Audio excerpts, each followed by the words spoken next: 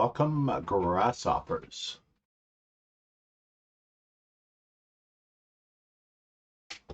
I was briefly trying to figure out why the audio is cutting out, or at least it appears to be cutting out from myself.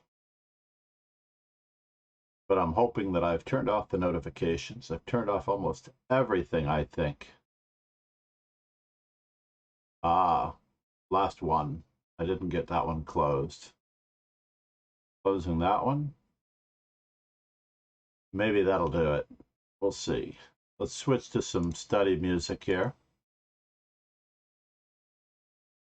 Something a little less verbal for the most part. So our study stream, we can actually find this in the Discord. We have a link in the Discord. And we are going to be looking at Magnus Carlsen games as black. Previously, we've studied roughly 10 Magnus Carlsen games.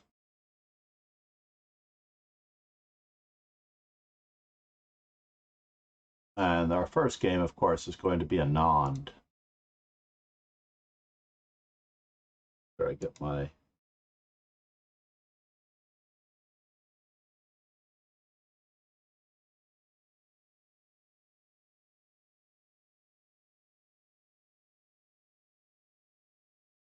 Now we're looking at relatively short games to a certain extent, and that way we can keep it to a maximum number of games for the amount of time we want to spend studying.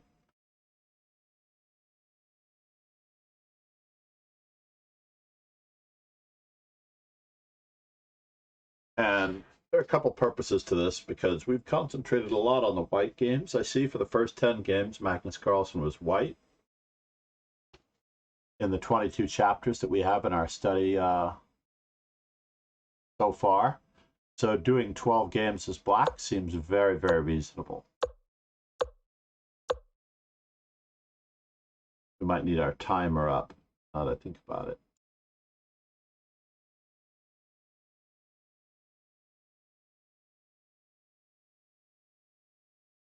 And 45 seconds. Yeah, because we're going to take longer. Good morning, Murat. How are you? Oh, our timer's in the wrong spot. Our timer has now moved. Let's move the timer to an area that we can see.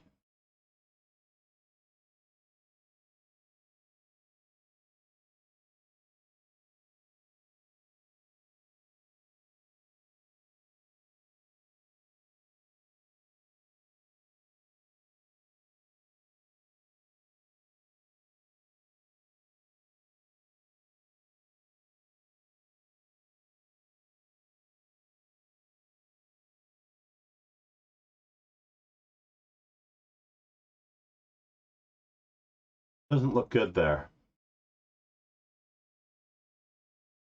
Let's put it right over here.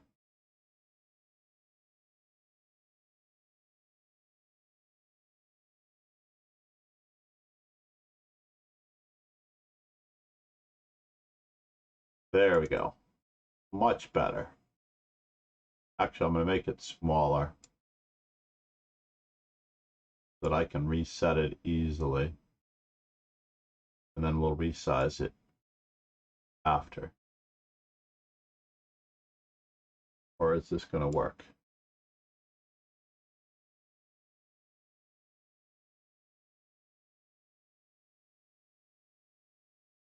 We'll work it out.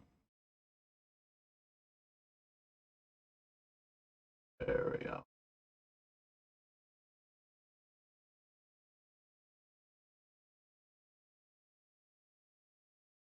I think the timer could be a little more balanced. There we go. Yeah, I was watching.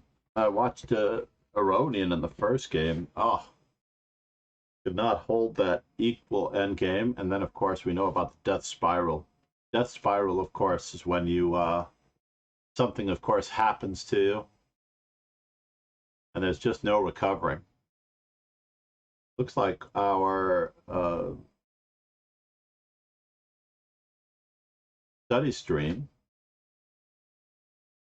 might need a new one here.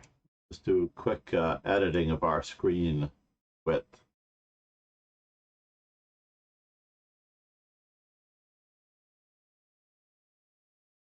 Just so that we can try our best on the study stream. Then, did we edit it enough? 1 second.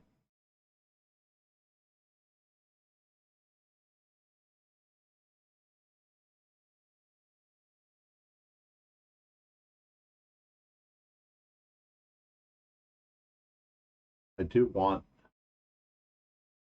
to do this.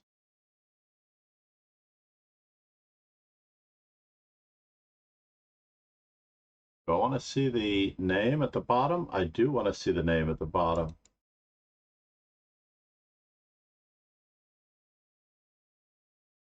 Carlsen and Company.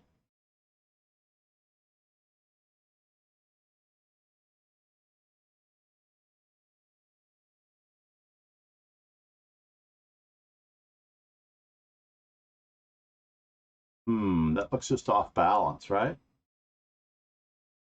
Let's put it this way. Then we'll bring it out in that respect on that side. You can see the most of our background.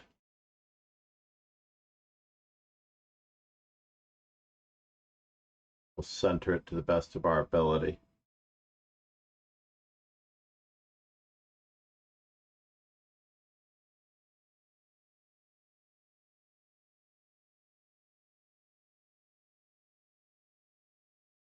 That's good. That's excellent. Excellent, excellent, excellent. So in this particular respect, we can now get a good handle on the position. You can see that the position is fairly level, and that after bishop to b4, as you can see to the right, Stockfish's assessment dips a little bit into white's favor. I don't know what it thinks is the best move, but this is absolutely level. The Nimzo Indian is thought of as the ideal defense for black at the highest levels. And of all of the moves for white, the candidate moves for white, the most fashionable at the moment is Queen C2. I tend to prefer E3 because I'm an old-fashioned chess player, and I enjoy the positions that occurred mostly in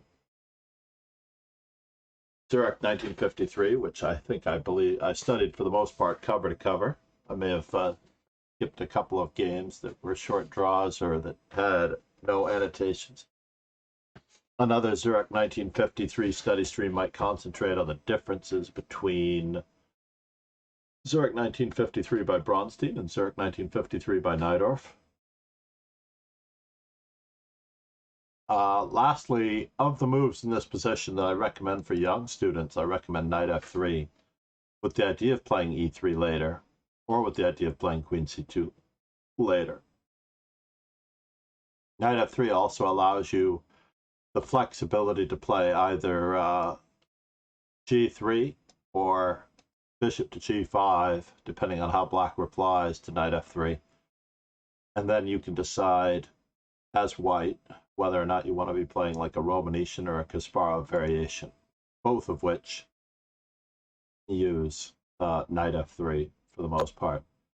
So in this particular case, the Georgiou variation. Now the Georgiou variation has this name because, and very distinctly because, the Georgiou variation was used by Georgiou himself to defeat Robert J. Fischer around 1960, in the mid 1960s. I'm not going to try to hazard a guess at what the actual date was. in any event. Rogan, back from work. Great to have you. How is the music compared to my voice? This seems to be a struggle on every stream, if you have music in the background at all, right? At least I can turn it down. I've gotten my audio controls back, for the most part, desktop audio.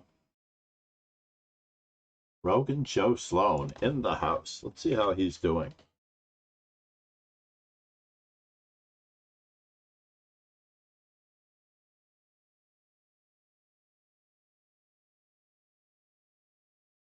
Wait just a moment now. Is that true?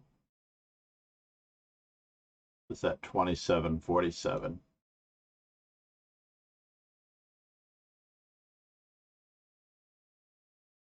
Very unusual. When I click on your name in the Streamlabs, it shows. Very unusual. When I click on your name in the Streamlabs, it shows. Oh, he's hosting me. I brought up a stream. You can't hear the music. Interesting. That's funny. The desktop audio.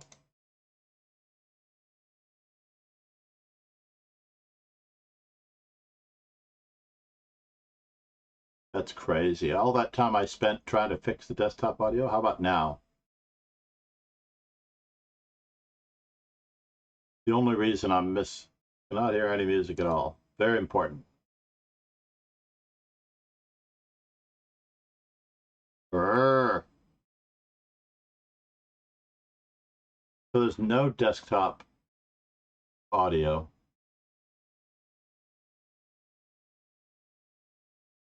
Aha. So I have the sound turned down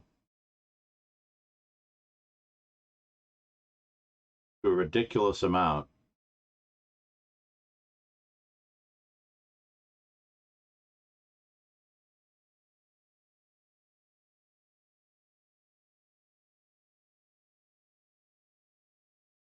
All right. I see that I have desktop audio now, but it seems to be, at least I found the cause in the global settings. I don't know if it's lower than my voice, though, at this point. I'm going to cross my fingers that the desktop audio, the classical music playing in the background, the identifier, of course, is at the bottom of the screen, just in case anyone is interested in that type of thing. Now, I have used the George U variation. In fact, I think the last time I used it, I literally fell to a tactic on this particular diagonal that lost a rook to knight h5. Knight h5 was played just now against me. This was not played by Carlsen against Anand, though. But I definitely took it for granted and ended up in a horrible, horrible situation. I'm pretty sure that I played something along the lines of e4, allowing queen h4 check, and I ended up with my king on e2. Maybe I was only down the exchange, but something along these lines did occur, and I managed to battle my way back to a position that I could win. And I actually drew because at the outset, I was determined not to lose after this tactic. It was against Elizabeth Spiegel, who was a very strong rising star in the New York City chess community at the time. I was very lucky, in my mind, to climb back to draw the game after jettisoning in this manner. But looking at it in hindsight, I was only down an exchange. I had a certain amount of compensation, and I had a big center, which made it for a lot. Oh, thank you. Interesting. There's no music. Crazy.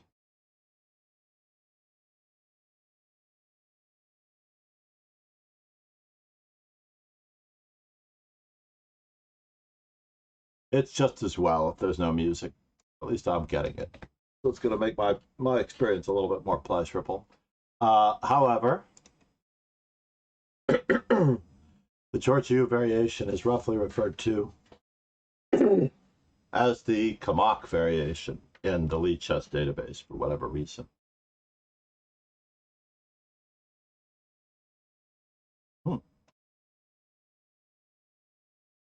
Oh man, have at it. I'll be here when you get back. Whew. I can only imagine what it's like to work so hard.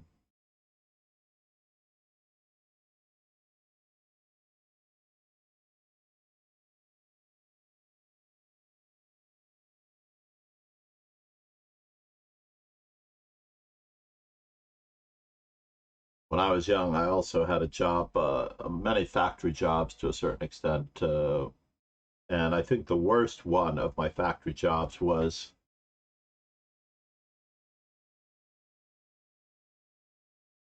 a meat packing plant, where in all areas of the meat packing plant, the grit, the oil, well, just hung in the air. There was something in the air that was just so bad that I couldn't stand it on average. I really couldn't.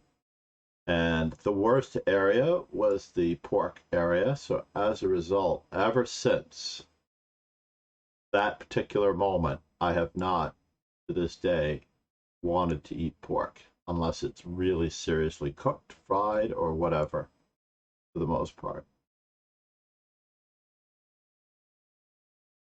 Just won't have anything to do with it.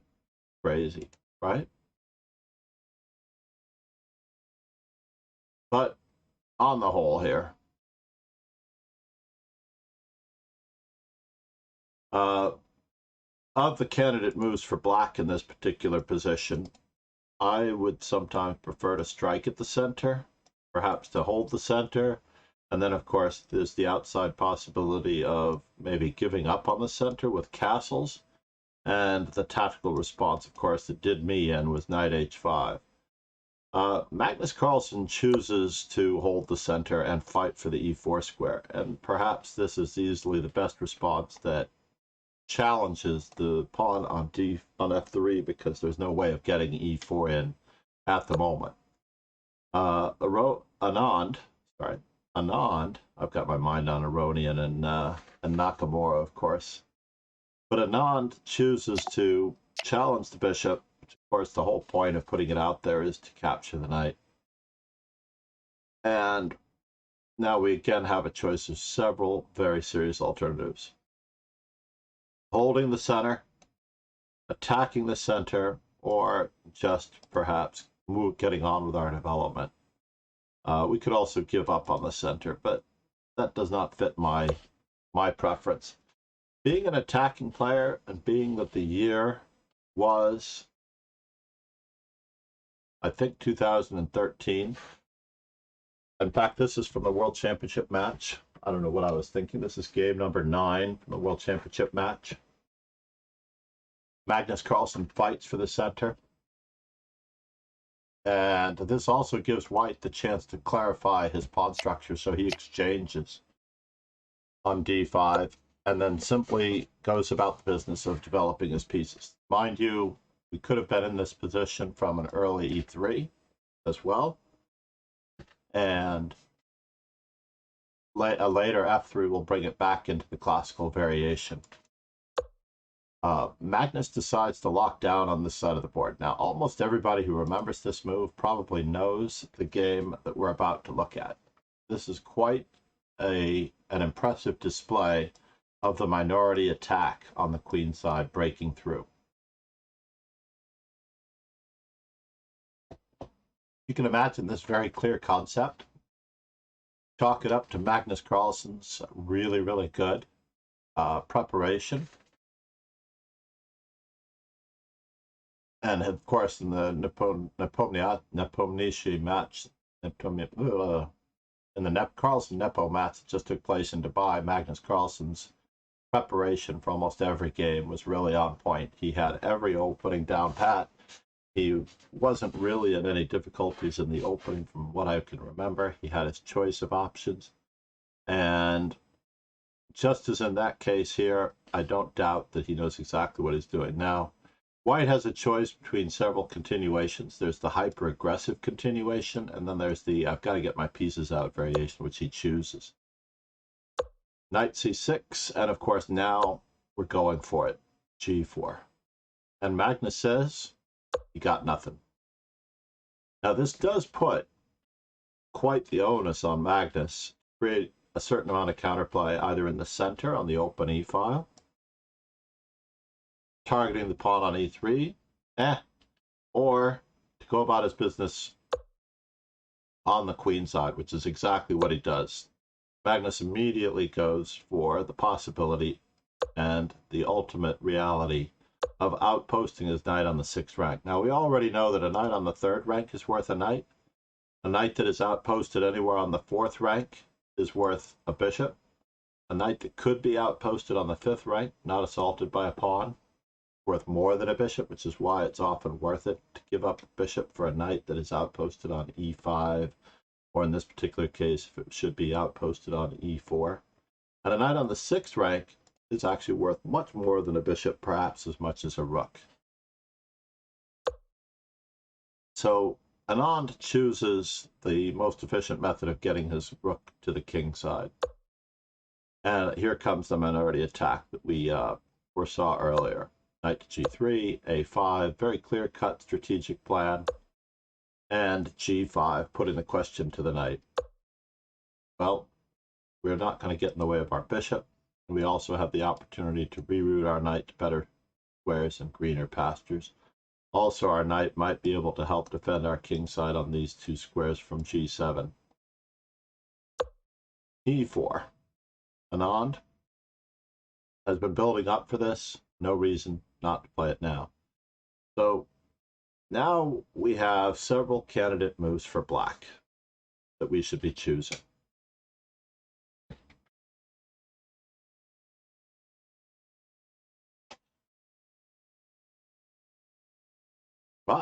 Sorry, let me just redo that command for the most part and put it in the window that I could actually.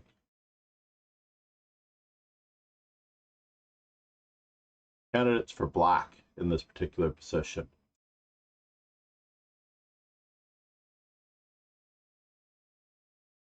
"45 seconds. If anyone cares to put in the chat concepts for black in this position, now is the time.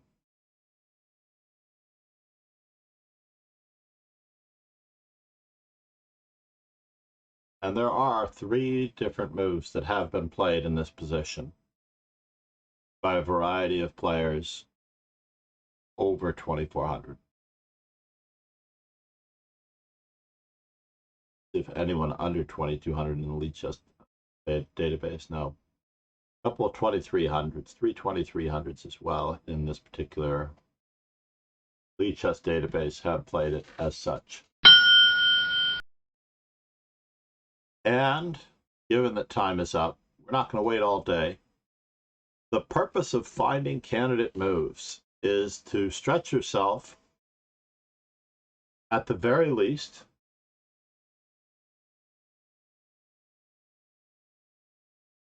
to matching wits with Magnus Carlsen. Honestly, if you're not attempting to try to find the move, you can't become a better player. In fact, anytime you watch on-stream or chess videos of any type, you should realistically be trying to find the move before they find it. That is the best way to do it. When I was young, we would use a 3x5 note card, and we would cover the page going down in a manner that we could not see the moves, and we would just cover the moves in the book going down the page. And every time there was a diagram, you absolutely had to do it. And every time there was a matter of a conflict, such as an exchange of pieces or an exchange of pawns that had to be resolved, that was the time that you really had to decide what you were going to be doing and when. And the timing of the moves. So if you come up with 3 candidate moves, basically, one of them is going to be a good move, and hopefully one will be a better than good move, and ideally, the third candidate move, had you not gotten around yet to weighing them, will be the best candidate move. So our goal is to always be a better player. And if you are looking for several candidate moves in every position, that is what is indeed the journey of finding the truth in every position, is what is indeed going to help you become a better player. The search, the opening your eyes to the possibilities, the paying attention to the details, that is really what it's all about to a great extent. And in this particular situation, Magnus Carlsen chooses knight takes c1. Other moves that have been played in this position have been like rook to a6, with the idea of perhaps coming across. I'm not entirely sure that this move should lead to as much, but if we're willing to stymie the attack with the help of a rook coming across the king to our king side, more power to you. Another move that may or may not be useful is rerouting the knight to c7. Have the possibilities of either going to b5, a6, or e6. But Magnus Carlsen chooses the simplest move, removing one of the defenders of the queenside pawns, and in this manner he's able to perhaps tie the queen or the rook down to the defense of the queenside, because now without the bishop, Black can continue on his merry way. And like I said before, if you had come up with your 3 candidate moves, then you would be able to use those candidate moves in the order in which you see fit. So for example, the second candidate move, or the second move of this particular series, rook a6, was an alternative candidate move. And after the move e5, knight to c7, yet another candidate move. So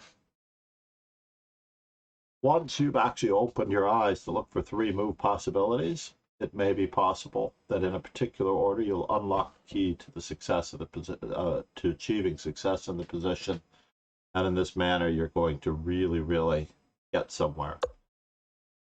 Now it's time. We have pushed the envelope as far as we can, because now the kingside onslaught is happening. Magnus begins his breakthrough on this side of the board. And there doesn't seem to be anything at all advantageous about this, as we can see Stockfish's evaluation, the evaluation bar to the right. Everything is all well and good for the most part. And it's entirely up to Anand now how he's going to continue in this equal position, because chess in general at the highest levels is a battle between equals. In fact, all of the moves work. It just depends on the strength of the idea behind them, has always been my mantra. All of the moves work, but it basically depends on the strength of the move, the strength of the ideas behind each move. F5. Well, we certainly are we've drawn blood to a great extent, and it's time for us to choose how we're going to defend. Now, Magnus Carlsen possibly does not play the best move in this position, but he plays the strategically correct move in this position. We're going to look for, once again, good morning, Lauren. We just went through why looking for candidate moves is good just a moment before. I don't know if you were here for that, but basically we had a choice between rook a6, knight to c7, and knight takes c1. And all of those candidate moves fell into the line of what Magnus Carlsen was attempting to accomplish. As first, he played knight takes c1, and then he played rook a6, and only after the pawn went to e5 did he attempt knight to c7. And he's using his knight, of course, to the best of his ability. Oh no! What did they decide in the UN Assembly on the Ukraine crisis? To me, there's no doubt that Vladimir Putin wants to make the Ukraine a part of Russia. There's no doubt that the old school mentality of Vladimir Putin would like to reassemble the force that the USSR once had. which was basically, for those of you who are too young to remember, the Union of Soviet Socialist Republics. And basically, it's now been broken up into less than 20 separate, smaller countries. I'm not going to hazard the number of smaller countries like Azerbaijan, Kazakhstan, Ukraine. Do you know? I would go with the U.S. in the Pacific. Yeah, that makes sense. Thank you for the summary. It is wrong, of course, because the Ukraine wanted to be an independent country. The Ukraine did achieve independence, and they've struggled with their independence just like every other country has, and they've earned it. So here we are. Candidate moves for black in this position. I did not start the timer.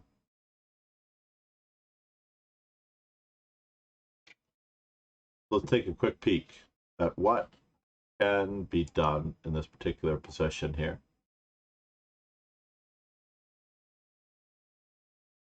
I usually listen to National Public Radio. Yes. Anyway, candidate moves, indeed. Usually every evening I watch as much news as I can. So relaxed, I'm floating. That is what a good shower will do for you. I'm happy you're home, and I'm happy you're with us, Rogan. For anyone else in the chat, although I think we only really have Rogan and Lauren, but I'm going to refresh my my plugging of the Rogan Joe Sloan channel, because I am super appreciative. I'm slowly getting comfortable with the idea of pushing the YouTube channel, and I need to put Rogan Joe Sloan first and foremost there, because I would love for him to make a bit of dough on the side editing videos for others, if not for me. Come summer, I might have a budget for such things, because I have no time, absolutely zero time during the school year usually to get these things done. I'm struggling even to get caught up on these. Absolutely, Lauren.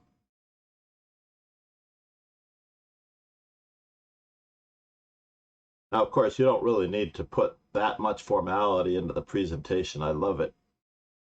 Most of my students just write 3 moves separated by a comma, and I usually ask them to circle the move that they would play for extra points. That way, within a classroom experience, I can actually give points or positives, negatives, and equals. So the way the positive, negative, and equal situation works is that if Lauren chooses one of these moves,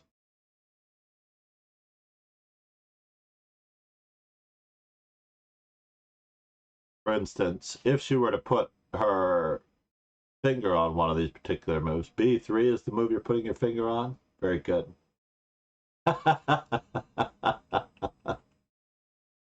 That is the way to do it. So in a classroom environment, I have all the names in a roster on the board, and I would basically keep track of how everyone does positive, negative, or equals. So for example, let's just say if the move were Queen A5, Lauren would definitely get a draw for matching wits with Magnus Carlsen, because at least she considered the move that he played, even if she didn't circle it.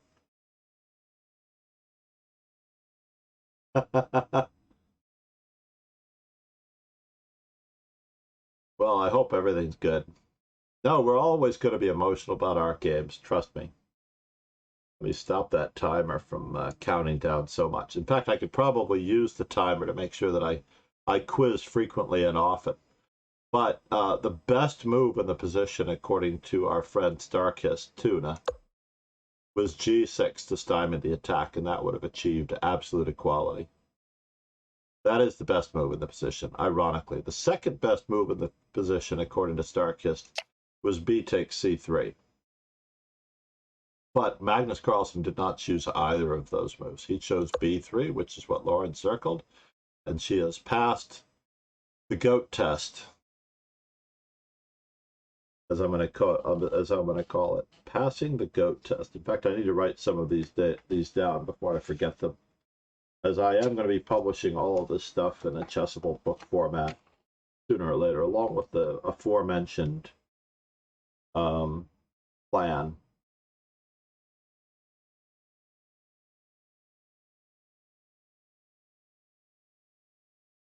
Now, you might wonder if passing the goat test counts when you didn't choose the move that Stockfish recommended.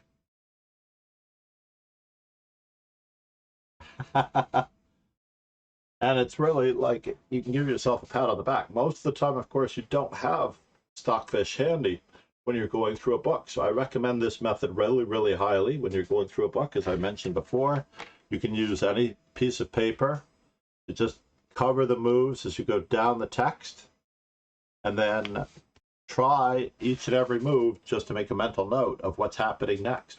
Where are we headed with the moves? Where is our protagonist going with his ideas? And that way you can keep a mental note, a mental blackjack count of how well you're doing going forward. And of course, this pawn is a permanent advantage for black. It really is going to have to be minded, and it is going to have to be watched. As we already know, in this game, Magnus Carlsen does queen this pawn. Spoiler alert, because this is one of those games that should be known by everyone. And after queen to f4, the position is absolutely equal.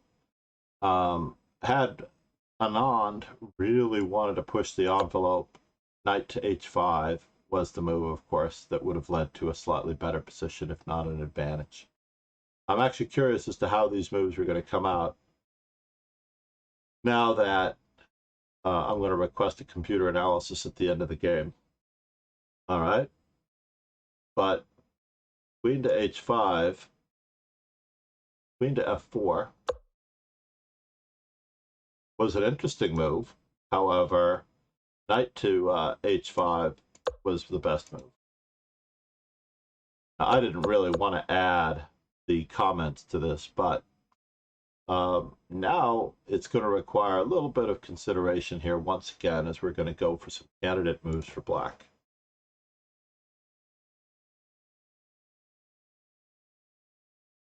Fire up our timer.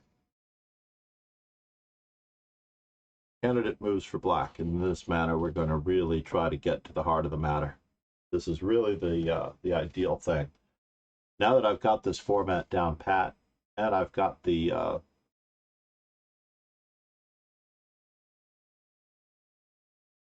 window, I'm going to rename this one the study stream window. Might as well do that now before I forget, because that way it blocks out the moves of the game, creates a very, very straightforward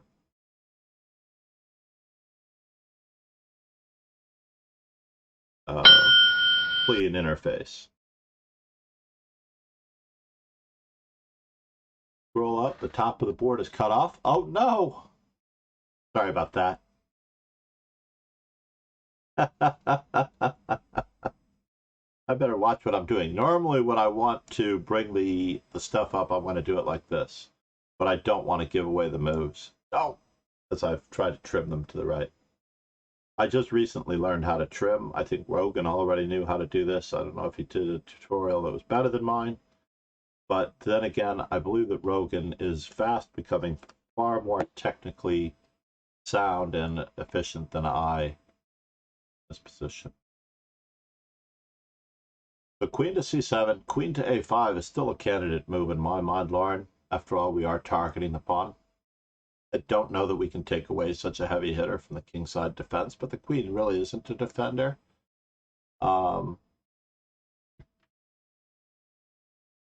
Yeah, it might be a smidge late for g6, apparently. As white has the move, bishop takes d5, which is quite crazy.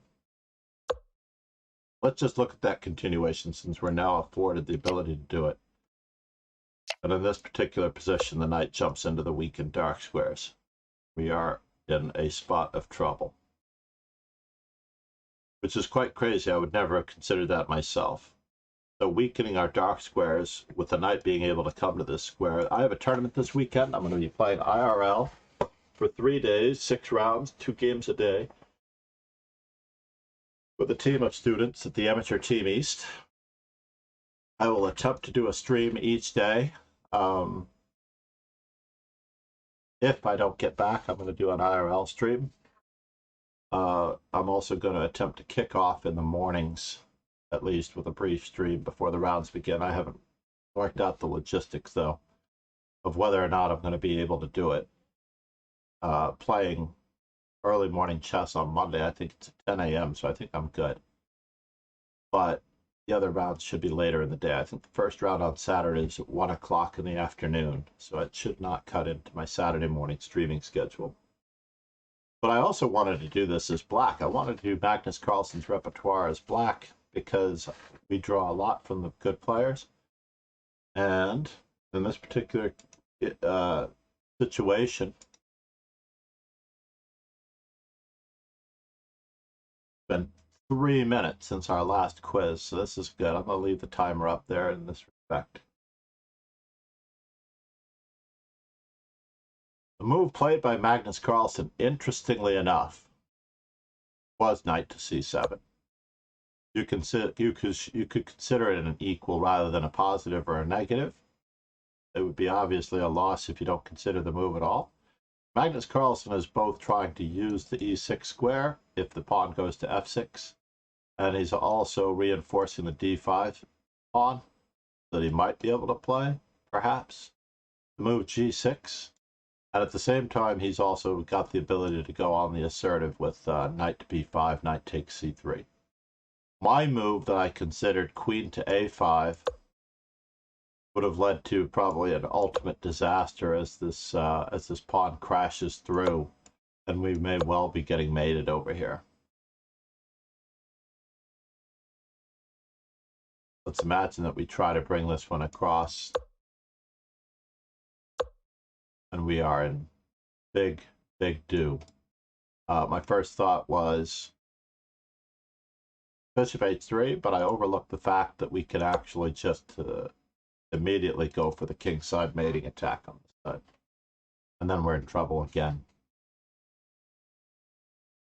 We may be able to stave it off with queen takes c3 and further checks, but it will be very bad for us one way or the other. We can't cover both g7 and h7 at the same time.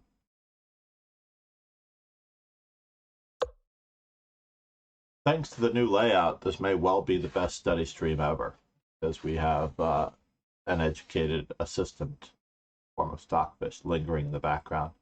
So yeah, queen a5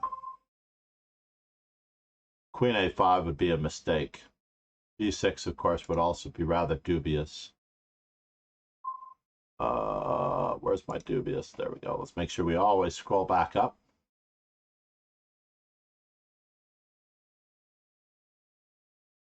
Actually, g6 probably could be given the full question mark now that I look at it. But knight to c7, Magnus Carlsen goes for the assertive move, the purposeful move, reaching either e6 or b5.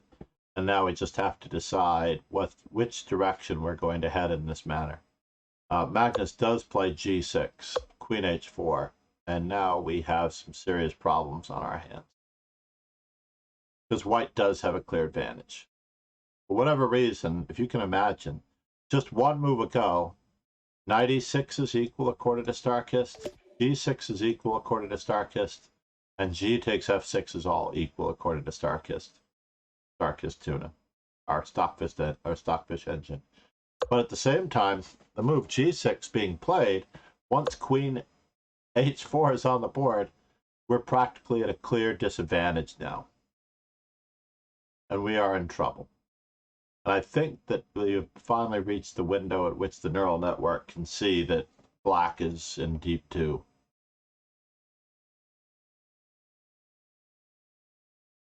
Deep do. Knight c8, but I don't have my glasses. But you should know these coordinates, by the way. Under the Learn Coordinate section, you should be practicing your coordinates on a regular basis. Absolutely be practicing those coordinates. You should know these squares like you know how to navigate your neighborhood. You should just know that such and such a street is on the corner. You're on the intersection of this, and you are basically headed to that intersection. And people in your neighborhood will not know the names of the streets. They may know only the rough landmarks of where they are, and that's normal if you don't live there. But this is our hood. And Magnus Carlsen does choose to batten down the hatches with knight to e8, queen h6, and the engine has settled down a bit now, finally, returning to equal. No longer a clear disadvantage. But of course, b2 has to be played, and then the rather dramatic this, rook f4. We get to queen with check, and after knight to e1, the tragic move of the game, candidate moves for black in this position. Basically, this was one of those key ideas that Anand overlooked when he made his move knight to f1. I watched this in real time at the time that it was played, and it was quite appalling. I was teaching at Park East Synagogue, I believe. It was a Saturday morning. I could be wrong. The match was taking place in Chennai, which meant that the game was around. Oh, I take that back. It was the Gelfand Anand match when I was teaching at Park East Synagogue. I was also teaching a class when this particular game took place, but I'm trying to recall where I was when this move took place. I believe I was in the chess lab, and we were watching the commentary.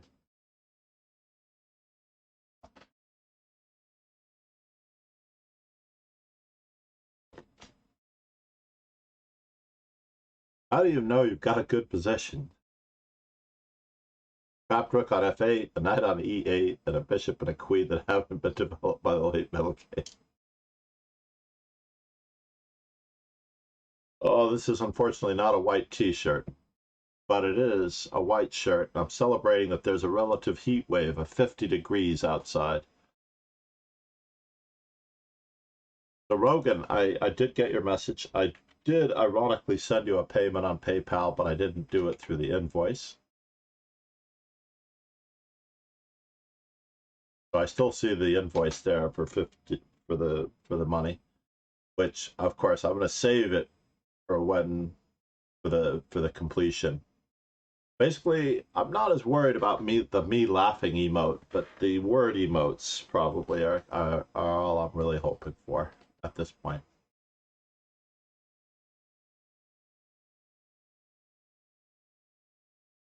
Holy cow, it says it's 64 degrees outside, 18 degrees Celsius. It did feel warm out there. And what is your idea behind Queen E1, Lauren? I believe I know what your idea is. You're basically going to avoid the mate.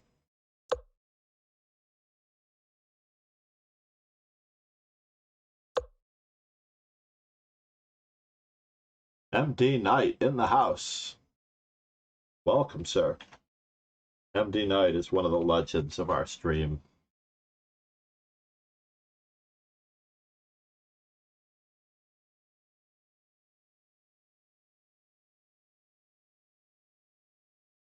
Why isn't, wait a minute, Quadraspassky is missing from our legends. I'm going to have to trim up our legends because I think the only thing that stopped me from putting more names in at whatever moment was the fact that I could not type any more that would come out. You're not a legend? Are you kidding? Anybody who cuddles with a pizza box, the legend by me.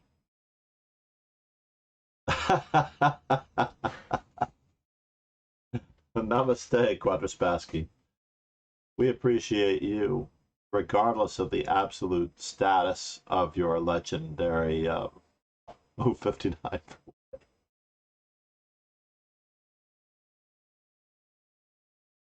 Turn off the distracting chat box over there.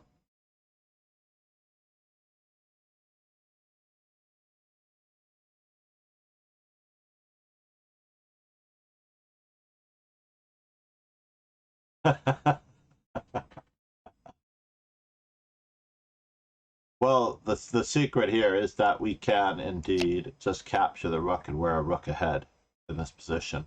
As the queen is distracted, we will be able to either return more material if needed, or we'll be able to work upon further weaknesses and achieve yet another strategic advantage.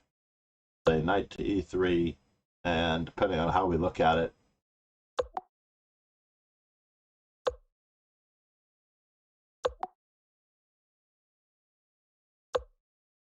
uh-oh, this is the idea, huh?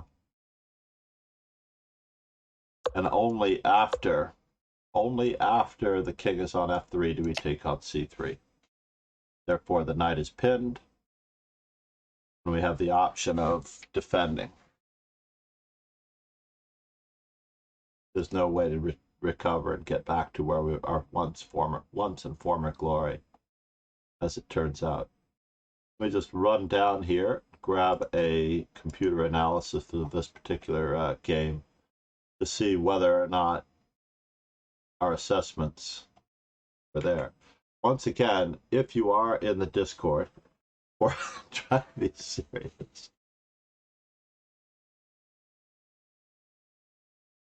Oh no, did you get a biopsy? Please tell me this is not going to be bad news. I was watching This Is Us, which is an American series which has won many Emmys. And the father, in one of the scenes, spoiler alert, the father actually dies because he rescues the family dog from the house, from the burning house. And his last act of heroism, well, getting his family out of the house safely, actually causes his death later, since the smoke damage from being in the house one time too many, or one 30 seconds too long, does him in. And while we've all had our occasional vice, as well as me, I have quit, more than once, for the most part. But social drinking and smoking and all those things sometimes comes into play. So, yeah, I'm crossing my fingers for good news. Egad, sir.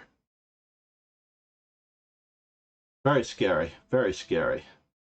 But in any event, if you do have access to the show This Is Us, it is quite gripping and realistic, a realistic portrait of life in the United States for average families of average means up through wealth and success in some cases, and harder work and downtimes in other parts of the family. So it's pretty interesting.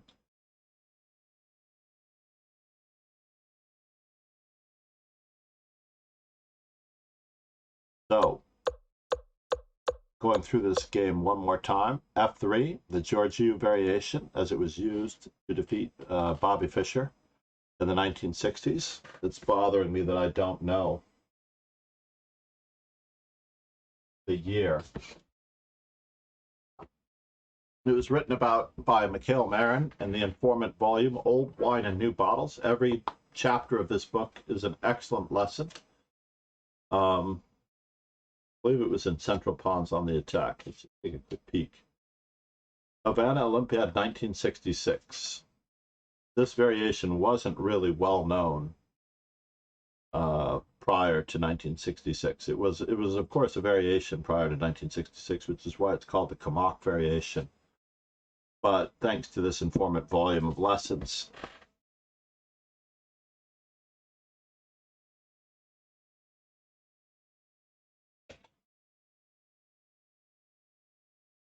you were absolutely right, Lauren.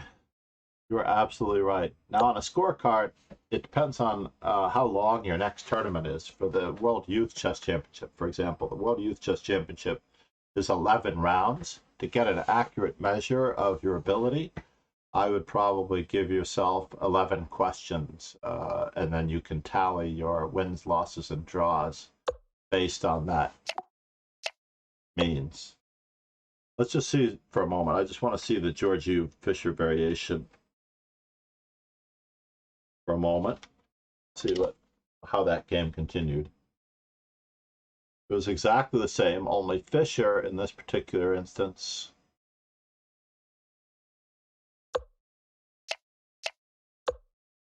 here, Fisher chose to try to play on the king side with knight h5.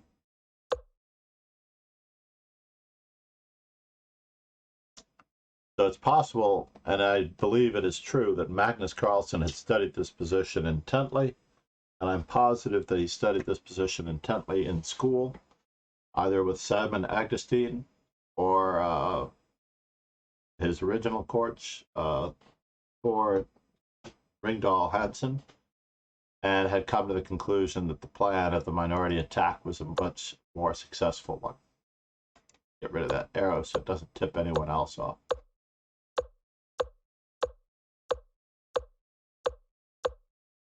Let's see when that article was written, for the most part. Central Pawn's attack. It does not say, but the notes from this game originate in informant number 2. And the notes from this game also draw upon the famous book How to Beat Bobby Fischer by Grandmaster Edmar Magnus. Edmar Magnus stops for a moment in the game to explain what he considered was Fischer's decisive mistake. And it was only after Georgiou offered him a draw. Fischer responded with something like, "No, there's a lot of play ahead." And Fischer immediately went on tilt. So to me, this was one of the key moments of the game right here after e4. This was our previous one where we considered all of our possibilities, and I explained the candidate move process. Rook to a6, knight to c7, and we did not really get so easily. I mean, also knight to d6 is a possibility, but knight takes c1 was ultimately played by Magnus with the idea of playing rook a6 and then knight c7, which the computer did not like at all. The computer prefers g6, once again, battening down the hatches. And Stockfish, of course, doesn't have that much of a real chess player's mentality of going for it, right? And of course, the position is returned to level here. And f6, according to Starkist, is a real blunder.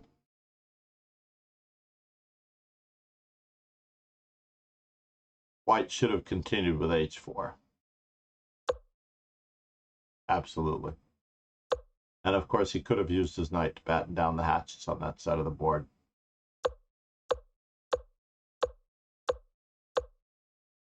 And of course, the game is relatively equal here.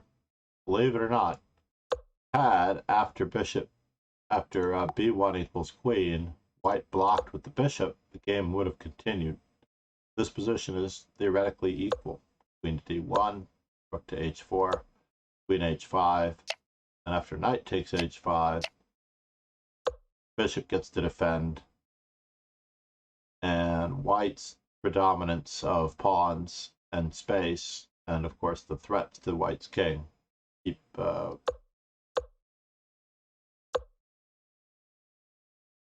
black at bay.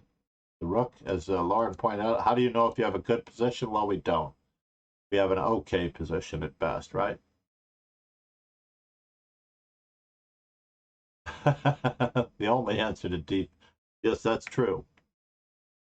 If we look at Stockfish's answer here, white is slightly better if white plays knight f3, if white plays e4, or if white plays c4. All of those moves are better than d4, which reduces the position to equality. Wow, is that crazy or what? See the Stockfish's assessment after c4, also equality. So e4 is the only way to go, and knight f3. If anyone is following me on Twitter, you'll see that I posted my aim chess stats for the entire year of 2021. It analyzed all of my games from 2021, and it came up with a really, really good assessment of almost everything that I did then. I'm highly impressed with how aim chess works. I will be approaching the executives at the Play Magnus group for an account that I may push aim chess to the fullest. As much as I push Chessable, which of course is not as much as I push Informant, because I get even more out of Informant in the form of materials. And I, of course, for some reason, I value books. I value books and having a nice library. So now we get to see Aronian versus Carlsen. And of course, it's not going to be Aronian versus Carlsen in the next World Championship match. It may well be Nakamura versus Carlsen. And we might have a match in the United States. It would be lovely if we could have a match in California. Because Magnus Carlsen loves to promote chess, I'm positive that he will defend his title against a dynamic player like Nakamura, who plays for a win and is very uncompromising. I think the level of play from Karyakin and Nepomniachtchi and Caruana, playing such equal positions, kind of bored the daylights out of him. And Magnus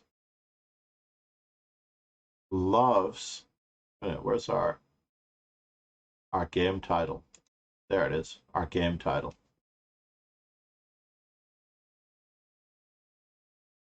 World champion number 16, Aronian Carlsen.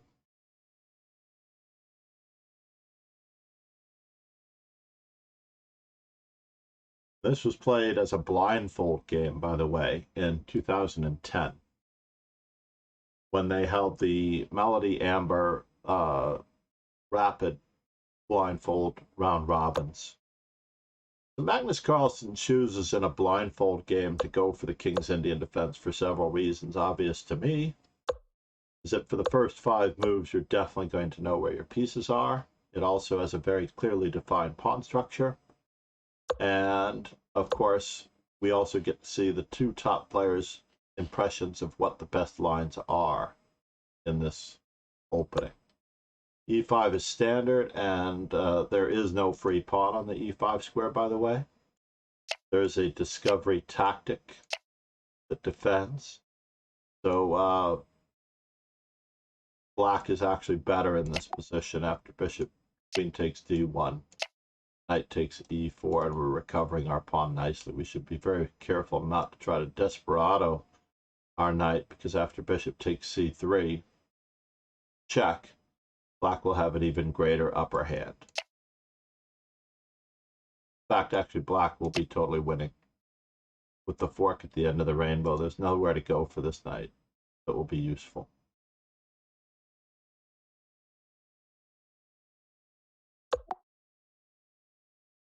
We can already see that there's trouble brewing in this position when white is down material. So going for the free pawn on e5, this has been the time-honored move. I used to play the King's Indian all the time. I played the match wits with Robert J. Fischer my entire developing life. And I played the Najdorf, and I played e4 and the Ruy Lopez. I never really fooled around much. I always played good openings from the very beginning. I never played the Mechanis attack against b3 or anything like that. I only played what the main line was for developing a classically good position, like Tarrasch would do. Tarrasch would not go for opening gimmicks in order to nullify a particular move order. What I do recommend, though, against the London, if you are a classical player, is a setup not unlike the Tarrasch defense, where you have an opportunity to play b6. Do not castle early into the attack as your h7 square. and then play bishop a6 to get rid of the bishop on d3 if you can. But be mindful that there's always a queen a4 check trick to pick up a bishop on a6. So keeping that in mind, there is nothing to the London that should ever be feared or that should change anyone's opening repertoire. California will be burning in 2 ways.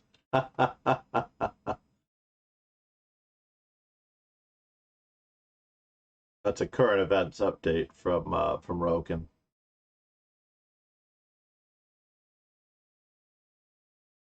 How do you know you've read too many chess books from the 1900s to the 1930s? There you go.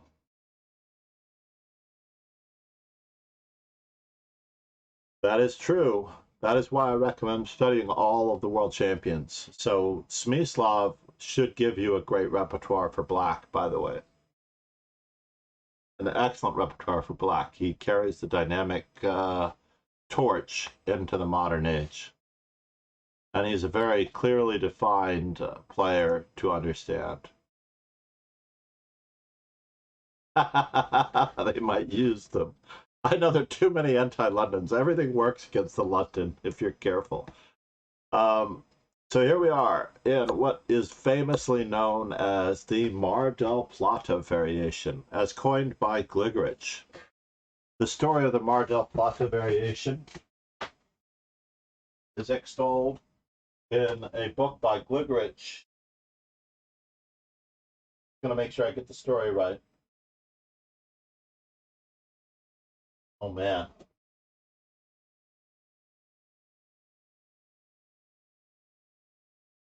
Yeah, I've read all these.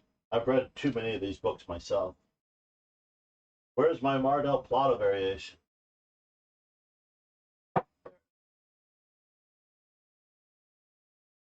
What a truly great book. The King's Indian Defense Mar del Plata variation. So I'm just going to read a small excerpt from this book. In fact, I did look up the Twitch terms of service for reading books and studying books on stream. Basically, if I use absolutely everything in the book, I'm in clear violation. But if I use a part of the book to illustrate the part of my stream that is important, then it's perfectly acceptable. Gligorich, by the way, Tozar Gligorich, who is a very good friend of Bobby Fischer's, did invent, as he coins it, invented. I would say discovered, because all of the materials were already there. I would say he discovered the concept of the Mar del Plata variation by trial and error, because Gligorich was a very resolute King's Indian player, and if anybody was going to reinvent the King's Indian, it would have been him. So here we are. Alekhine did not invent the so-called Alekhine defense, although he secured it worldwide recognition by being the first to play it in a high-level competition. Najdorf did not find a new variation in the Sicilian defense. It was found by Czech masters, I believe, London and Opensal were some earlier exponents of it. The greatest contribution to the Najdorf being a good opening, he claims, was by Bobby Fischer, so therefore it might even be considered the Fischer defense. However, Reshevsky's variation against the Nimzo Indian, yada yada yada, which is in the classical E3, or I'm sorry, again, he plays bishop d6, I think, instead of bishop. He retreats his bishop to d6 rather than bishop to e7.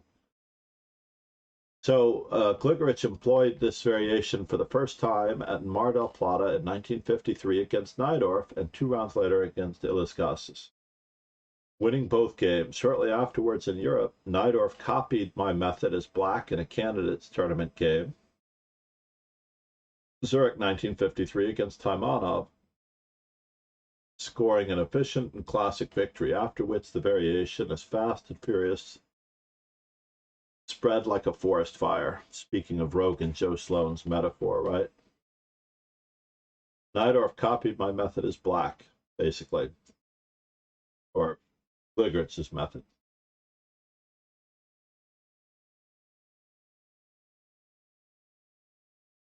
And is still popular to this day. In bygone times, however, communications was far from what they are today, and games from the faraway Argentina event remained unnoticed for a long time, and it took many years for me to lose my patience and announce the name of the variations at anonymous creator. Perhaps I was in fact too modest, as I was hesitant about putting my name on the variation. So the Gligorich variation is really, if we're going to put any names on it, is what this variation is called as black. Basically, we're going to move our knight from f6, play f5, f4, and we're going to checkmate white. Bobby Fischer believed that it was just basically winning for black, because white could not crack through on the queen side faster than black to checkmate.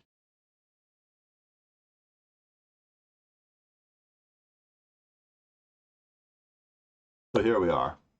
91, which is the variation that Bobby Fischer believed in his 60 memorable games would lead to forced checkmate. Let's see that one for a moment. I have an algebraic copy of Fischer's 60 memorable games. That'll be good. That'll be easier to read because I have plenty of original copies of the 60 memorable games. In a variety of formats. This is, of course, what the old book cover looked like. And this one, there is no broken spine on this one. And it has that old world smell. And it's in relatively perfect condition, except for the previous owner's name having been written on the inside front cover. It's unfortunate that they inked out their name and made it worth even less, for the most part. So for the most part, the King's Indian defense. 3, 7, 21, 22. We're going to do a little bit of hunting and pecking here for the variation that Bobby Fischer believed that white was just checkmated.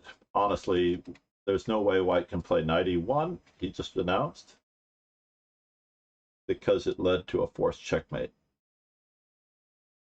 And I studied this variation through and through as well.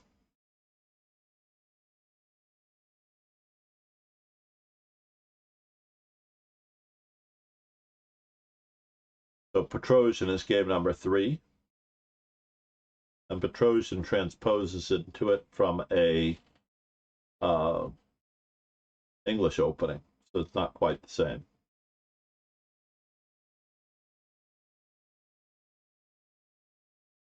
Letelier, which is, he's from Chile. I think he was actually an Argentinian player in the famous game where Bobby Fischer just overwhelms the 4 pawns attack. And Szabo. Not that one. Sorry for this, everybody. But the Martel-Plata variation is the variation that you should know one way or the other in order to completely and truly understand the King's Indian defense. Game number 28, number 7. I missed game number 7. Olofsson plays the Petrosian variation, d5 on the 7th move. The Petrosian variation, by the way, releases the tension too fast, and black has the option of playing a5, knight a6, and knight to c5. He also has bishop d7 to lock down on the queen side against any further advances by playing queen to e8. So the Petrosian variation doesn't really work. Anybody who plays the King's Indian defense has an automatic reply to Petrosian variation, so I don't recommend it unless you're willing to take it to the next level and refute the King's Indian in that manner. So in the Los Angeles match of 1961, the 11th match game, I'm fairly certain that this is the one. it is a 91 variation. So let's keep that one in mind. Game number 30.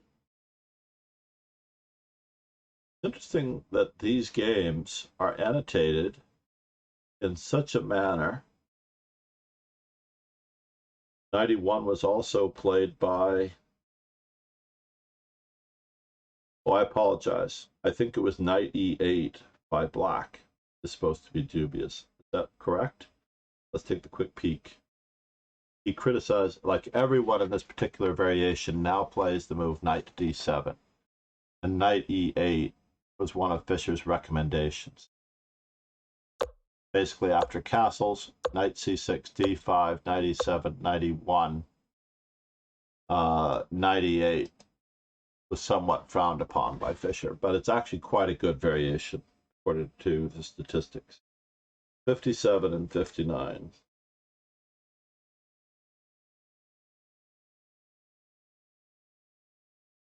Oh, that's it. I found it. It's in the Gligorich-Fischer King's Indian Defense here, basically where he tries to say that the very popular variation, the one that I play as white, has been worked out to a forced mate. Bishop e3, f4, bishop f2, g5, he says, has been abandoned. Black's kingside attack has practically been worked out to a forced mate. That was from game number 30. Gligorich-Fischer bled 1961. And of course, we know this isn't true. And I'm not going to reveal my next move in this particular variation, although some people can find it. But my next move in this particular variation usually leads to a win for white, because I like to play the white side of this as well when I do play d4.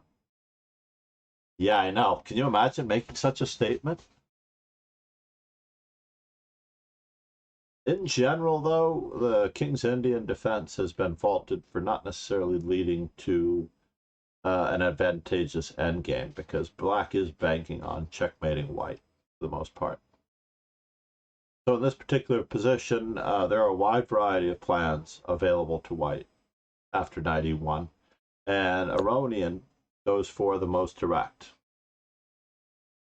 And of course, the year is 2010. Magnus Carlsen is not the player that he is today. He was still a very, very young 10-year-old at the time. If you can imagine, you're playing a blindfold game against a 10-year-old, so you're going to dig out some older theory with knight to d3, rather than playing the top-notch theory, which might involve b4 or bishop e3, which also leads by transposition to exactly what we discussed. F4, bishop f2, g5. This is the main line today. And I'll play this as white every single day. But it led to a forced mate, which is what stuck in my mind when I found variations with this that were good for white. I was like, didn't Fischer say this was all bad? Talk about dogma, right? Talk about dogma. So knight to d3. Donnie, good. How are you, sir? Great to see you, man. It is late in the day. Donnie has not been waking up early to attend the early morning streams. International Master-elect Donnie, as coined by Ben Johnson of Perpetual Chess Podcast fame. Let's plug the Perpetual Chess Podcast now that it's come up as a topic.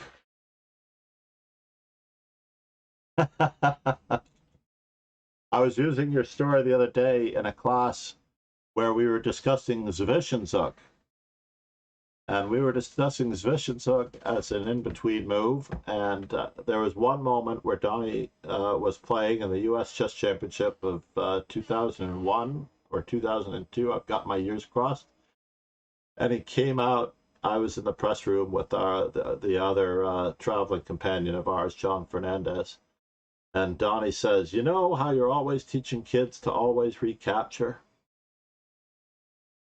And Donnie says, well, that was what I should have done instead of trying for an Zwischenzug. It was in a game against Gennady Skalchik. And it was one of those crazy moments. Exactly. It was one of those crazy moments that led to the I am elect title rather than the I am title, but that's okay. Sorry, Donnie. That was just the other day. It was a very good, clear experience. I think I don't regret that moment though. That was probably a normal decision-making error. The only one I regret is Greg Shahadi talking you out of King E7 to control the D6 square. That one hurt. That one hurt that you went against the prep. But meanwhile, back to uh, our normally scheduled programming here. Bishop to D2. Now, honestly, this means that we're going to be placing our knight on E4 as an outpost. And in this particular position, white continues to put even more pressure on the pawn. Now, I liken this to my original coach, Joe Colligan, who was not a master. He was an expert by the time we were done. I hope that he made master eventually. I should look him up to see if he ever did. But since I worked with him well before the U.S. Chess Federation cut off of around 1991, he played chess well before that. He likened the tension in the center to being like a tug of war. And whoever actually released the tension in the center was the person who would fall on their tuchus.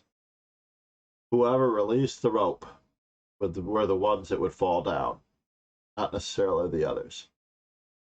And so this tension must be created and maintained for the most part.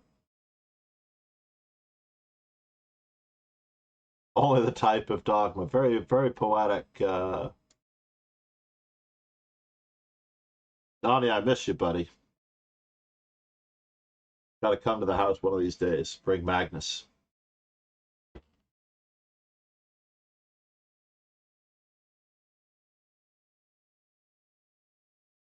Or do you have... Anyway, I'm going to leave it at that. I'm not going to out you on any more personal information. Because I love you.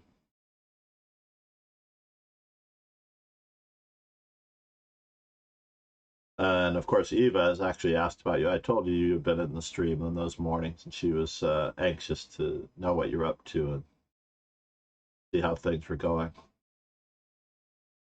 Did I run into John Fernandez on the street the other day? I literally ran into John Fernandez on the street the other day. I can't remember where he said he was living. It wasn't quite the Midwest. It might have been as far as Ohio. But he basically had moved out of the city in the middle of the pandemic, I believe.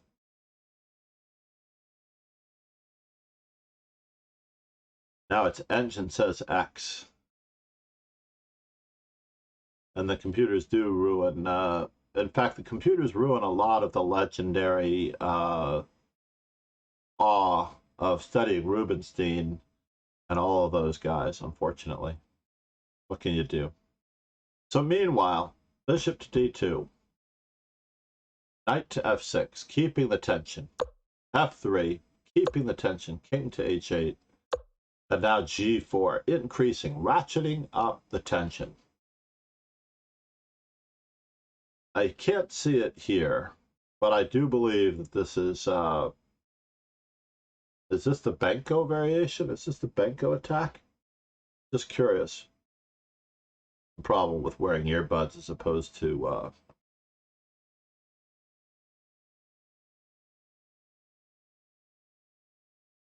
normal headphones. Earbuds. Not necessarily so great for your ear, but at least I get to hear the music. So if you aren't hearing the music, maybe I should be playing it through the speakers. Meanwhile, Magnus Carlsen, of course, begins to break down the center in his own way, or at least prepare for the onslaught of the attack in his own way.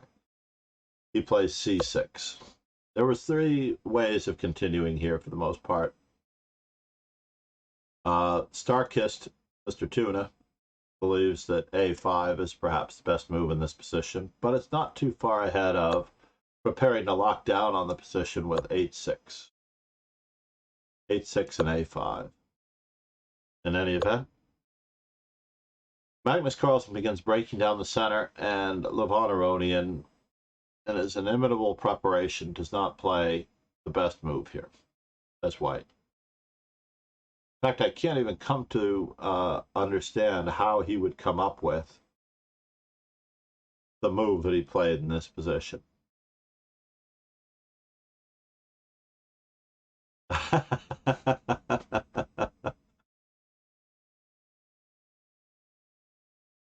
The best thing about London is the shopping. I'm not so sure about the structure. It is nice to see the Tower of Big Ben every now and then. So, Magnus Carlsen's opponent plays a rather curious move here. And it's quite a popular move, actually, given that only a handful of players have played this particular position, 8 to be exact in the Lee chess database. Many have played knight to f2, which seems to be the best possible move here for white. King to h1 is Starkist's original recommendation. a4 and g5 are also Starkist's recommendation, while the only move not mentioned in the top of Starkist's genre is the move king to g2. Which is quite crazy. King to g2. Black to move. Candidate moves for black. We'll set our timer going. Means that you're not looking for the best move in the position. This is the tricky part about candidate moves. You don't have to look for the best moves. You merely have to basically scour the position for all of the reasonable continuations that should be able to be compared through analysis, so that hopefully you'll find which one is the good move, the better move, and hopefully among your candidate moves, by comparison and analysis and calculation, you will find the best move. And this process is a time-honored tradition among players of all levels. Looking for more than just one move is what is going to make you or help you become a better player.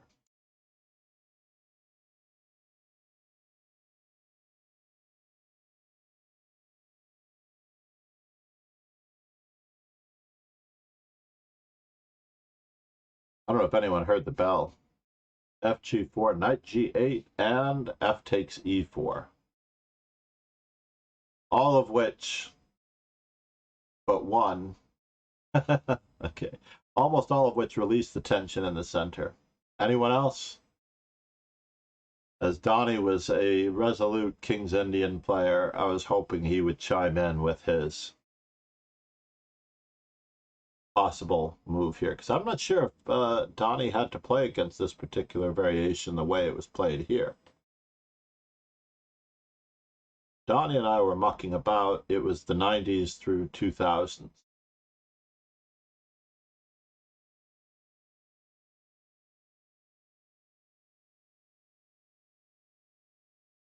And the winner is bum bum bum. And Starkist does agree with Magnus Carlsen here. Telling me two open lines indeed. No, based on the story that I told you before from my coach, Joe Colligan, you want to ratchet up the tension even further. And this is one of the reasons why the Grunfeld appeals to me, because one of my favorite lines in the Grunfeld also has to do with this one. I should refresh my memory on my favorite line in the Grunfeld by referring to that book immediately rather than later. In case anybody wants to use this line in Blitz, it's definitely worth seeing. This reminds me of my favorite line.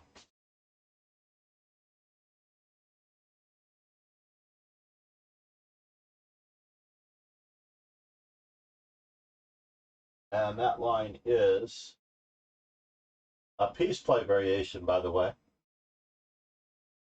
Very cool peace play variation. Hold on, where's my Grunfeld?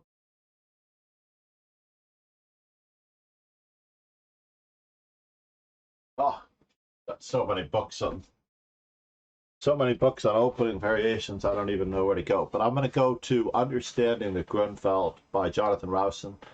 The last time I went through this book, literally cover to cover, was on a flight from New York City to Oslo before I was coaching some students there. And I was also scheduled to play there, so it probably was around 2015 or 2016. And basically, he had one very creative line against the Grunfeld that involved knight c6 on move number 7, I believe. Hold on, I'm just going to look it up in the index. That's the fastest and easiest and best way to do it. Against the exchange variation. So basically, after the moves d4, knight f6, c4, d6, knight c3, Bobby Fischer would wheel out the Grunfeld on a variety of occasions, and so did I, based on his model. C takes d5, knight takes d5, e4, knight takes c3, b takes c3. And in this particular position, bishop g7, bishop c4. Yes, it's here. And this line scores extremely well. So well, in fact, that I'm going to give it an exclamation mark. Against 7, bishop c4, knight c6. And you can, I like openings that attack the center. And this one is one of them. And I did get it in Blitz when I was playing in Oslo. I did not get it when I was unfortunately playing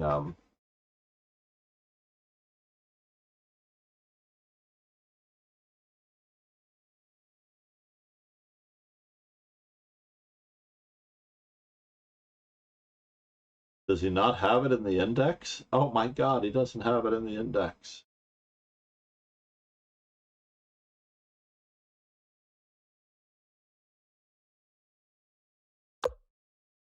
That's crazy that he does not have it in the index. Let's say knight e2 castles.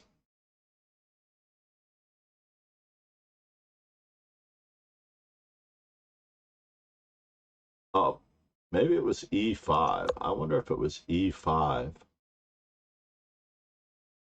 And on d5, bishop to a5, I lose a piece, right? So I have to castle first. So maybe castling is okay. Got it. So instead of knight c6, I must castle. And after the move,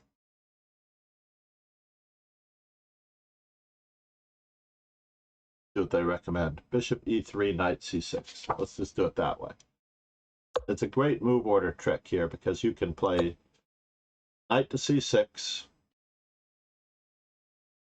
And in this particular position, you basically get to break down the center with c6 and b5 in these lines. It's quite cool. Let's go with knight f3 or even knight e2. Knight c6. Castles for white, e5. Yeah, this is the line. I needed this refresher because I'm playing in the amateur team this weekend, Donnie. And it was, rather than going through this entire book, on page 43. So basically, white can play the natural bishop e3, but in Blitz, someone also tried d5, knight a5, and after bishop d3, c6, and on c4, b5. And here the line gets promoted. No, not made the main line, obviously. That's one way of promoting it. But yeah, this is the line that I was scoring well with. So whatever year I played in the Lillehammer Blitz competition, that was also Magnus Carlsen. The photo that you see of me and Magnus Carlsen on the channel bar when the stream cuts out, that was taken in Lillehammer when I played in the Norwegian Blitz Championship.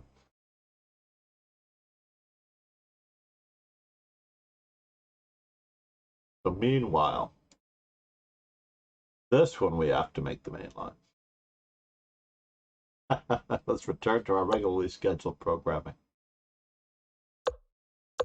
So you can see there are similarities here in this particular set. I don't know. I think Tarish would probably be reveling in the complications.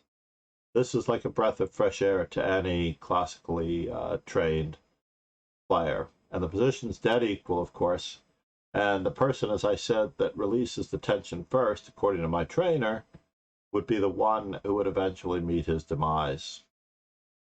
And in this particular position, Stockfish believes that Levon Aronian's move is not the best move. B3 is not the best move.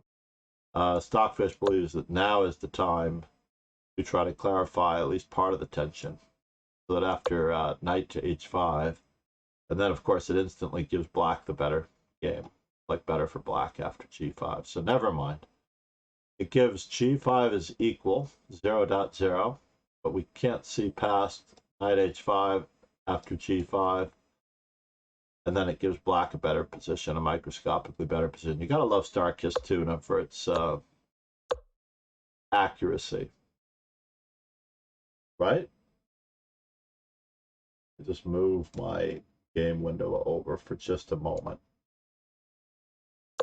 In any event, Magnus Carlsen, not unlike the first game with Anand, keeps ratcheting up the pressure with the queenside advance. Attacking the Queenside was one of my favorite books written by Colin Crouch, I believe. Colin Crouch is a really great writer. There's a book there's a book on attacking the king side and attacking the queen side. And attacking the queen side was an eye-opener for me because I did not realize the potential. Yeah, Colin Crouch, who unfortunately led his demise. This is a very short book that I went through cover to cover. Oh, I take it back. Where are you? I grabbed the wrong book. Attacking the queen side, where are you? That is Colin Crouch, but I'm missing Attacking the Queen Side by Colin Crouch. This is just attacking technique. I did go through this one cover to cover, but in any event, maybe it's by Neistat. Attacking the king side and attacking the queen side by Neistat. Jakob Neistat.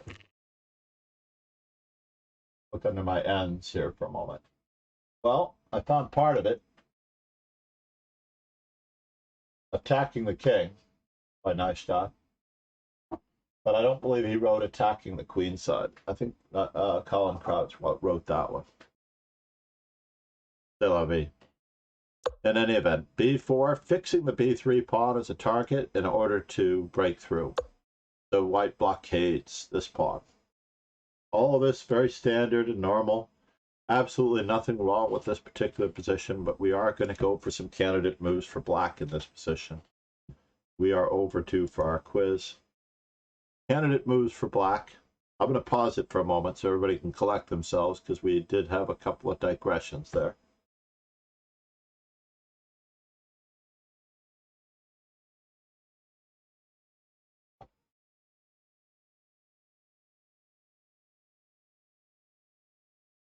My co-teacher wants me to zoom in to the after-school class that I would normally be teaching in a half an hour, but I asked for special dispensation to have the period off so that I could catch up on this particular lengthy stream.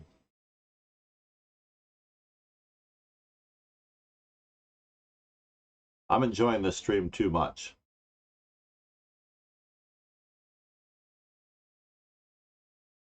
Very good, Lauren. I like it. I like the concept of locking the queen side if you are planning on marshalling your forces on the king side. Because once you lock the queen side, we run into a very Kotov-esque. And by Kotov-esque, I know that Donnie Ariel would know what I mean. In his book, Think Like a Grandmaster, Alexander Kotov gave many locked positions where the plans were clearly defined and clear-cut. that you could find the candidate move system that Kotov recommended in his book, How to Think Like a Grandmaster. Many of the exercises were in locked positions where the plans were not necessarily based on tactical outcomes and finding candidate moves, but in finding the correct order of piece relocations or finding the correct moments for the timeliness of pawn breaks. And in this particular position, your move c5 reminds me of the book Think Like a Grandmaster. And then doing the opposite. George Costanza, eh? The George Costanza method. For those of you who are not familiar with George Costanza, I'm waiting for a moment for someone to chime in.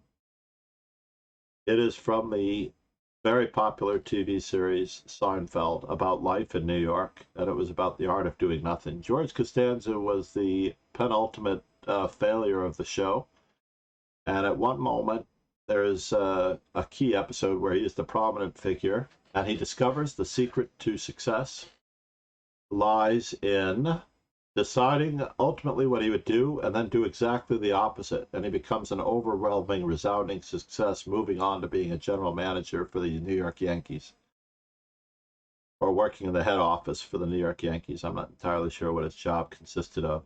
But basically, yes, he did exactly that. What does my instinct tell me to do? And then I'm going to do exactly the opposite.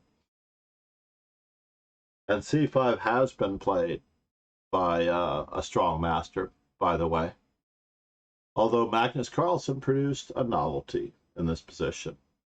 A novelty based on the fact that if you haven't watched Seinfeld, it is a very interesting and classic television show about the things in life that we take for granted. And of course, it exactly tells you how to live in New York. I love that emoticon that Donnie just floated across the screen. That is a good one. You should float that one again. You found both moves, indeed. Strong. With the George Costanza method. That's right, Jerry. I found it. The secret to success.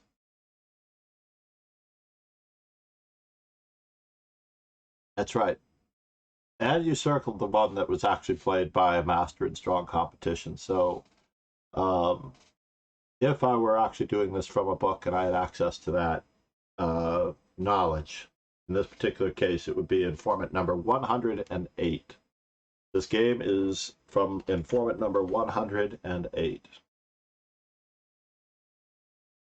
I highly recommend that you take an informant and go through it cover to cover if you want to get a good feel and grasp for modern opening theory, because everything is organized by modern opening theory. The number one book for understanding modern opening theory, of course, that I highly recommend is 500 Master Games by Tartakower and Dumont. For you, Lauren, that would probably be the most ideal book. It is organized by openings, and it was one of the original informant ideas. It's divided into 3 or 4 books. Someone had this question for me the other day, so I might as well find out the answer. 500 Master Games of Chess, where are you? There it is. Actually, it's right on top. So 500 Master Games of Chess develops, or actually documents from the 1800s through present time, the mid-1900s. The development of opening theory in each of the openings, by the way. So book 1 or part 1 is the open games, everything with e4 and e5, Joko pianos, Evans gambits, Hungarian defenses, 2 knights, Ruy Lopez's, Scotch games, 4 knights games, Ponziani's, Philidor's, and Petrov's. And then it also covers bishops openings, gambits, Vienna games, Vienna gambits, king's gambits, and etc. Now book 2 of the 500 Master Games goes through the French defense, Caro-Kann, the semi-open games. The Sicilian is the largest chapter, of course, but it does touch upon, with heavy use of games, the Alekhine's defense and Fianchetto defenses, as well as Nimzovich's defense. That would be e4, knight c6, d4. And the original game, of course, was Brinkman versus Nimzowitsch, Niendorf, 1927, if you were interested in Nimzowicz's defense. The original game. Brinkman, Nimzowitsch, Niendorf, 1927. Brinkman, by the way, is spelled Brinkmann, Brinkman Nimzowitsch. The part 3, or book 3, are the closed defenses.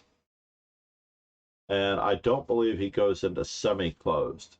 So it is only 3 books. Closed defenses are Queen's Gambits, Accepted and Declined, Slav Defenses, Albin's Counter Gambits, Dutch Defenses, Benoni Counter Gambits, and all the other Indian defenses, such as the Queen's, Nimzo-Indian, and Nimzo-Indian. And then it discusses a number of other systems, like the Catalan, the development of the Catalan, with Reshevsky playing white in New York, 1938. The Budapest defense, the English opening, the Ready Zukertort, Bird's opening, and other irregular openings are covered at the end. Now, of course, it doesn't have the informant. You do. Hold on. This is the new copy that I bought. The older one is not really held together, but it is almost held together by tape. Scotch tape. And it's barely held together. This is the one that I originally went through and that I've used over the years. It is cracking. And fortunately, no pages are actually falling out. That was an old New York to Chicago boarding pass,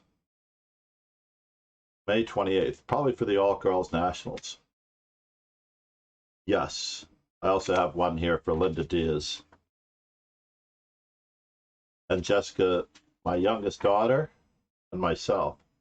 But it doesn't tell me the year that the boarding pass. It's too bad it doesn't put the year that I was using this book at the All-Girls Nationals. Speaking of Linda Diaz, by the way, for those of you who may have wondered what she's up to, she is now a musical recording artist, and I believe that tonight she is performing in Los Angeles. I'm very proud of her. She is performing tonight in Los Angeles. You can find Linda Diaz, musical artist, on Instagram and on Spotify.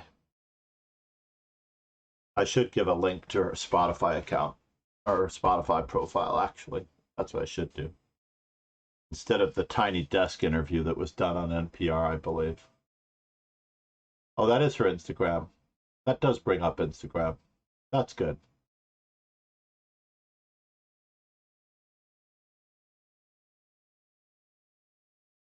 I think I made a short link out of that one.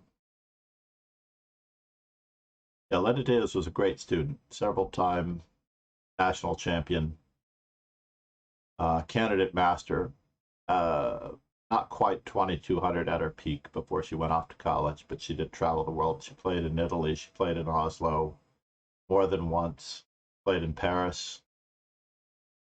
I don't think she went to London with us, but needless to say, in this particular situation, no. We have candidate moves for black, right? No. Rook to c1 is white's move. Rook to c1, and at long last, believe it or not, we just scroll back. It doesn't cover the hillbilly attack. No, Quadraspassky, it does not. Discounted. That's why the book is only like $14.95. Let me see how much this book actually is. $12.95 US, the last time I purchased it.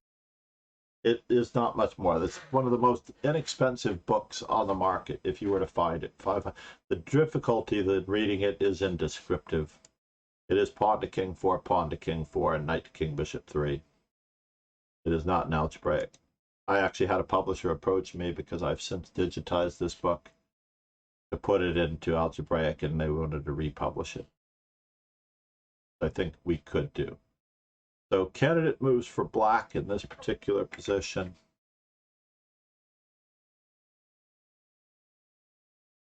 Let's start the timer.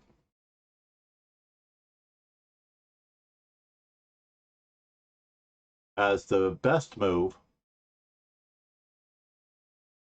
I take it back. Starkist has cycled around a few times. And I think these moves can actually be transposed to a certain extent depending on the move order. So there are 3 moments of examples in these games. And of course, there are 12 games with black following 10 games with white as Magnus Carlsen. I'm just happy that Lauren has given up the Dutch against d4 in favor of the Magnus attack. I know that's not enough time, right? Never enough time. It flies by so fast.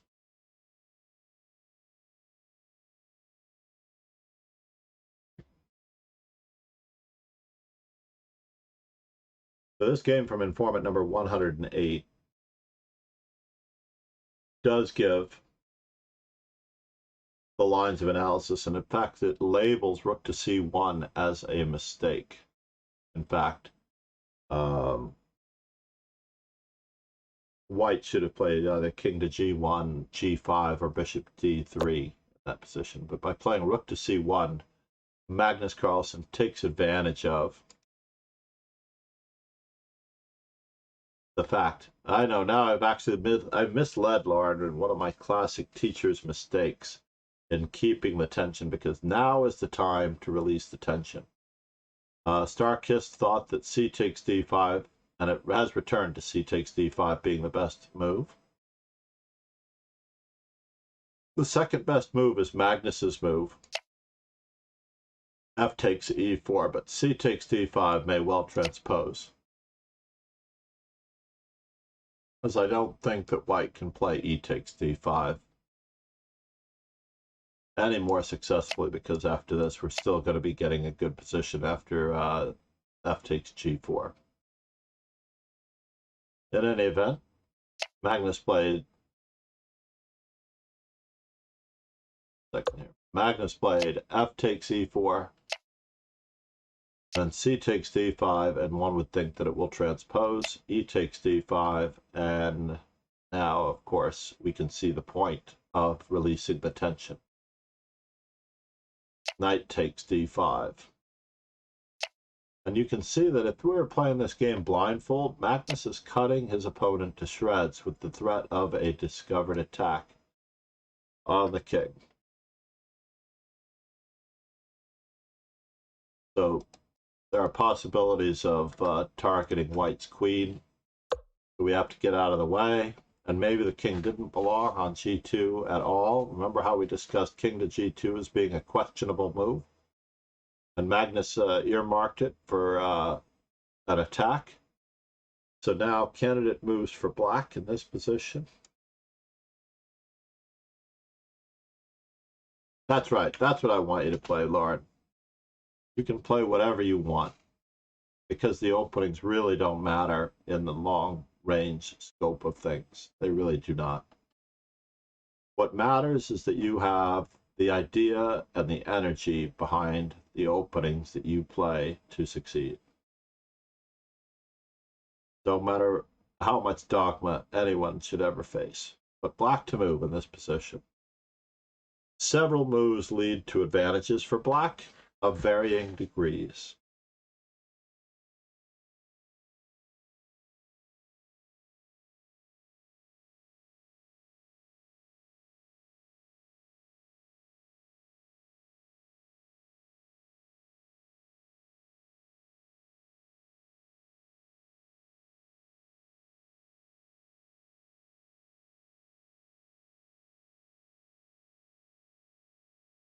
I really can't believe that my desktop audio is so crippled that you cannot hear it.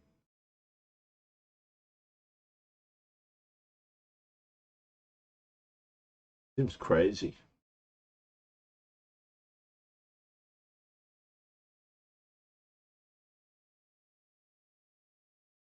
Let's put the soundtrack source on a different.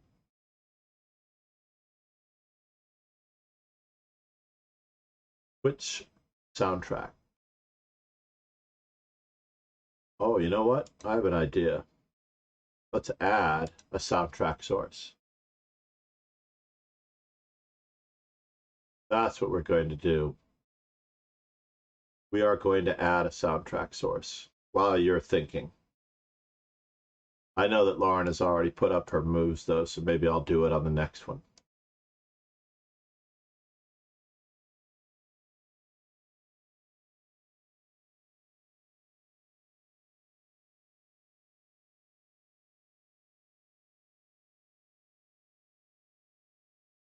The soundtrack source has now been reinstalled. And I'm going to delete the old soundtrack source.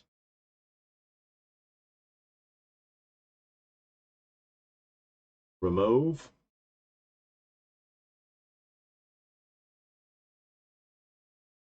And remove.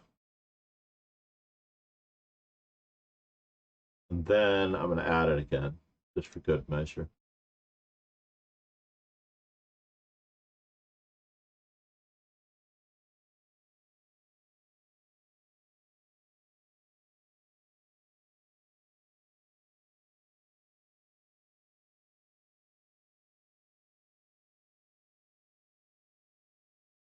Is that it? As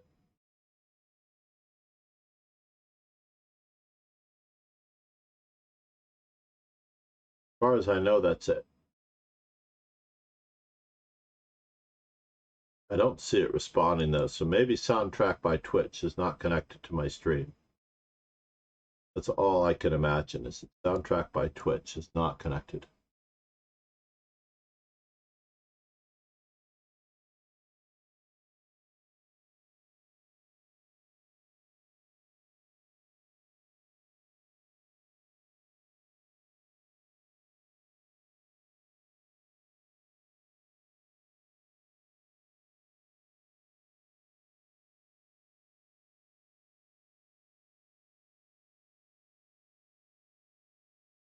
We do have moves for black in this position. I apologize as I took an extended moment out.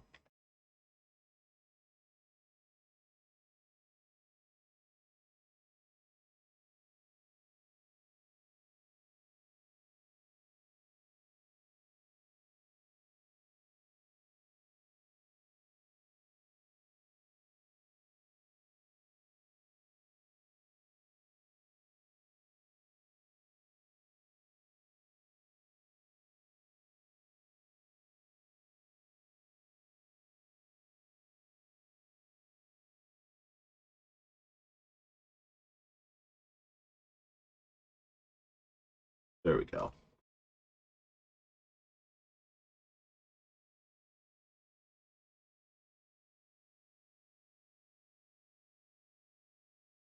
And of course, it's still not there, of all things.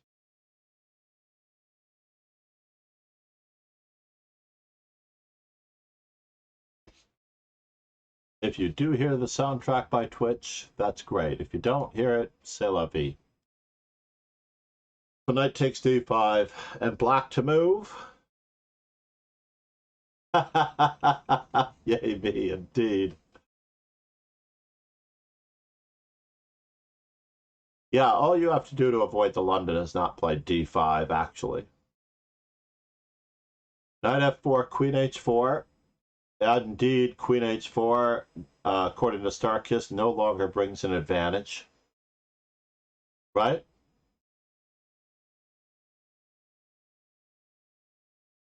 That's the one thing. Just because you have a London structure doesn't necessarily mean that you're playing a London. You could also stop the London with one e5, as done by one of my students, believe it or not.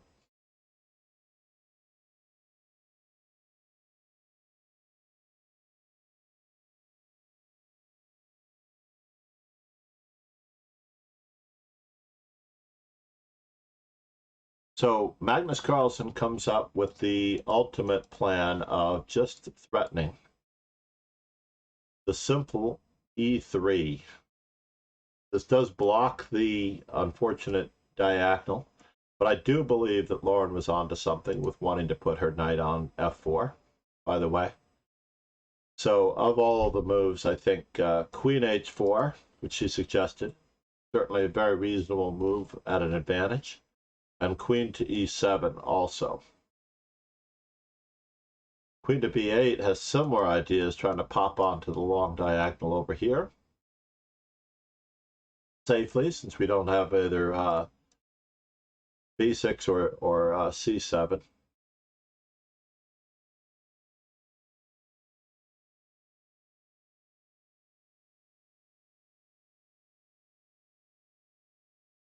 Mm-hmm. Yep. Looking at Lauren's concepts, queen f6, I'm not entirely sure that I'm so convinced about because of the discovery nature upon our queen and the possible simplification. Needless to say, after e4, knight takes e4, we have the Zwischenzug. The very ever so important Zwischenzug, the possibility of forcing the king into the corner or allowing black to pin himself, which is what he chose to do. Livonian chose not to put his king back on g2, which was the best move, and chose rook to f2, and everything goes downhill from here very quickly. Basically because we can capture in a variety of ways and keep the pin. Rook takes f2, knight takes f2, and then Lauren's move comes in with great effect. Queen h4, queen e1, and of course the last forgotten rook. For kids, I would definitely quiz on that move to continue the attack, because I would like them to find this rook and to bring it into the game, because their board vision will only be looking at this possibility here. Maybe the bishop, but also these.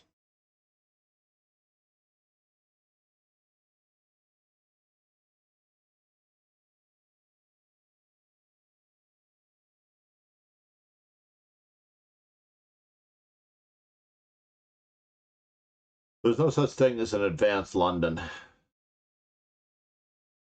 There's just one London, and the pawn stays on d4 in the London.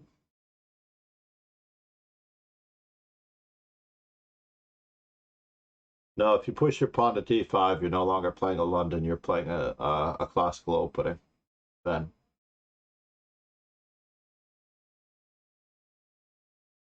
Meanwhile, as it turns out, it is checkmate. It is relatively forced checkmate after rook to f8. White played bishop to e3, f3, rook takes f3, queen. Whether or not white delays checkmate with queen to e8 check or not, it matters little. But at this point, he decided to resign. Decided this was a good moment to resign.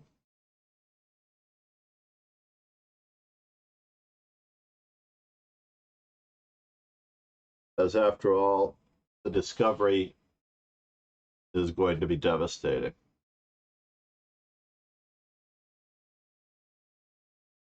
After all, now the queen is attacked, g2 is threatened, we have very little choice but to try to decoy the rook. And rook f8 takes care of business, since now the queen is pinned. Queen f1 is also going to be mate, and it's game over. So almost any number of moves in this position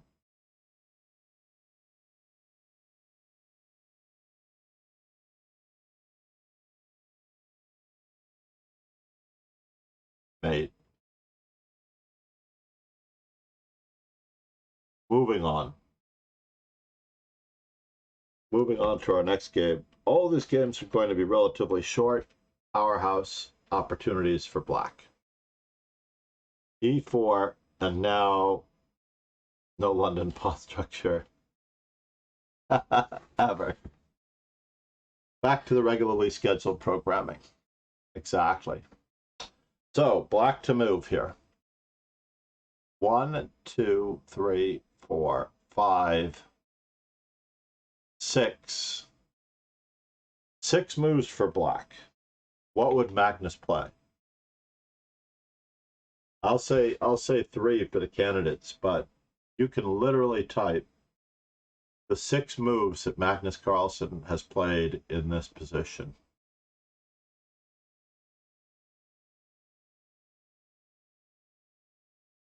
as black. I'm not entirely positive of the 6th one, by the way, but I can definitely think of 5 of them.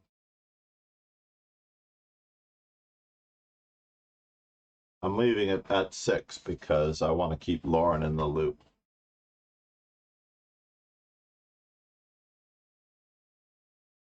John, Bartholomew will save you. I believe that your savior is actually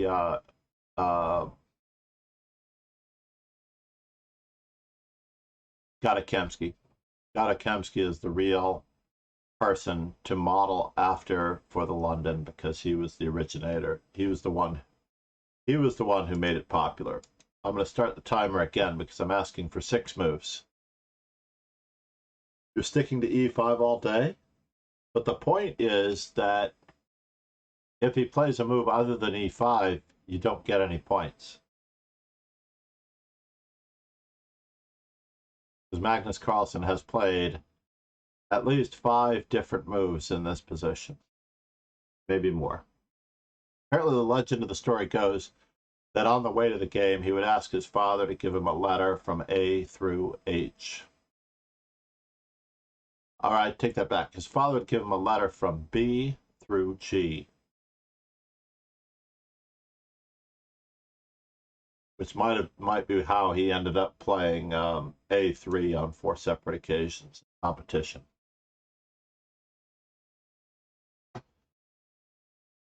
Very good. Very good. But you left out knight c6, Lauren. The only reason I extended it to the 6 was because I considered g6 and d6 the same. I am going to look it up. I'm going to look up all of Magnus's stuff as black. You can also do it on his Dr. Dichterstein account. I also believe that he might have even played knight a6 and knight h6. But this is Magnus Carlsen we're talking about, and the game title is Fabiano Caruana's White.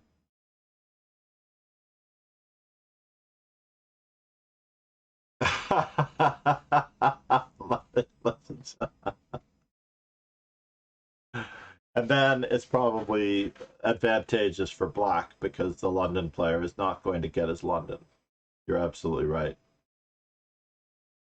I think you've learned this lesson from me because I tend to play everything against you, and everything that I play against you is everything that you have not had enough experience with yet. Like I said that one time, what opening would Tarish not know about or be comfortable with? And and that's what I'm going to do. In practical play, it's really key and it's really essential. Absolutely essential to play what makes the opponent uncomfortable. So now I'm going to take a step back, Lauren, and I'm going to tell you that we both learned it now. I've extenuated it. We both learned it from Emanuel Lasker. Because Emanuel Lasker would play moves that made the opponent feel uncomfortable. And many players today feel that Magnus Carlsen also uses this insight into his opening preparation, and he also chooses from any number of openings that would make the opponent feel uncomfortable. Therefore, are you ready? Lauren still got a 0, by the way. Because Magnus Carlsen played knight f6 here. I gave everybody 6 moves, by the way. I really tried to give you a half point.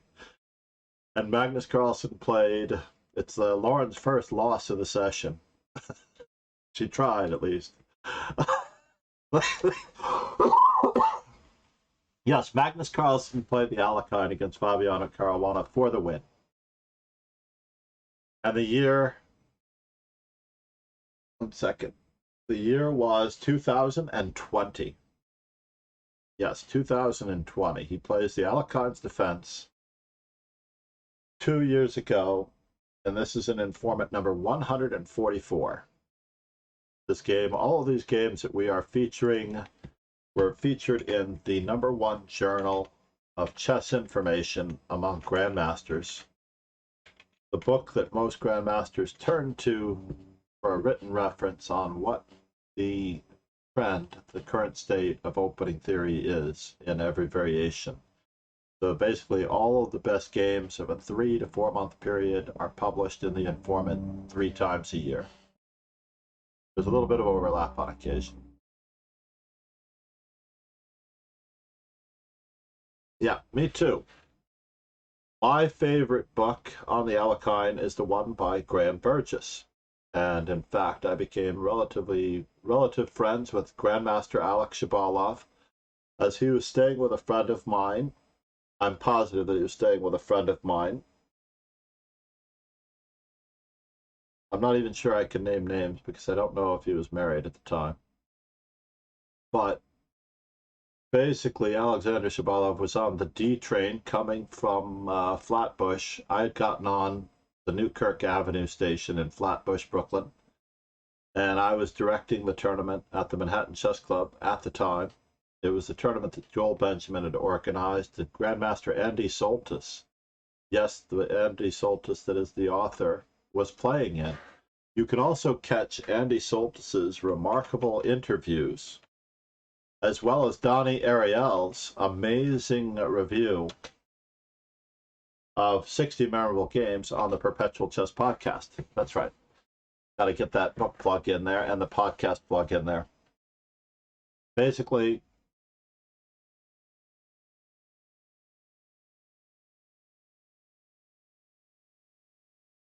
Alexander Shabalov sees me reading this book on the Alekhine. And he can't help himself because he's sitting sort of cat-a-corner across from me. I didn't even know it was him. I just happened to be reading my book on the Alekhine. I don't remember what he was reading or doing.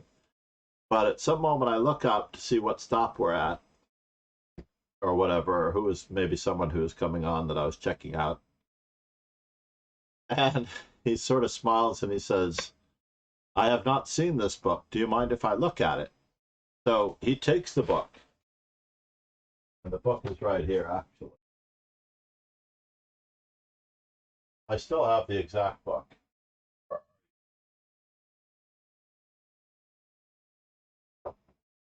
Yeah, so fortunately it's a little broken, but it's still in pretty good condition. So he takes the book and he begins thumbing through it. And then he's playing Grandmaster Andrew Soltis that particular day. And Andrew Soltis was known for playing offbeat lines against the Alekhine's defense. Up inside here, we also have the trends or developments in the Alekhine 1985 to 1987. So in this particular case, as it turns out, he reads the book, goes in, plays Grandmaster Andrew Soltis. Andy Soltis, I believe, played e4, knight f6, e5, knight d5. Soltis played bishop to c4 against him. And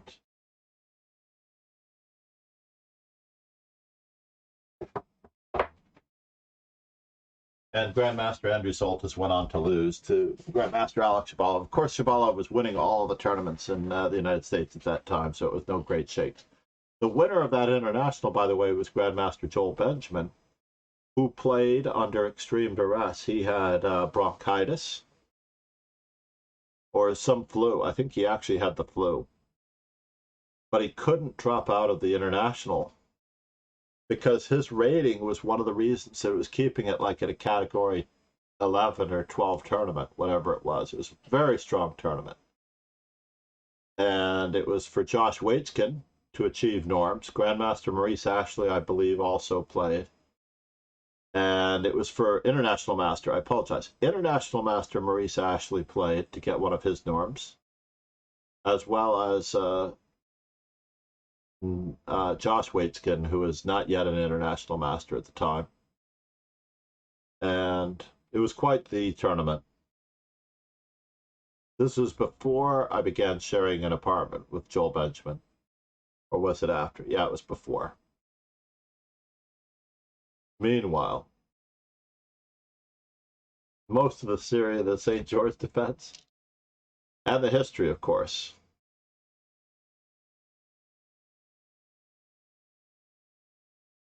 It's very nice to have that little tiny stone bringing down the giant, as Tony Miles did against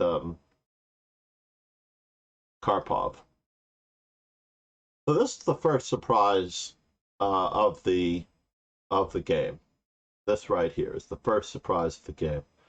Basically, this move tells me that Fabiano Caruana has prepared a relatively gimmicky line, or he's just going to be playing the exchange variation anyway. Could he actually play the 4 pawns attack? Insane. Fabiano Caruana, drawn out of his shell of solidity, stability, and technical precision, decides to play the 4 pawns attack. Now, I know, right? Lauren is the #1 cheerleader of the stream for the most part. This is why she should definitely get her own emote. I don't know what her own emote would be. You're going to have to coordinate with Quadraspassky. You have to send it to him. I'm paying for the emote, so if you have an emote idea, Quadraspassky, fire it up. Because when we do earn more emotes, you've definitely earned one. Black to move. Candidate moves for black. Now, interestingly enough, I have played the Alekhines defense, I don't know how many times, but I've played only 2 different ways against the Alekhine 4 pawns attack. I've only played 2 different ways.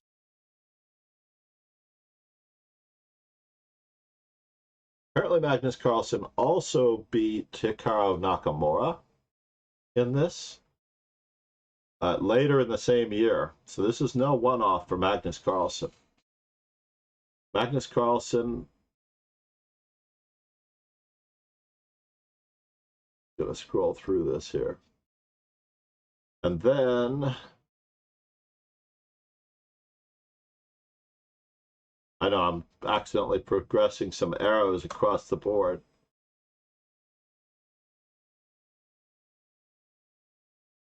All the candidate moves are here.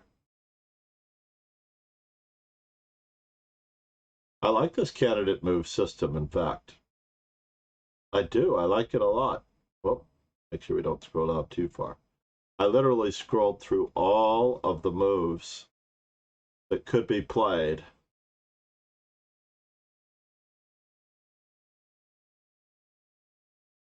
All right. A Teresh emote. I like it. Now we're going to have to think about it. We'll put Quadraspassky to work on it. The Teresh emote.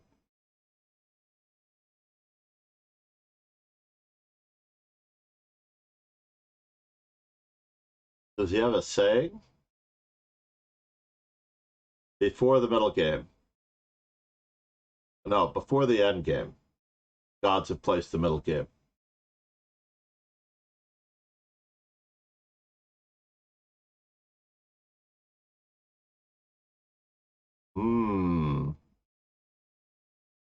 Personally, I think there's only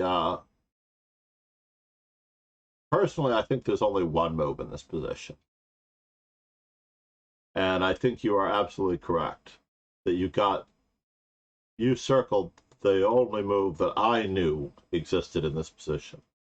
Little did I know that Magnus Carlsen would play, but I knew about this other way.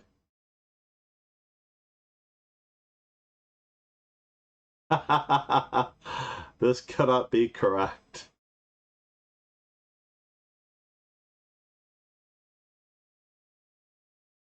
I think we have to go, I don't know if that whole thing can fit into an emote. Cannot be correct. Theoretically, this is one emote, and cannot be correct would be a second emote.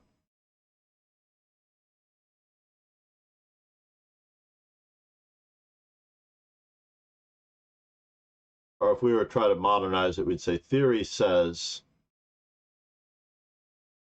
this cannot be correct. Theory says this cannot be correct.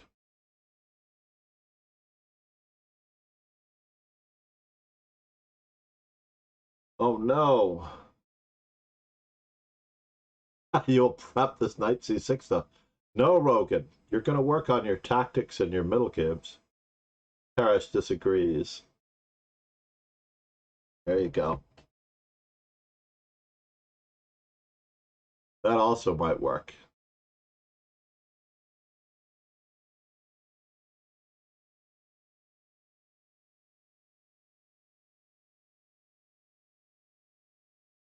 All right. So meanwhile, g6 was played. D takes e5 is really the main line move, honestly. And this was played between Nakamura and Carlsen. And the main line move is bishop f5. Yes. Bishop f5, d takes e5. Although in this particular position, I've only played this two different ways.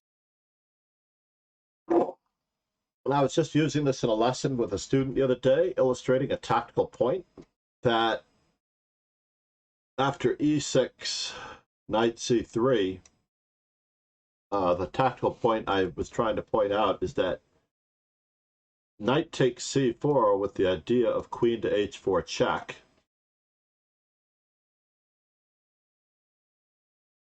Right?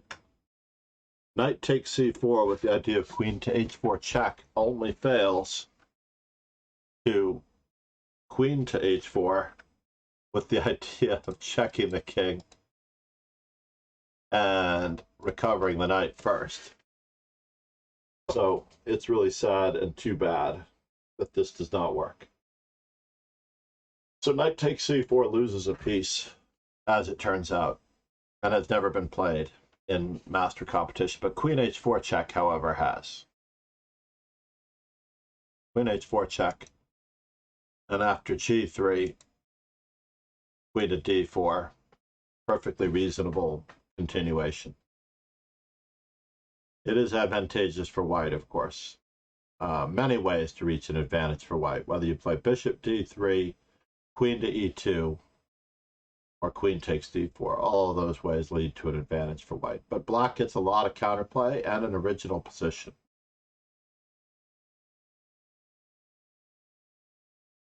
So Magnus, getting back to our erstwhile game, Magnus plays another move which is not thought to be very good for black. Knight to c3, bishop to g7, and he keeps the tension in the position. Notice how he's keeping the tension in the position. Again, he plays the best possible move to encourage violence.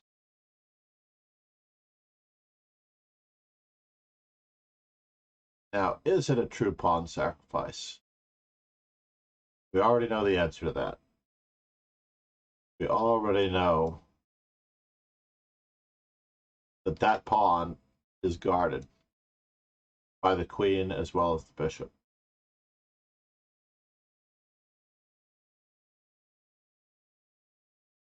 Defenders of c4.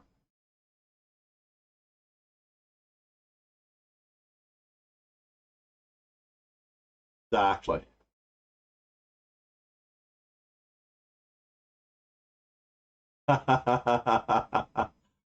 Is that also a Tarish phrase? Who is that quote, Roken?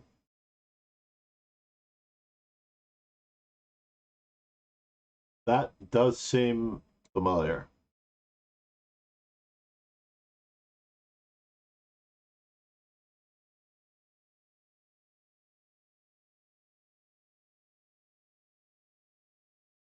In any event, bishop to e6, rook to c1 is probably the best move for white. But at this very moment in time, black castles, absolutely nothing wrong with what's going on here. This has to be leftover prep from London, by the way. Given that they played this in 2020, e3.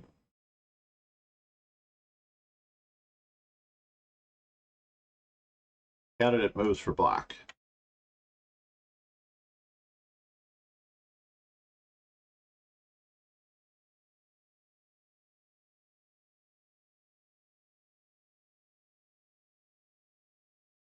Having this timer running all the time makes life very difficult for editing or Roken. I just realized having the slides rotating the candidate, the world champions and the women's world champions makes life very difficult for Roken.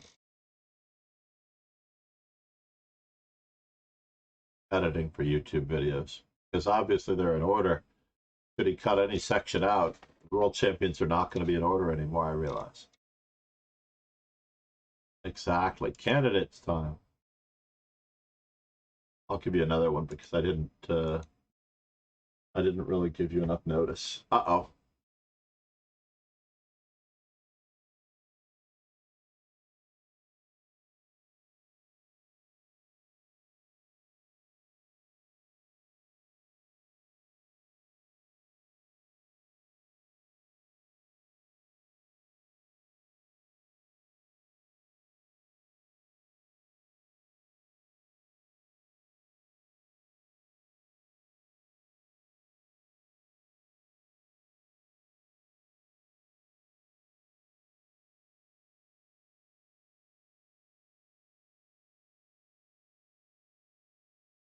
Oh yes, the funeral today.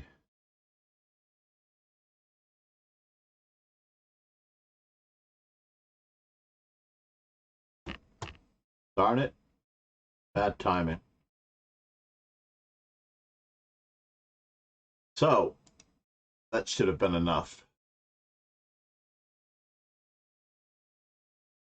That's all you have to do is tell me what you'd play, and you're absolutely correct. After d takes e5, d takes e5. Ideally, I believe the best move is d5. d5. According to our erstwhile able-bodied assistant, d5 is the best move. However, d takes e5 was played by Magnus, and after d takes e5, knight to c6. This is not that far off of what was played. I know, releasing the tension. Yeah. No, ironically, Stockfish wants to maintain the tension, but Magnus Carlsen decided to release it. And there's a lot of variety. There are a lot of things at play in that particular part of the word. So, f6. Now, interestingly enough, many moves are possible here, but f6 tries to break down the white center. Queen to c8. I'm going to make sure that I don't miss anything. In the informant, by the way, knight to e4 was a novelty. No one had played knight to e4 in that particular position. Even though, according to the Lichess database, this is practically the only game in the database with it. But queen takes d8 is also given. And after rook on a to d8, knight to b5, that was what was previously played. Knight to b4. Chances are that this is good counterplay for black. Therefore, and black won the other game, as well as this one. So knight to e4 was played, f6, knight to c5. Magnus tries to barnacle with queen to c8. E takes f6, bishop takes f6, bishop e2. Rook to d8, always putting our pieces on the best possible squares with the gain of time. Preserving our bishop pair with bishop f5. And now could be time for a variety. I know what a pot's exact. Candidate moves for black.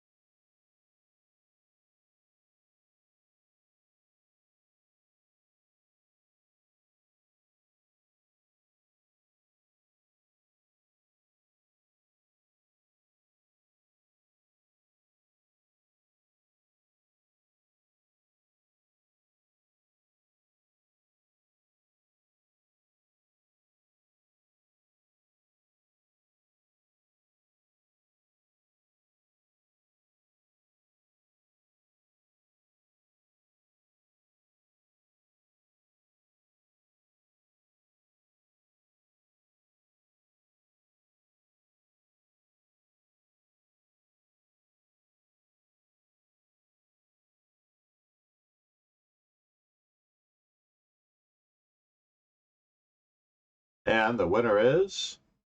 No, we're not going to take the rook. That rook never did anything to you. You could always take the rook. Your dark squares, yes, you could take the rook eventually, but you don't have to take it right away. So I think it's a pass to a certain extent, depending on how you look at it. But I think that he just wanted to see what White's move would be before that happened. And the move that he actually played was not to simplify the position with knight to c4 either. We're going to see what's wrong with that. Knight to d4. Is there something wrong with knight to d4?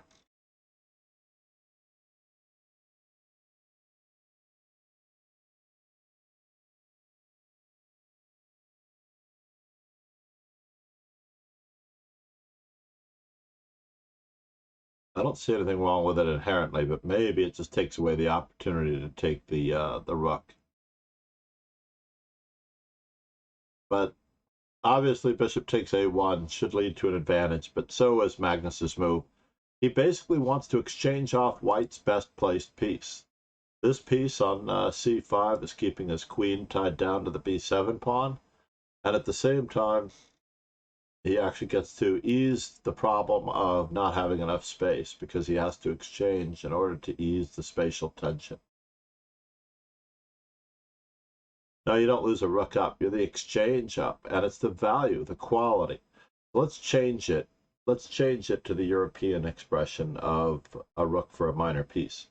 You're only up the quality of the piece. The quality of the piece is malleable. So a piece...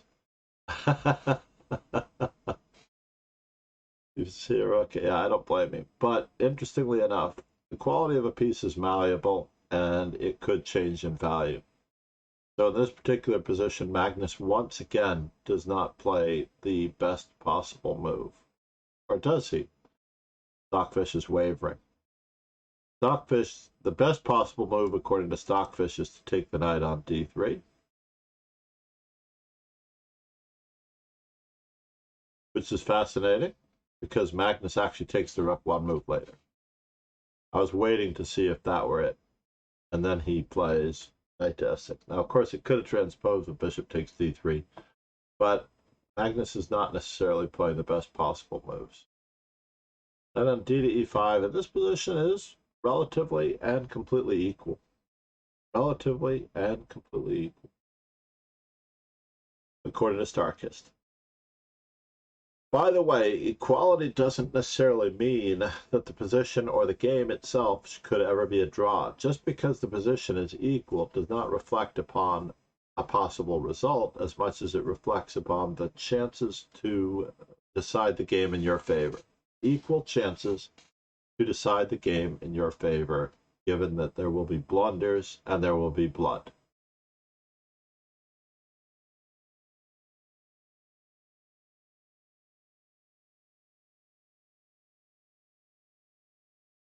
Yeah, very good. No, I liked all the jokes before too, Lauren. I understood that they were meant to be facetious and ironic, because I am the same way. If I am afraid the material will get away, I might need to take it early.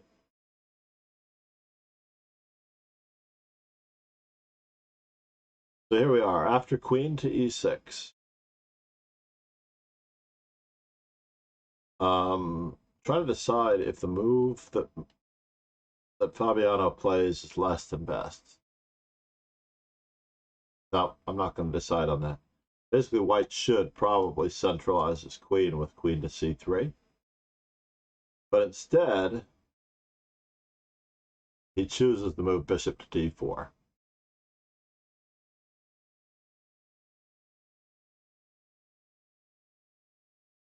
Candidates for black. You're going to see one of my favorite teaching methods. This way.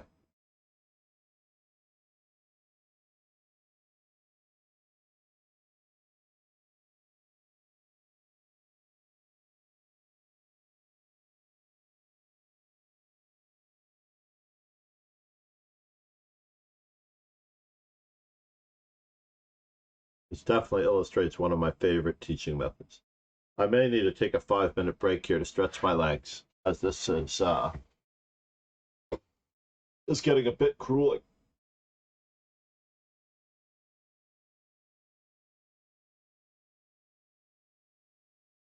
As we reach the 2.5-hour mark, and we're heading on the second half of this 6-hour Chess on Earth.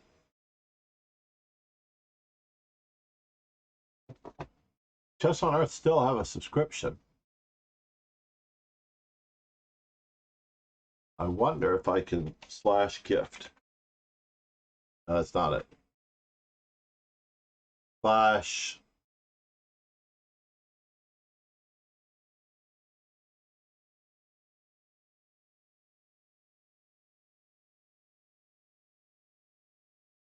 knight e4 c5 and rook d6.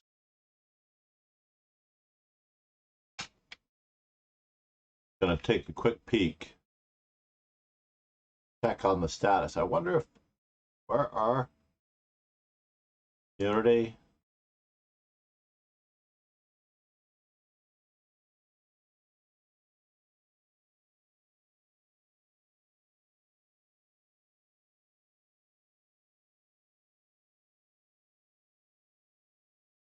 I won't worry about it. I will message Chess on Earth separately about this, because it's probably very late or very early in the morning for him wherever he is.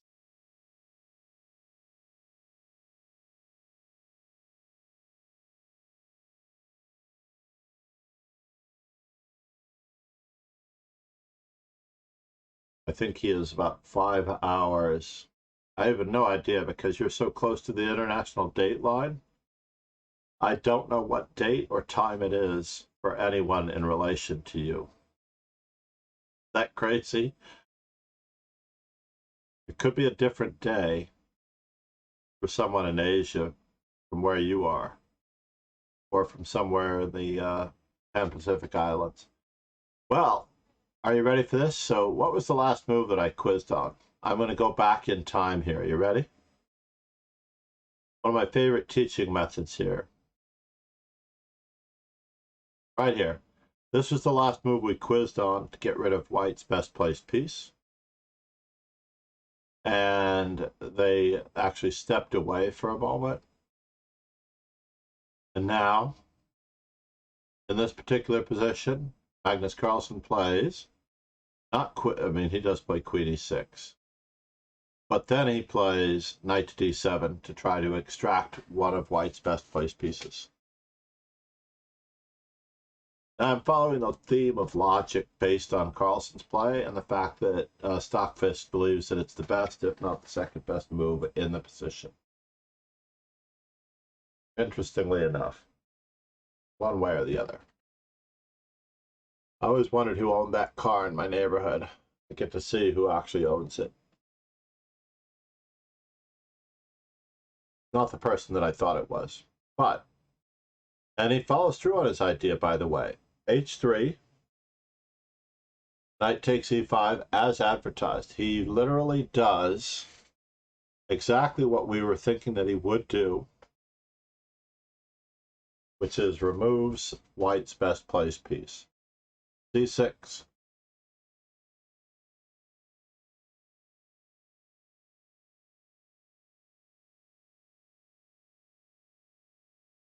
Going to make it, keep an eye out. Now, c6, unfortunately, was not thought to be the best move by the informant annotations of Sabine Froissart, the streamer, and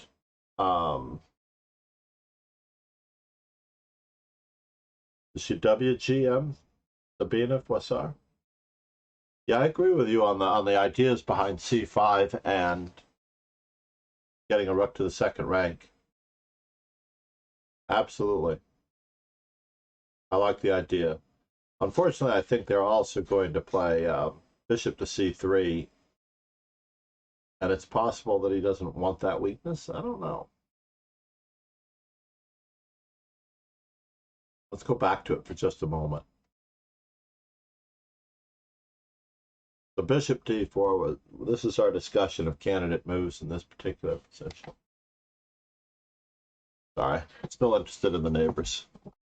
I've got rear window-itis. Oh, wow, it's a different car. Same neighbor, different car. Never mind. It just got a newer car, I think.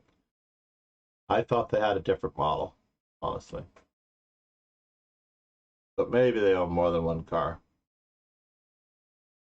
So here we are. Knight to d7 follows through on the idea, but is c5? c5 is good for a smidgen of an advantage as well.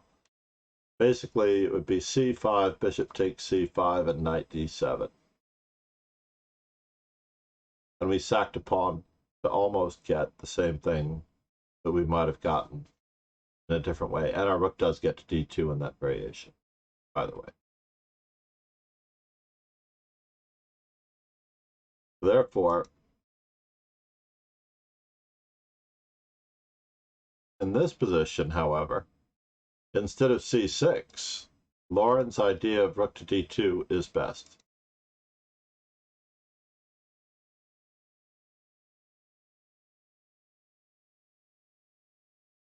Lauren's idea of getting the rook to d2.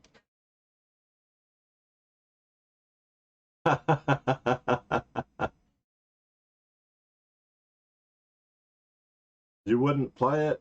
I don't know. I wouldn't play it either, honestly, because I am very mortally afraid of the dark square weaknesses that we're about to experience. You know? So apparently rook e1 is not good because of queen to b6 check.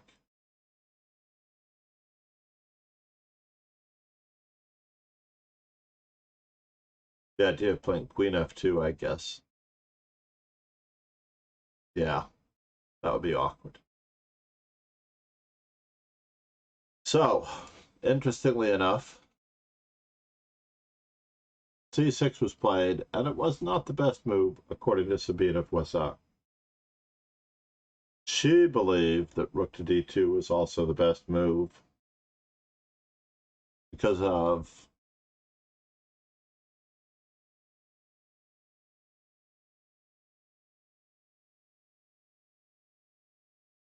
bishop f3, rook on a to d8.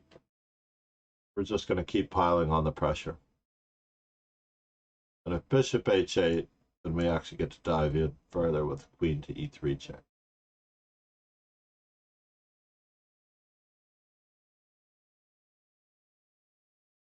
And e5. Maybe we're just going to blockade this pawn. Right? Maybe.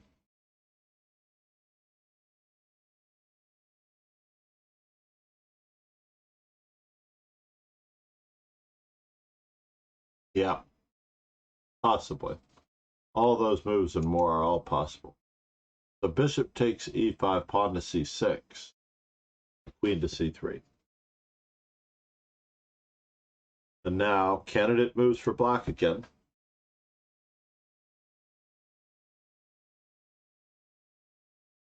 I'm really working my way toward a 5+ minute break.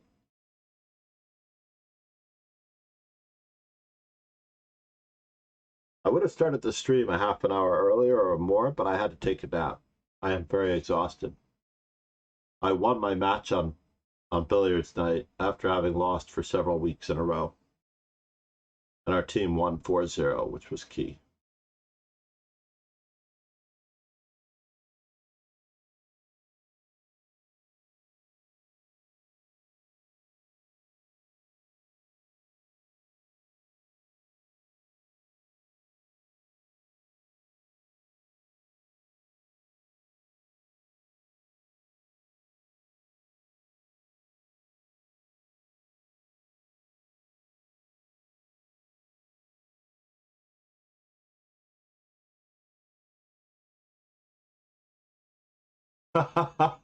It definitely was.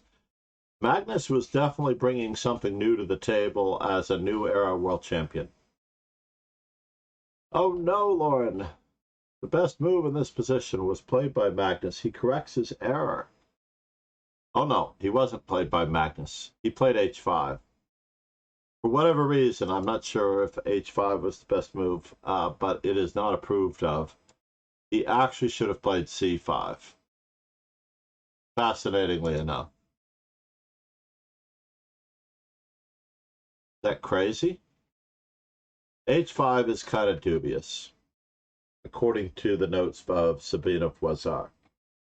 So that after rook to e1,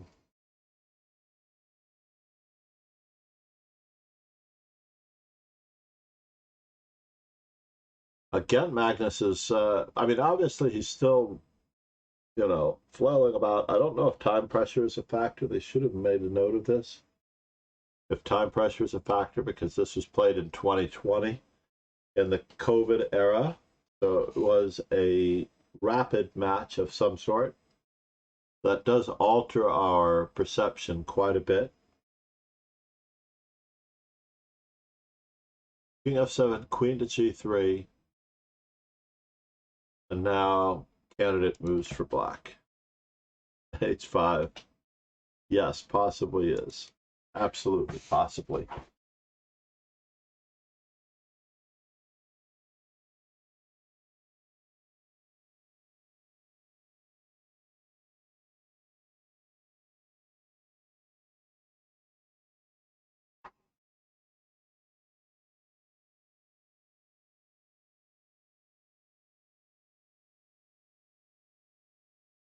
This has now become a much cleaner stream, now that I think about it. Much cleaner stream. I have new ideas. Having been able to cut away at a window. If Rogan knew this secret, he never shared it with me. I didn't think to ask him of the secret, though. Absolutely, rook to d2. You're on the ball, Lauren. Rook to d2 it is. I was banking a little bit on the possibility that you might think this was too easy and you might circle another move. This has happened that I've gotten really good students in class because the move is so obvious that they usually choose some other move, which Grandmaster Joel Benjamin referred to as too much Batman. There's another one. I have to get that emote. Too much Batman. Joel Benjamin.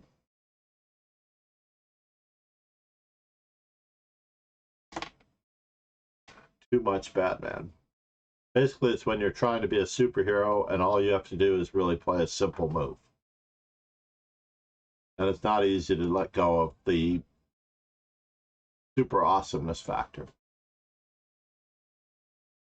Rook to g8. That is true. It was not easy. Well, the other two moves are rook to d7, right? Which you found.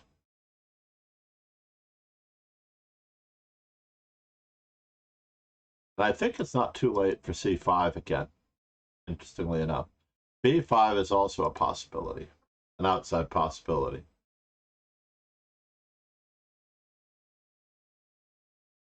But there is a threat by white, and the threat by white is to actually play bishop to c4. So we have to be very mindful of this.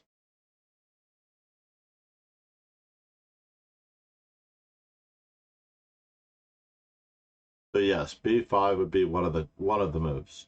b5, bishop cannot take on b5 because a queen to b6 check.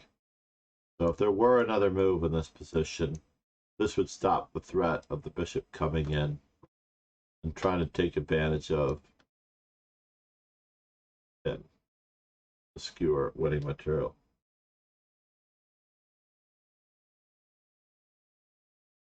And that would be equal. Nothing wrong with that position. But it does play for a small advantage, the idea of playing rook to d2.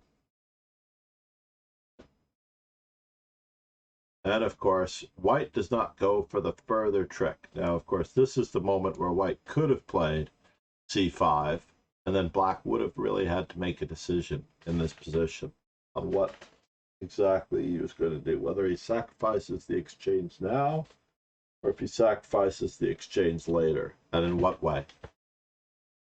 So basically, this rook on d8 would be going the d5 square.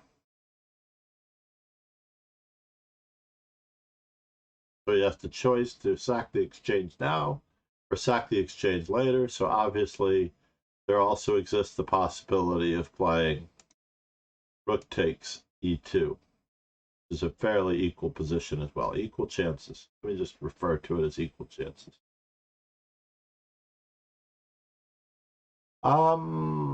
Interestingly enough, I look upon it a different way.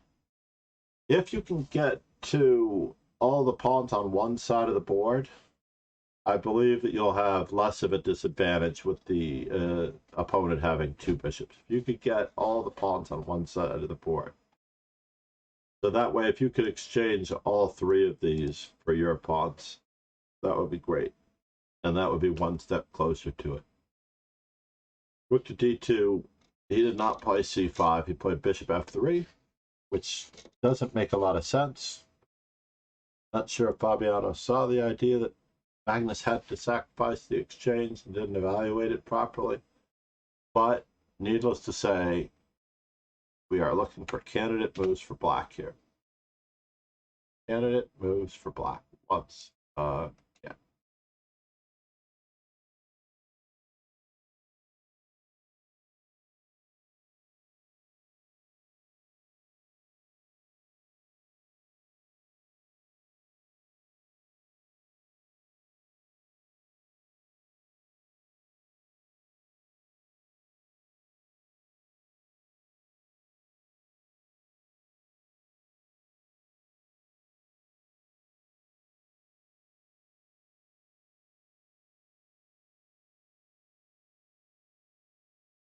No wonder my coffee is getting cold. My coffee warmer went off.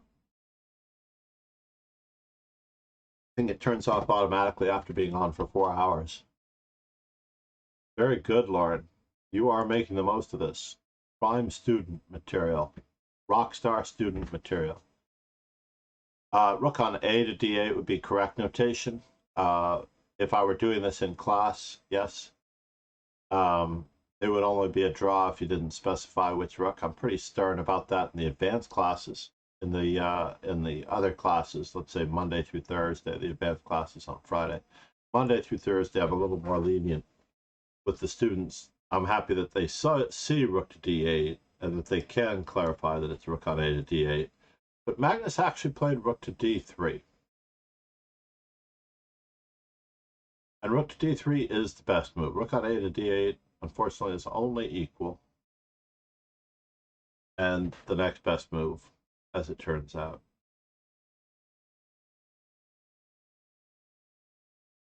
Yep. So therefore, rook to d3, hitting the bishop, causing white a little bit of a problem. There's actually something of a tactic being threatened here, possibly with the idea of playing bishop takes h3, as well as the idea of playing h4 to remove the defender of the bishop. Whether or not our king can actually run for the hills is another story, but there's a bit of a tactical threat. So white plays queen to g5. Whether or not this is the best possible move. Queen h4 would have been better. Queen f2 would have been better.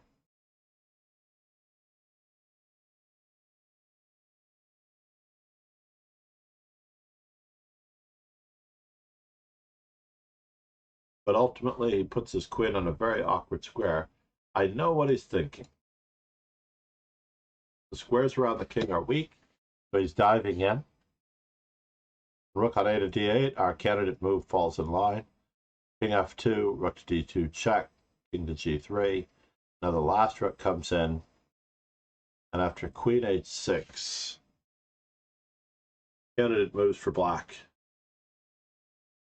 Yeah. Queen's knight to queen's first knight. Queen's knight to queen's first square.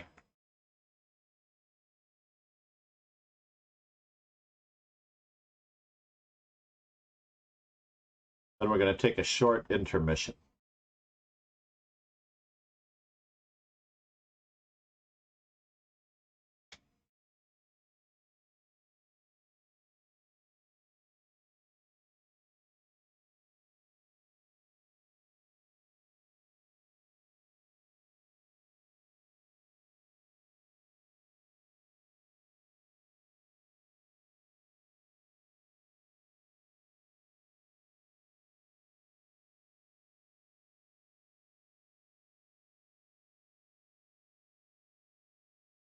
There are certain positions where it is difficult to find more than one move, as you alluded to already.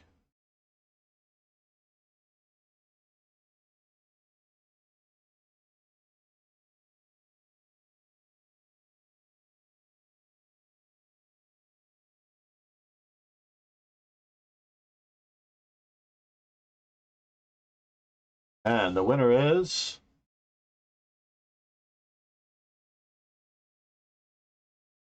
Weirdo Magnus move number 44. No, not Weirdo Magnus move number 44. I already gave it away. It's bishop takes h3.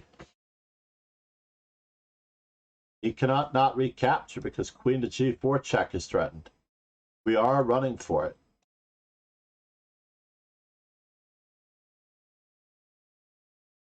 We're going to be safe on that square.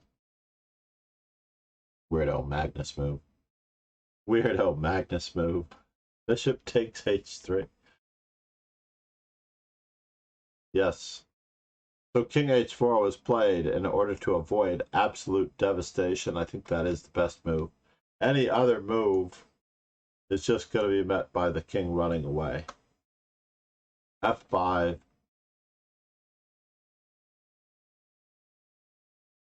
There's just nothing here for anybody. In any event, as was played in the game, bishop takes h3, threatening amazing devastation. This reminds me of the game with Carlsen. I disagree, Lauren. I think that a candidate move would solve this problem because all you really need to see, amusingly enough, is that queen takes and queen takes h3 check. And mate. Sorry, mate. Didn't go far enough with that arrow. And mate. So yeah, the pawn can't take because rook takes f3 check is mate in a few. This is forced. This is forced. And voila. Voici. Here it is.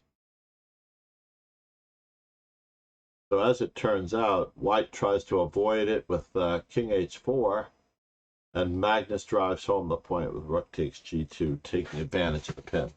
A lot of these are automatic decisions, and they should be thought of as automatic decisions. I don't know if I have an intermission screen. Do I have an intermission screen? Did I even set it up?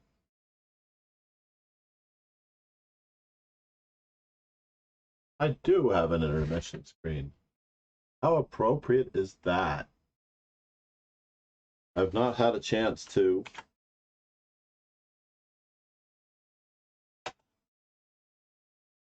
take advantage of it. Where the rubber meets the road. Spoken like a real car person. In New York City, that's not necessarily an expression, by the way.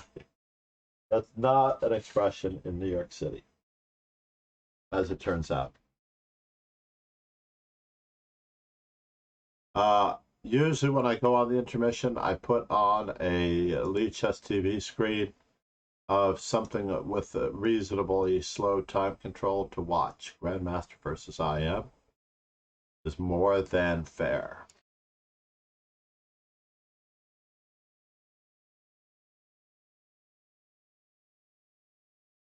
Wow.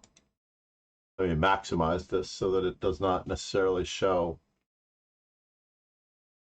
what it's not necessarily supposed to show. That's crazy.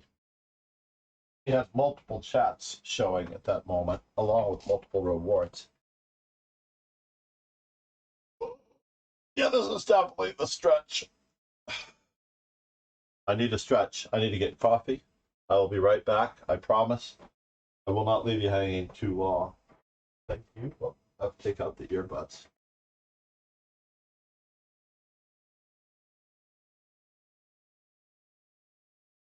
And I'm going to test one other thing before I go, just to make sure.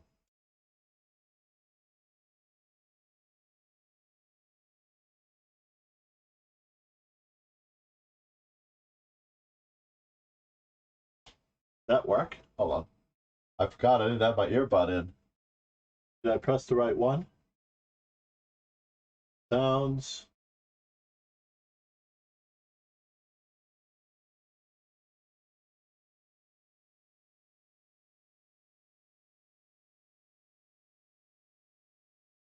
Oh, the cooldown.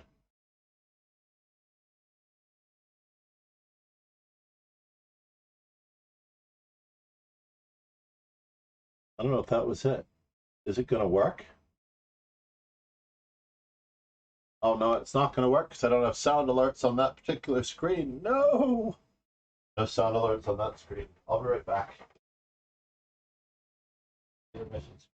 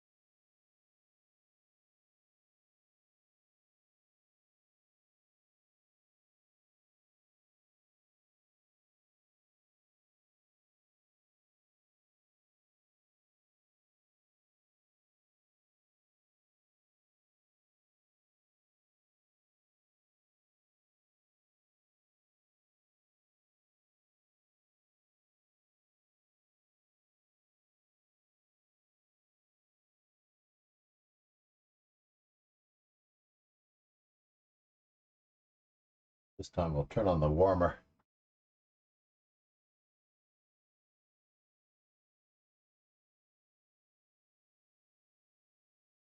Oh,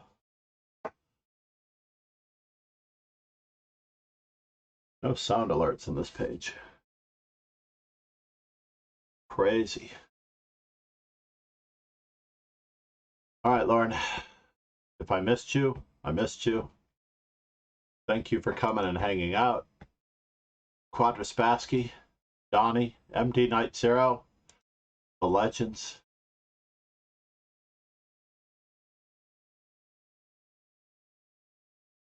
Legends of the stream. Bum ba dum bum bum. We need more Doors sound effects.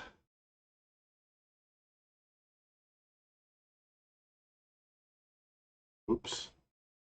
That's not good.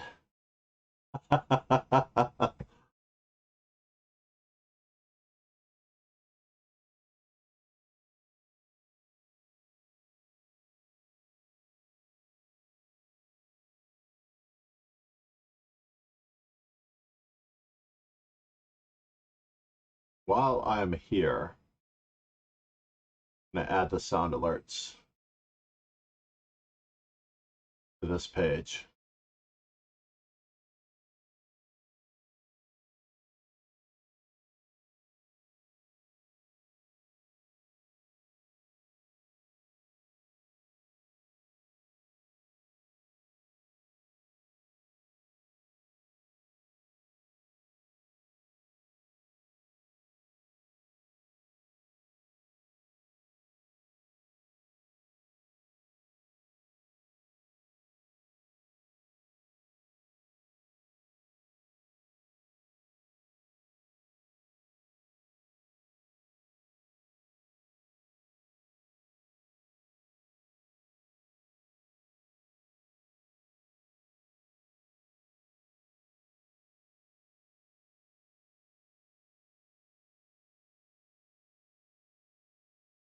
The right screen view.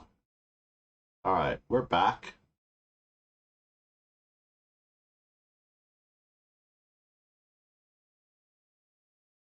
Offer spill screen. Need an intermission, a specific intermission window. Definitely.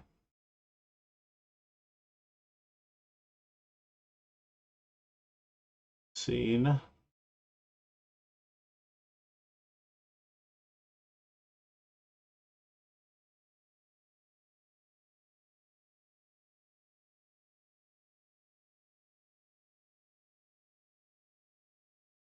Browser source.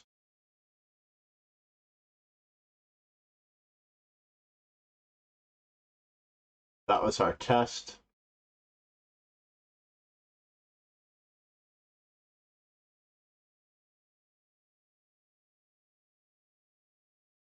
We test it one more time.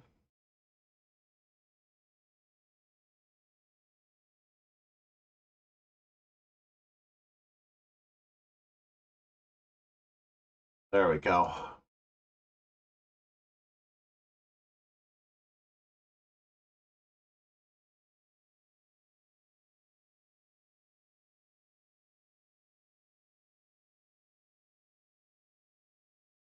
Social media.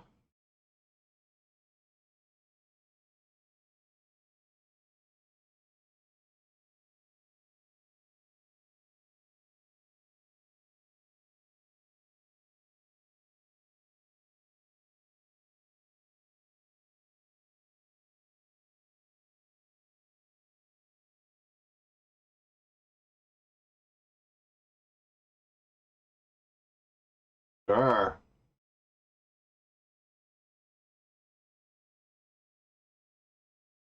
Lock down that. Social media. Oh, I keep moving that.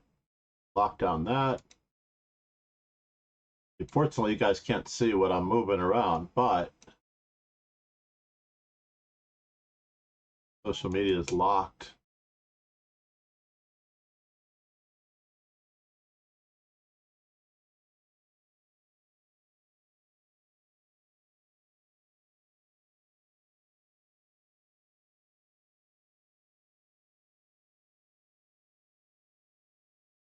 What?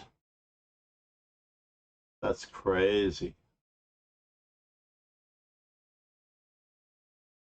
There we go. Lock down that. The intermediate on the media screen.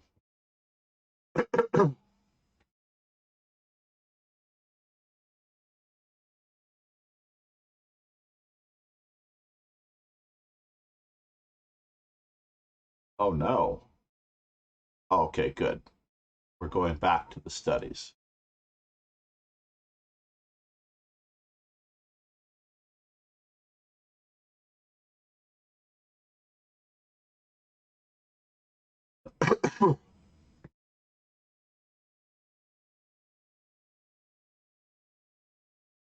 Indeed. Back to the studies indeed.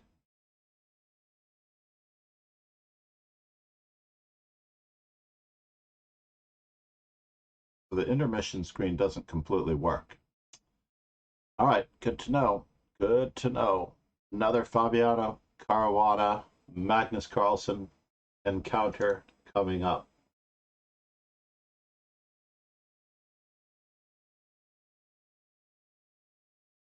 And this one is from London, 2018. So we already know what the opening is because they were resolute in testing this opening. And the seventh move for white, interestingly enough, the two best moves in this position, according to Stockfish, are the main line, bishop g5, and by a hair, who would have guessed that Fabiano would choose the computer correct move, knight to d5? And it is so predictable that Magnus Carlsen only gained an advantage by playing the less than best move, knight to e7. The move that he played for most of the match, 5/6 of the match, or I don't know if the Rosalimo made an appearance. I'm trying to think. 4/5 of the match, he played knight to b8 in the match, which is, of course, the correct move. And after c4, a6, queen to a4, we all know what's going to happen there.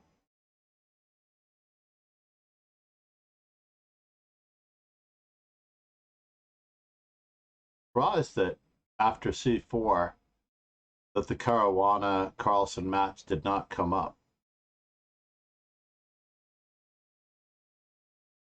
as the highest rated game. Kazimzanov Carlsen did come up.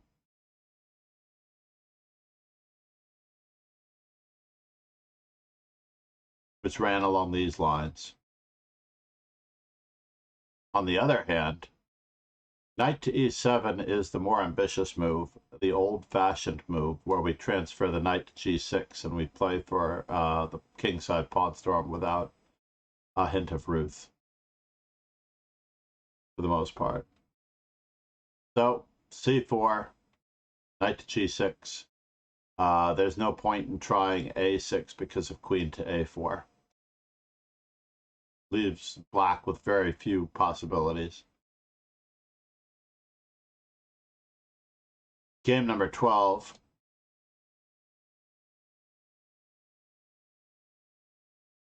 Game number 12 proceeded with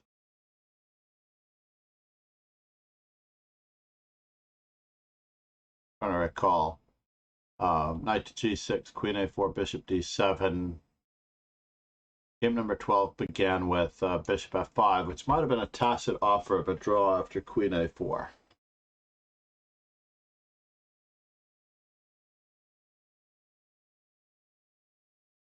And I don't think Magnus Carlsen was really interested in that, but he was also testing the water for Fabiano because it was the penultimate and key game. I was present for this game, watching throughout. But I missed a tiebreak game, and this is one of the tiebreak games. I believe this is the second tiebreak game, as Fabiano had black in the first tiebreak game.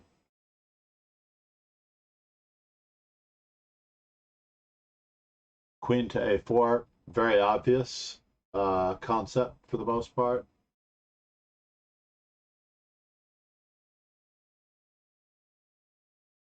If I can find our our window.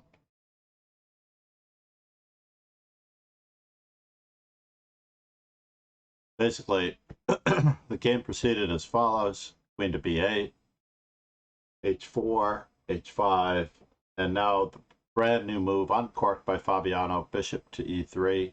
I don't necessarily know that this was preparation or inspiration. Preparation H, of course.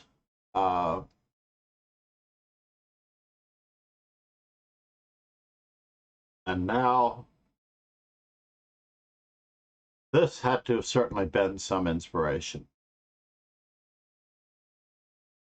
Basically, the standard move would be bishop to e7, absolutely equal chances for both sides. And after a move like knight a4,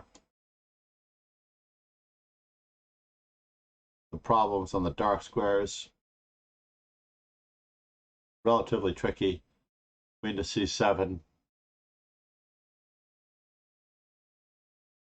and then a5 as an in-between move. But Magnus Carlsen played right away the move a5 to put the question to the queen, which should not really be there. And Fabiano has a chance for a large advantage in this position. I would love to do candidate moves for white, but in this particular position, Fabiano chose the move queen to b3 over the move queen to a3, which would have given him better chances.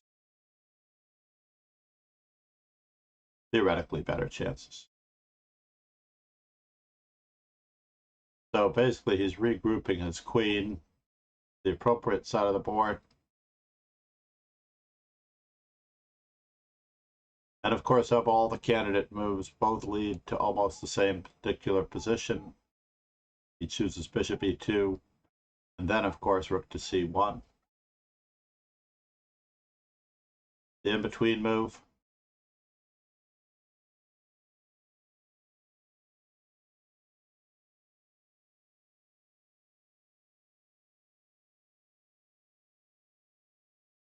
And at this point, one more time, Fabiano misses a chance for a much greater advantage involving knight to b5, going after the weaknesses of the dark squares on the queen side.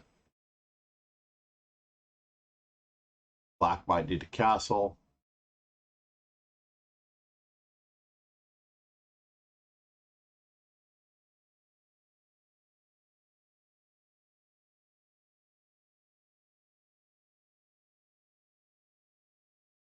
White has more of the chances in this particular position, but as it turns out, Fabiano goes with the more thematic break with knight to c5, with pawn to c5 instead of knight to b5. Candidate moves for black. This position.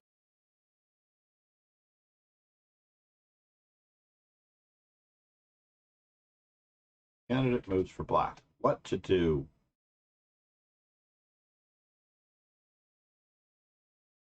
What to do when faced with this particular situation?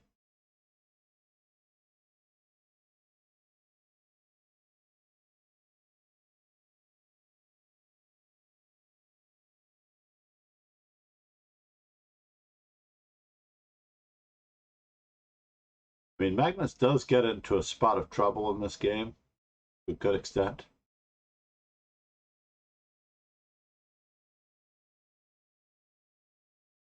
But it's those types of chances that allow him to put more pressure on his opponent.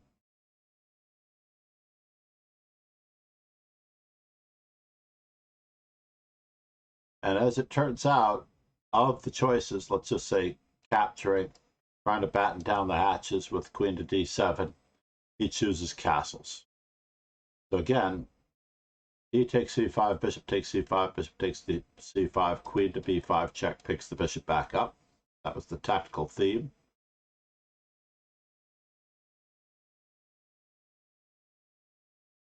So interestingly enough, both the bishops get exchanged off, and white is left with a passed pawn on d5 that could be and should be better for white. And ultimately, queen to d7 looks like it might barnacle, but after a move like queen to d7, as always, d takes c6, c takes d6, bishop takes d6, and castles, where white has most of the chances in this position toward taking advantage of the weak squares on the queen side. And this pawn still looms quite a bit large. Black might try to counterattack, but we still have to deal with the situation of what's going on in this position after knight to b5.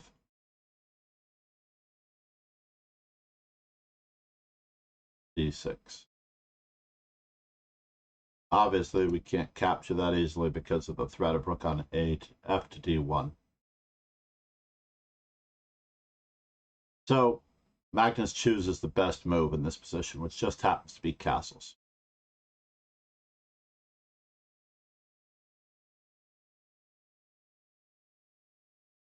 We're not going to try to take. And now Fabiano presses forward. Now this is by far from the best move, but it does create chances for him to try to win the game and win the match. Because after all, he is going to have to strike with white, and he was all in here.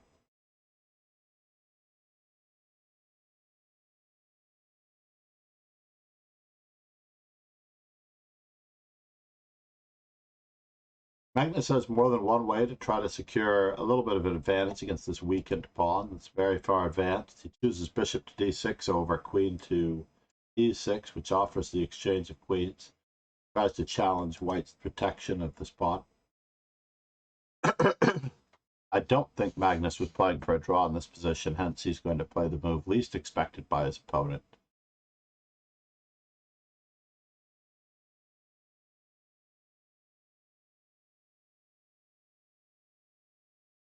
c7 is an unfortunate bit of a miscalculation. This concept, though, after bishop takes e7, knight takes c7,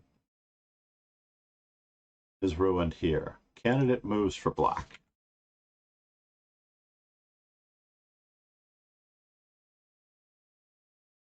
This is no doubt the move that he overlooked in his calculations, as this was a rapid game, I believe.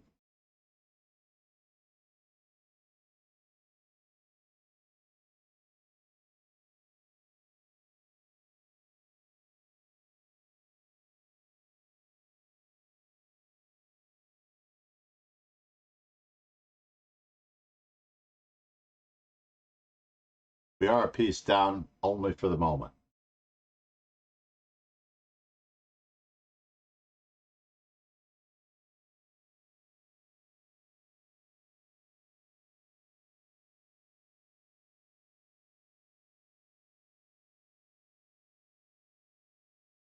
Oh, didn't start the clock.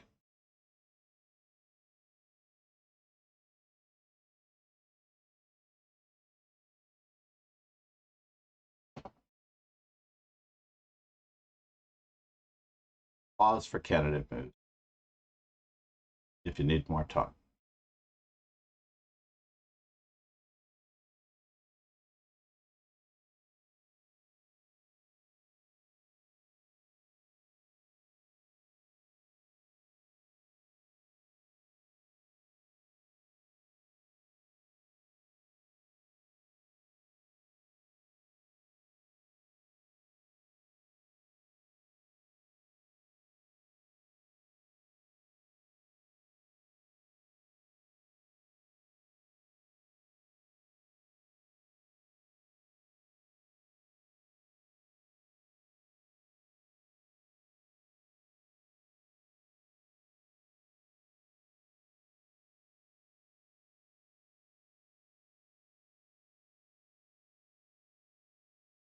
And the winner is, if you are really applying yourself in this particular position.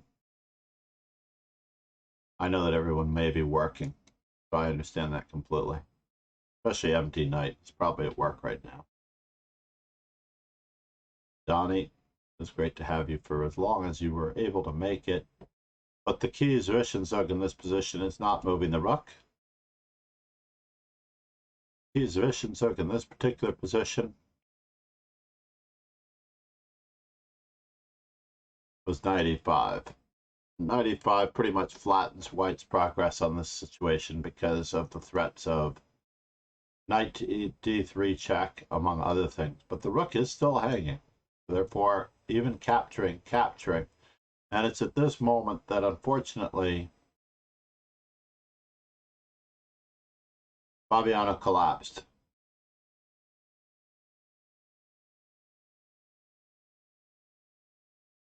He attempted a counterattacking move with knight to d5, threatening knight to e7 check.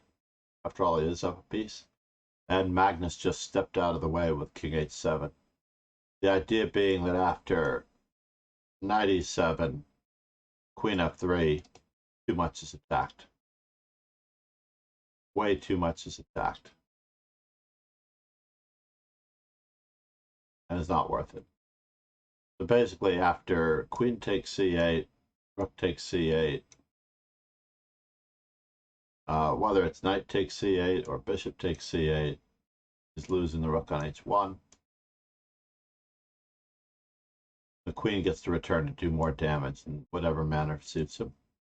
This particular case might be. We only have a very awkward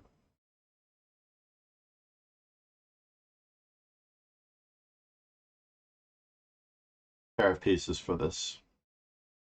So knight to d6, queen to e6. And what are we to do with this knight? Basically, knight to b5 runs into queen d5 check. Knight d4 and queen takes a2. Pretty interesting that he resigned at this point. I don't necessarily know that it wasn't a flag, but it definitely states that he resigned. And it's a very awkward position for him, indeed. Very awkward.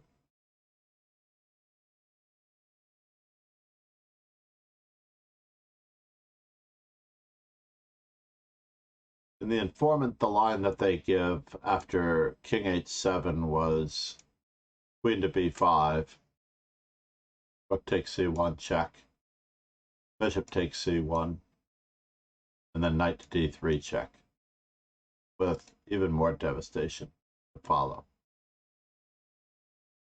Really tough. Really, really tough. On to the next one. This time we have Magnus Carlsen, Black versus Anish Giri.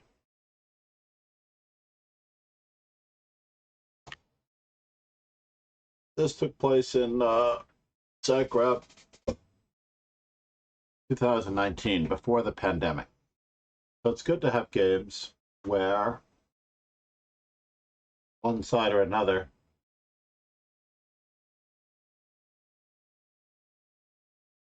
going to make sure that this isn't the game that I think it is.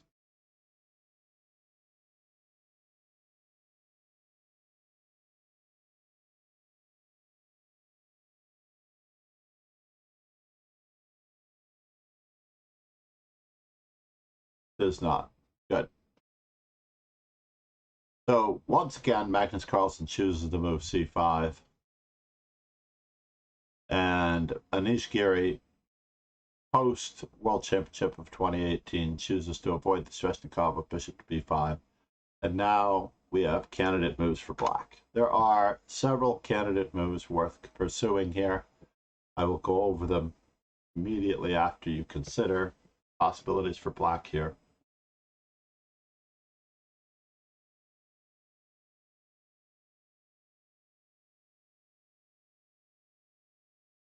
Fascinating, some of the computer choices, though.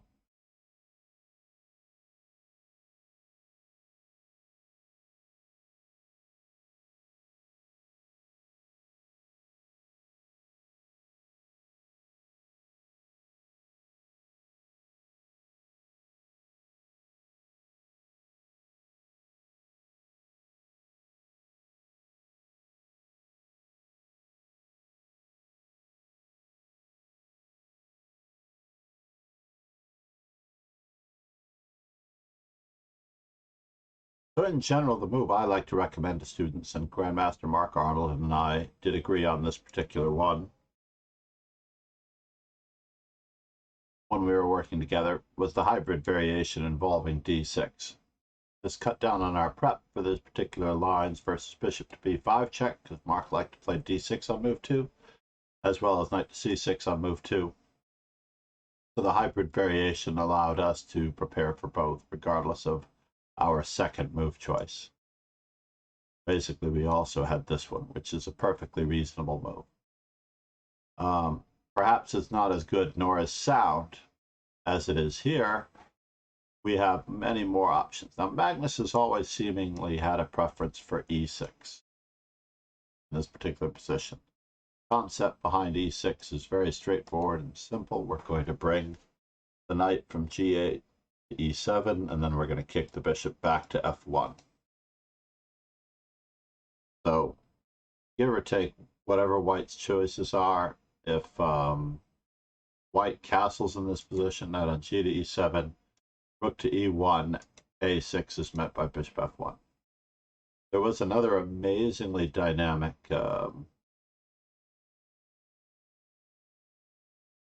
game between Fabiano and Anish Giri. I don't recall what the next move was.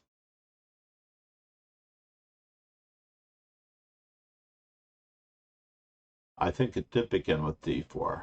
Absolutely. We'll insert that game here, because that game in itself was rather cool and courageous at the same time. Basically, after rook to e1, Anish Giri also played d4, and Magnus found a very curious position in which to sacrifice his queen for 3 minor pieces, taking advantage of the pin.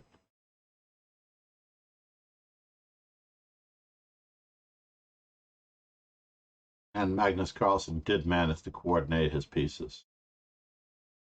It was quite incredible what he did here. And then the move that stuck out to me most in all of these positions is the calmness of king to f7 with the idea of threatening the skewer with rook to d8. Or attempting the skewer with rook to d8. Queen to c7 check.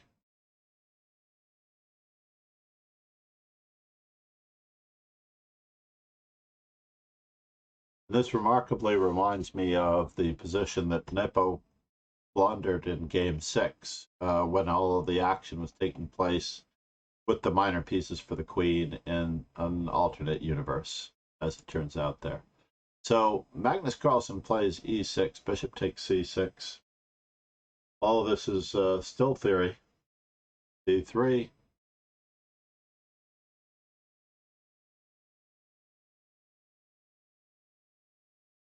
Until the brand new move by Anish Giri. Knight on f to d2. Still not entirely positive that other moves wouldn't be better.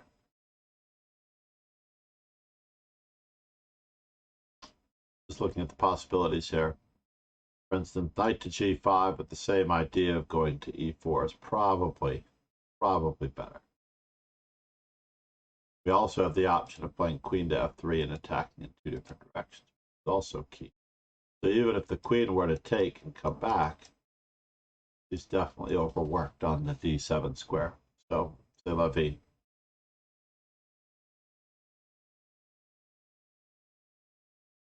In any event, knight on f to d7 was knight on f to d2 was played.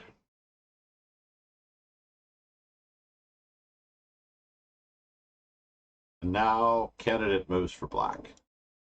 As written, how are you, sir? Candidate moves for black. I like how you say hello, everyone, even though there are only 3 of us here, roughly, give or take. But I appreciate it, Ezra. Relatively lunchtime for you, I think. Is that proper? Is that true? Give or take?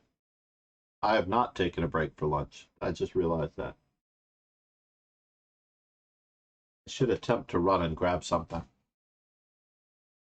Even if I have to scarf it in the kitchen and come back up, because I don't think I want to carry anything up, make any sandwiches or do anything like that. Candidate moves for black in this position. Let me start the timer.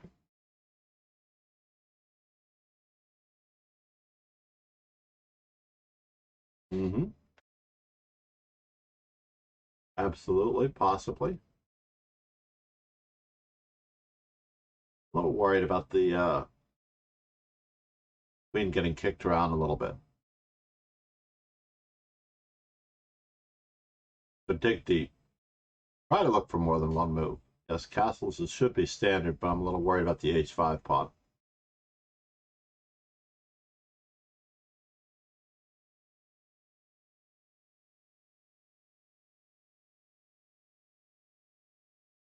Rook to b8 certainly is a move worth considering to keep white from trying to develop his bishop, or at least keeping the knight tied down to something.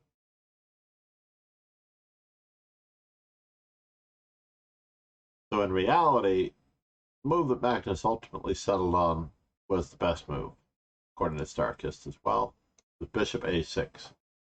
And this follows the same theme of removing your opponent's best placed piece.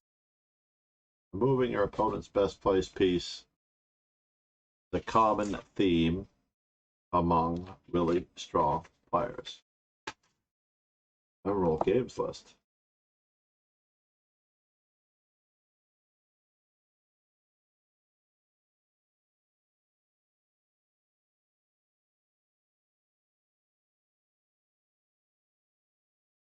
We've actually seen it quite a lot in Magnus's games so far, as we've done. This is the 5th game we've done in this stream.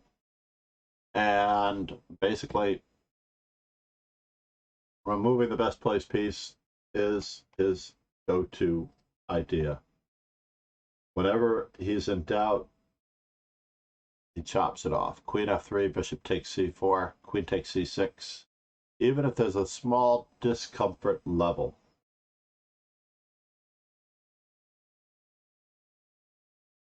Not at all worried about the pawn. Did we really examine? Did we examine it? We didn't really examine knight takes h4, did we, on the previous move? That should have been considered. Bishop takes h4 and knight takes h4 might have been considered. However, I guess the only drawback is that white gets g3 and rook takes h5. Therein lies the tail. We have to watch out. So he chose to get rid of white's best placed piece at the expense of one of his 2 doubled pawns. And he's attacking another, so it's not quite so easy to find a good square for the queen other than e4. Castles for white, knight f5, and now it's clear that the knight wants to be on the d4 square rather than anything else. Yeah, it's roughly 4:30 in the afternoon for me, and I have not eaten for the day, I just realized. So I have to really consider all of my possibilities here. Candidate moves for black again, as I don't believe that Magnus played the best move.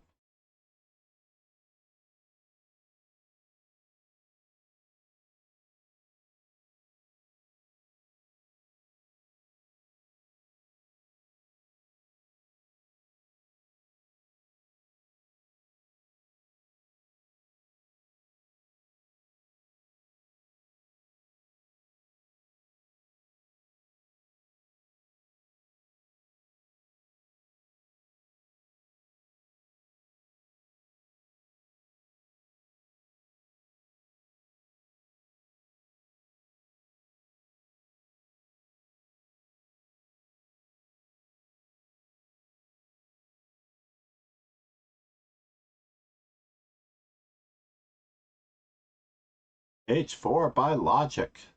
There he is. I hope you took a nap because you were up very early this morning. I actually did have to take a nap as well, so my 5-hour stream did not start as early as I wanted to. Interestingly enough, took the wife to the airport, came back, closed my eyes on the sofa for about a half an hour, then I fired this stream off because I had to. So interestingly enough, the best move for black was not played, and there are 2 of them. H4, of course, logic already knows about. Absolutely. H4 is one of those best moves. G5, ironically, is also a very interesting move and considered to be among the two best moves in the position. And Magnus Carlsen played rook to C8, as Logic pointed out. The idea being to activate the rook to a good degree while getting the queen and getting some purpose out of it. Now we cover everything except we're at a crossroads in this particular position. He doesn't choose, objectively he doesn't choose, to keep his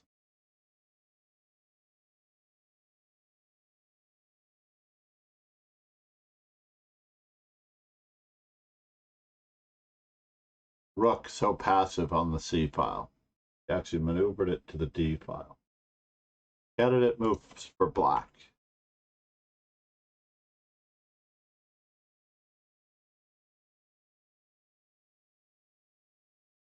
It's great to have you, Logic. We have just a couple hours left.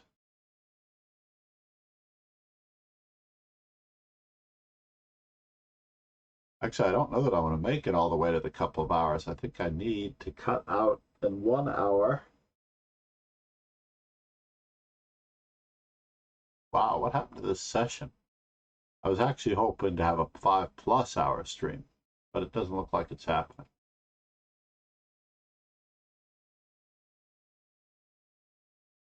Because I'm going to have to be in a lesson in exactly 1 hour.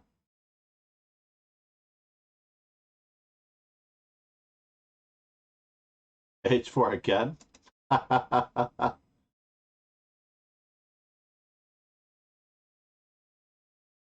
Ooh.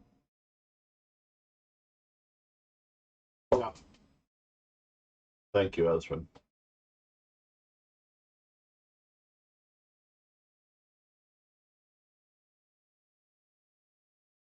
So, also, our other candidate move, H4 obviously, Queen to C8, possibly, and most importantly, G5 should have been played. Oh, actually, G5 was played. Egots, G5 is the best move. G5 was played. H4, rook to B7 is also possible. Queen to C8, but all of those advantages are minor compared to the blasting of G5. And after rook on A to D1, I don't know about this, right? Rook takes D1, rook takes D1. We had to have an idea.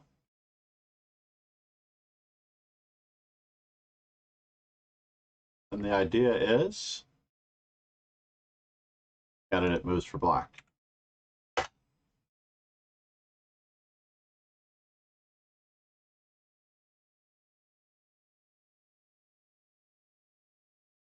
Got my timer button really too close to the end stream button.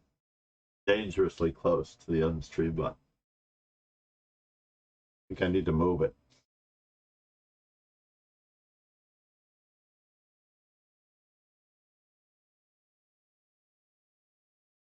Gonna have to be careful.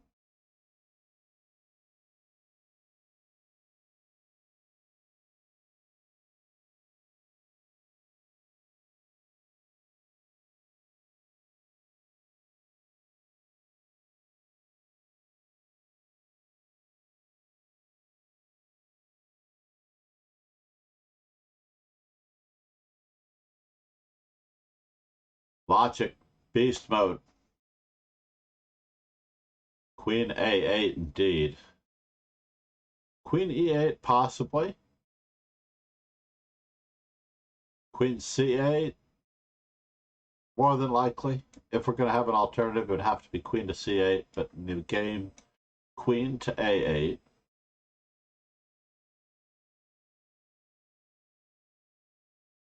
And now a very unusual move by the opponent. But what else was he to do? He has some technical difficulties in this position. Anish Giri is definitely trying to coordinate his pieces to the best of his ability. And at long last, logic's move, h4 comes in, and candidate moves for black. Either that or logic is an expert on Magnus Carlsen game.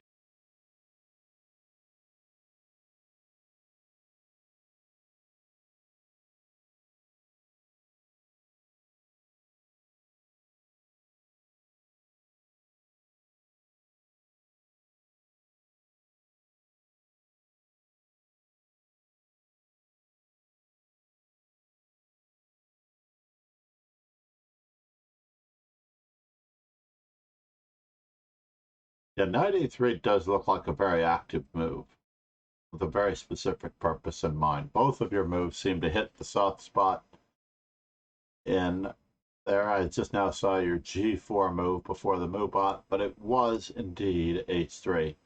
And there's just no way to defend against the oncoming threats of removing the defender, the knight coming in to attack.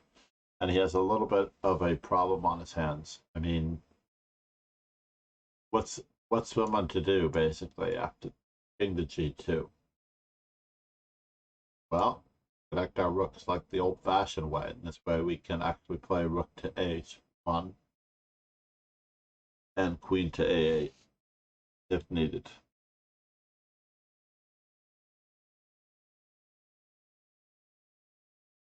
Very well, everyone. Sergei Karyakin.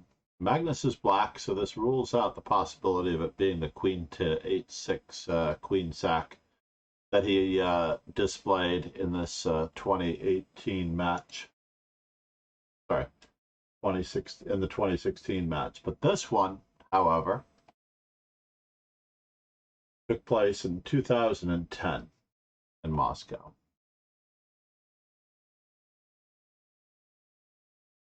Interestingly enough, knight takes e4 has been making a bit of a comeback and a resurgence. No doubt thanks to Magnus Carlsen's efforts as he played it against Fabiano Caruana. And we should definitely check out his new idea in this particular position. Well, actually, it wasn't really a new idea. It was Fabiano's new idea. Fabiano's new idea was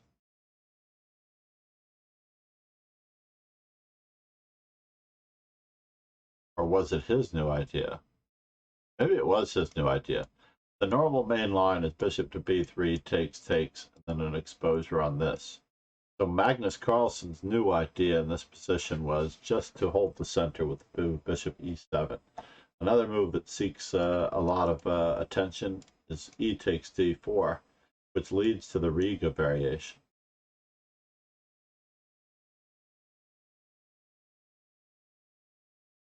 And this by far is better, or clearly better for white. The idea being bishop to d6 can be met by bishop takes h2 check. King doesn't really want to go anywhere because of knight takes f2. And with king h1, you get to see the full effect as white has check and check, both saving his knight at the same time as creating some problems for him.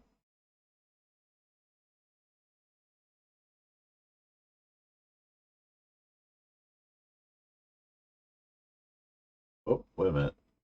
Queen takes d8, check. Yes, queen takes d8. Knight takes d8, check. King takes d8. And king takes h2. Now, I've actually lost in a rapid game to bishop g5, or on the internet chess club. So many years ago, I played this in a hurry, because some of my students did have this Riga gambit as part of their repertoire. In general, though, Magnus Carlsen is a much greater fan of the closed Ruy Lopez, with the idea of playing the main line. Which main line will he choose? There are three popular ones. If it was Karpov, Kasparov, you would have one candidate move absolutely locked down. if it was, I'm not going to hazard to guess.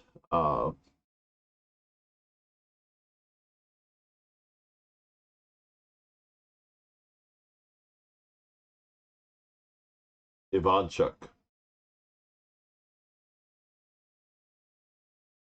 or Morozevich or Fabiano Caruana as black. Wow, Fabiano has played rook to b8 in this position. He did not fare well, though.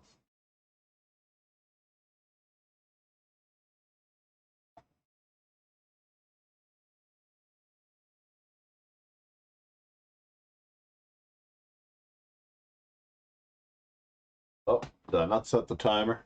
I was waiting for the ding. Sorry, 45 seconds. But logic. Thank you, man. Great to see you, too.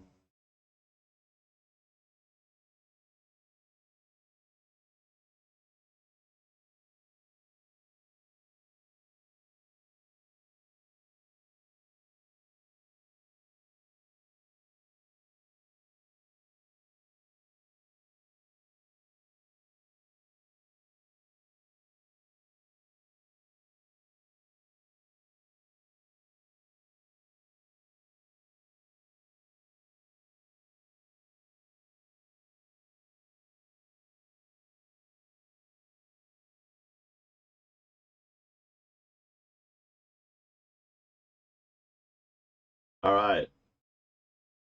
So in this particular setup, as it turns out, Magnus plays his favorite move, of course. I'm just going to hover over all the Magnus games. Magnus Carlsen has played against Timur Radzhabov, bishop to b7. I'll put that one in the chat. Or put that one in the game score. All of these, of course, are and can be found in the Discord.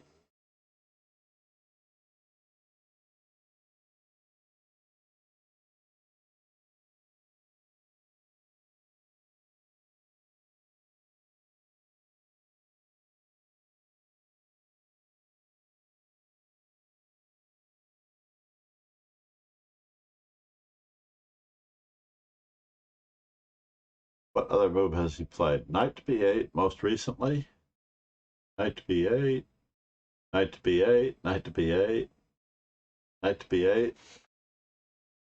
So against Wesley So, he played knight to a5. We've got both of those moves in now. I'm going to check to see what else Magnus Carlsen may have played. Knight to b8, knight to b8. He's only played knight a5, bishop to b7, and overwhelmingly knight to b8. Rook to b8 is not worth mentioning.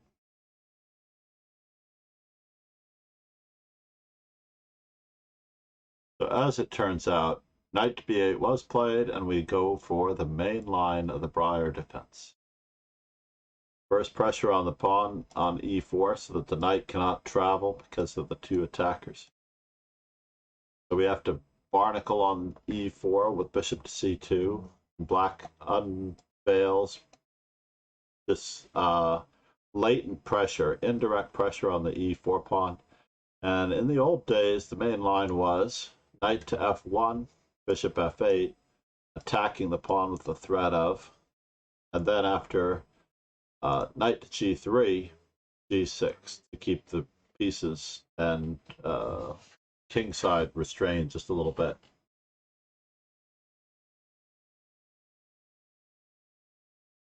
Crazy, right? Crazy. However, in our game, Magnus Carlsen faces Karyakin, who plays a relatively new idea, trying to break down the weakened queenside pawns. And this is the essence of Morphy's idea, by the way. Morphy's idea in the Ruy Lopez was to gain space on the queen side and to try to use the pawns for a space advantage on the black side. But unfortunately, the traditional idea of Morphy's defense with a6 and b5 delayed runs into attacks on the weakened pawn structure with moves like a4 all the time. I remember playing an early b5 in the Najdorf against Grandmaster Walter Brown, and Walter Brown cut me to shreds with a4 because my weakened pawns could not be held and my weakened squares were that much worse.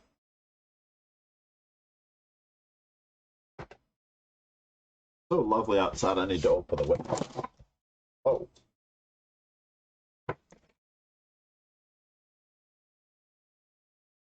Let us do it.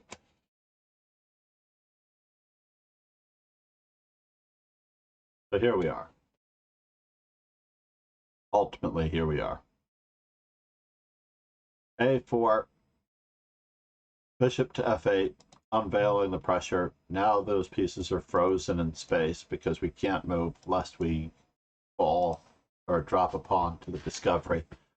So it's up to Karyakin now to decide how he's going to go about applying even more pressure to the pawn on b5. And he does this with the idea of bishop to d3. And with the idea of bishop to d3, black has to decide whether or not he's going to give up the pawn, give up the space, or reinforce it, and he chooses to reinforce it. White also has plans to develop his dark square bishop on the long diagonal. And both sides have completed the opening, and as usual, the stronger player has begun a plan to place his rooks first, having already placed his rook on the open c-file. Candidate moves for black.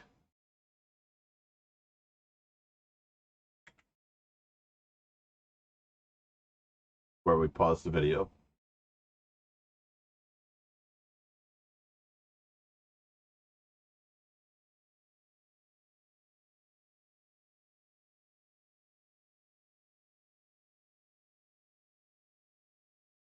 Mm-hmm.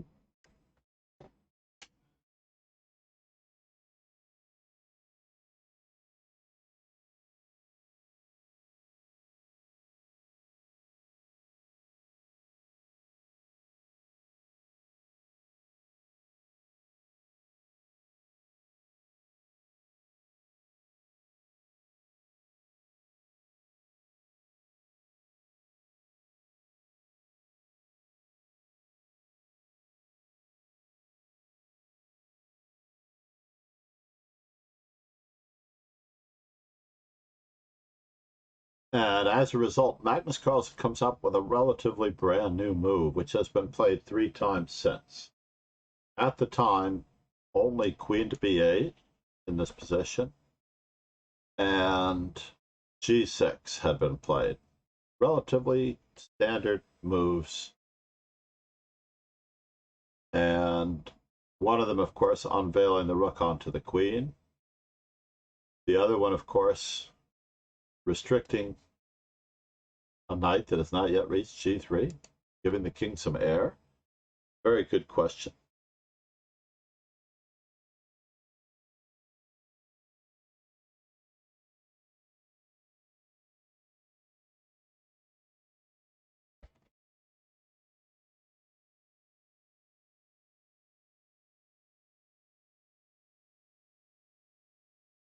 So as a result, what are we going to do? I missed my window. The markets have closed. By 20 minutes, I did want to buy something. Knight h5 was Magnus's move. Now, knight h5 is probably the second best move in the position. There's still room for h6 here as a novelty. But Magnus comes up with knight h5, seeking a more active placement of the knight on the 5th rank. And we talked about the ascension of the knights on the 3rd, 4th, 5th, 6th rank being the greatest value, disturbing the rooks. So obviously, we can't let this happen. So he has a couple of choices. Ideally, white should probably develop his rook to c1 and ignore what's happening and play bishop f1 on the next move if he's going to do what he's going to do. So ultimately he plays bishop to f1 first. And after knight to f4, he has the opportunity to try to evict the knight, try to focus on the weak pawns in the position, or, as we mentioned before, the possibility of playing rook to c1. Keep up the pressure on the center.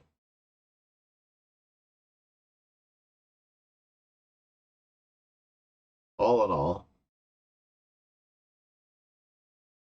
Carlsen plays the rather strange move b4.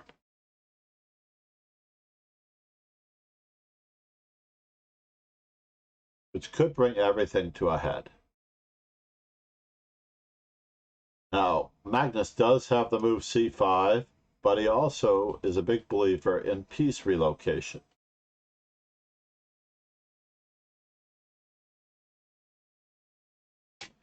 We already have a command for.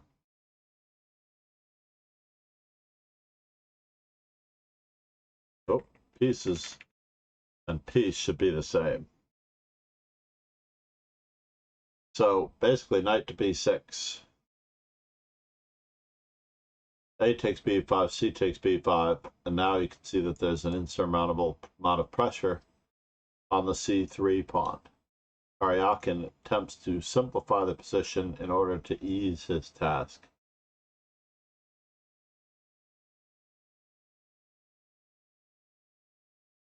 Queen to b1 doesn't necessarily make it any easier, but this knight really does need to be evicted before anything else happens.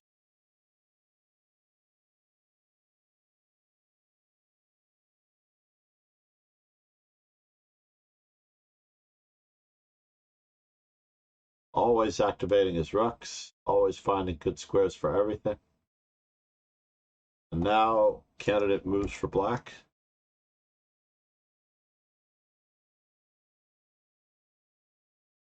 I don't know if Ezrin, if you're still here, it is time.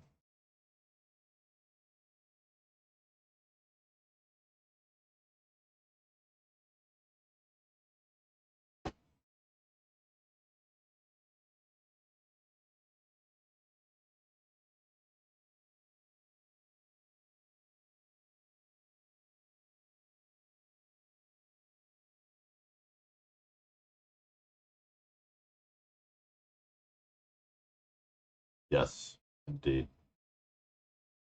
I'm also doing the same exercise, looking for my candidate moves as you are. This is the only way I'm going to get stronger. Attempting as best I can.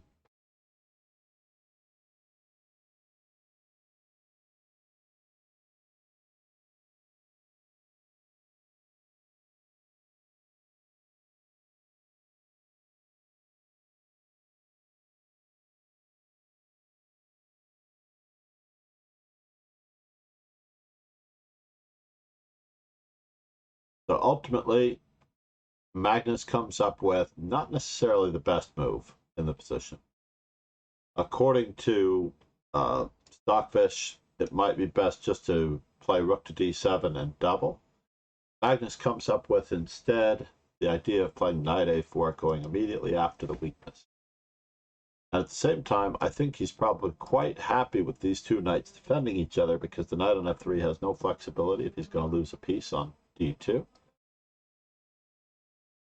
And the pawn is defended. And of course, the candidate move that we considered last time still comes into effect. Bishop a3, rook on it, e to d8. Once again, as we pointed out, piece relocation, and of course, the rooks. Stronger players get their rooks to the right squares faster than their opponent. It is very difficult to place the heavy piece as well. So queen a2. Perhaps there's a bit too much pressure. Magnus gives up on the c3 pawn for the moment. Reinforces his knight against any funny business. And now candidate moves for black. This position. This is from informant number 110. Believe it or not. Informant number 110. Be sure to check out the power of the informant, as well as informant 150, which is the latest. They are also the authors of the current system of opening classification,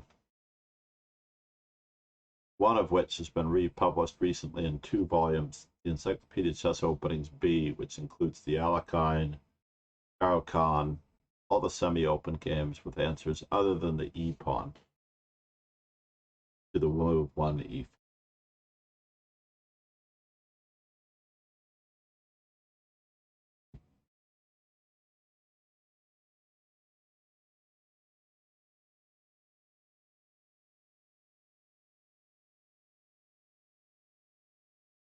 Knight to D4 is the move. Knight to D4, landing a blow directly into White's camp, taking advantage of the pin, precarious nature of the queen. And of course, it is always tricky even to capture, because we're going to recapture, and then the E4 pawn will be under a certain amount of pressure. The D2 knight has to move. The queen, of course, is the only thing protecting the E4 pawn from a third attack. However, after knight takes F3, knight takes F3. Candidate moves for black.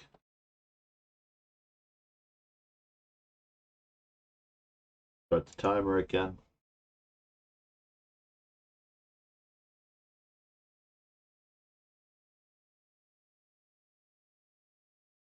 There are moves other than Magnus's move that win, so you should be prepared to look for all 3 moves, hoping to find a good move, the better move, and the best move.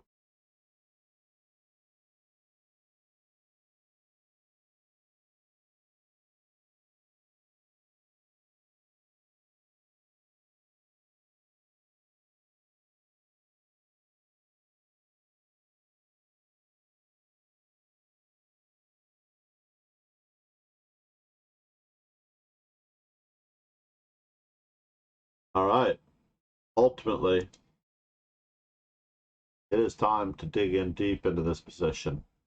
As the move that forces the resignation, there are no squares for White's knight. White's knight is death-defyingly getting trapped on that square, and he's going to have to give it up. If he tries anything remotely logical, like knight to G5, then further accidents are about to happen, as we cannot avoid the loss of material now that the knight's no longer controlling D2. Quite crazy. Oh, next game. I forgot to ask for a computer analysis there. In the next game, we finally get to see, because we have been concentrating on a lot of openings that began with 1E4. Now we're going to see, well, except for the first one. The first one was on Nims to Indian, then all of the previous 5 games were E4.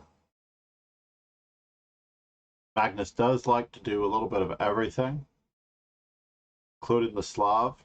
He also likes the terrace defense, as well as the Tartakower variation, as well as it turns out, a Slav or possibly semi-Slav position. Knight F3 is the standard move to avoid any of black's possibilities of taking, hanging on, and tempoing a knight on C3. I know it's starting to show that I'm a little tired, so we're going to try to do our best. We will do an extra Magnus game later, I imagine. But I'm very happy that we're about to make it through 8 games, because Mamedov is one of my favorite players. Bishop to G4, why not? Given the chance, bishop to G4. And now White shifts the play into an exchange variation, but for the in-between move.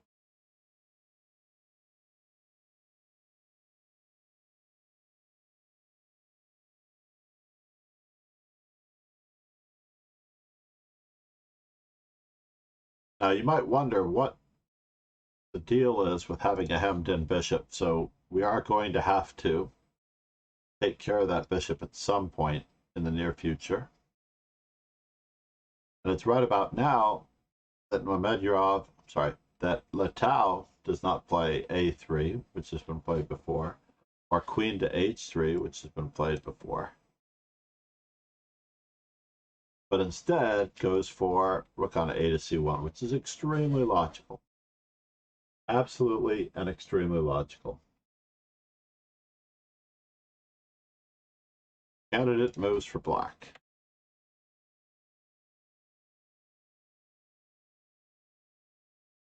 Put on the timer as I put away at least a couple of these books. Bobby Fischer. Up here. 500 master games of chess. Put this one back. Copy. Protected.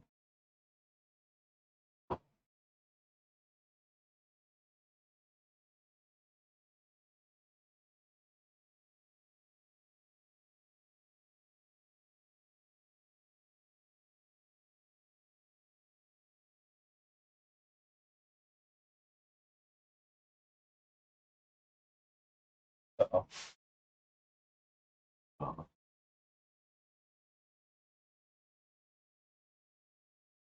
My Dubai trip. The wire is back. Now, Magnus Carlsen doesn't necessarily play the best move in this position here.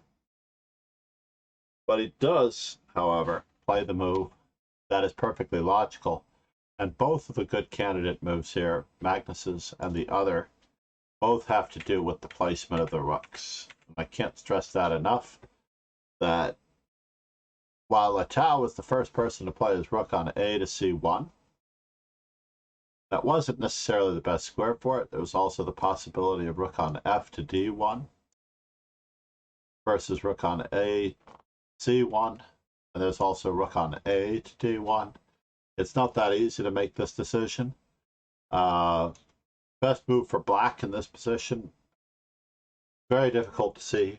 May or may not have been rook to e8, but Magnus chose rook to c8. And Letao cannot take the pressure anymore, so he decides to ease the tension in the position by asking the bishop what its intentions are. Candidate moves for black. This is pretty straightforward, mainly because there are only a few possibilities for this particular bishop. 4 to be exact. Only a few.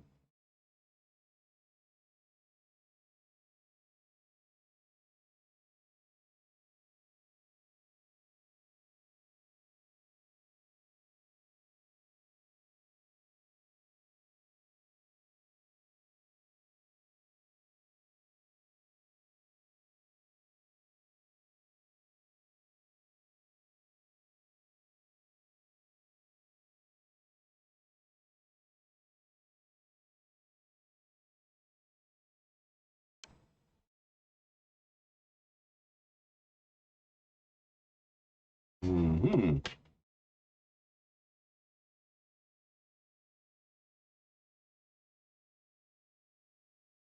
All right. Well, of the possibilities, right? Bishop to d6, bishop to e7, bishop takes c3. Hey, Angel. Show you where it is under the hood. Oh, that's perfect. You were worried. No, of course I was worried about the hoodie. 1 second. That is awesome. No, I'm always worried. I couldn't remember how large the hoodies were. The hoods were. Yeah, but the thing is, when you wear it, it doesn't fall like that. It actually falls more like this. But Right. I still did it lower than that. Logo on the front. Yeah, I'm gonna do it on this Totally side. awesome. Right there. I think I'm just gonna do a cross, like a equal cross with K, N, and then the two different color knights. I'm not gonna do anything too fancy. Okay. But and then Two a different circle colored around knights it. are fine. Yeah. You could So even, it'll be like a cross with I the didn't K, even the want N. four knights. I mean the K, the O, and then two different knights on like in the cross. Well, I was also thinking that you could just do the knights out, and just have the two knights coming from the front, two knights coming from the bottom. Okay, I'll do both. I could do both of those, and then we can. We'll compare it. Yeah. Okay. Yeah, you don't have to print them. You can just show it to me. Yeah. Thanks, Angel.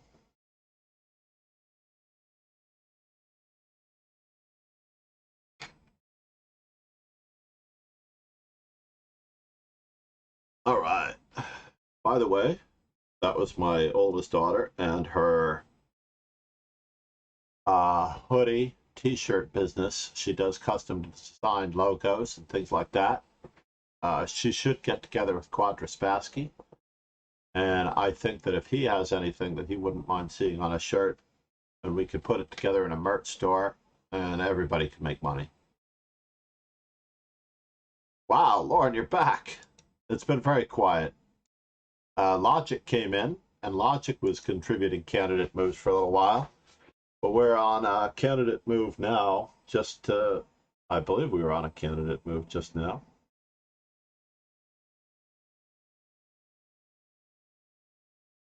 Yeah, my daughter is doing custom shirts, custom hoodies for our team this weekend, for 4 players.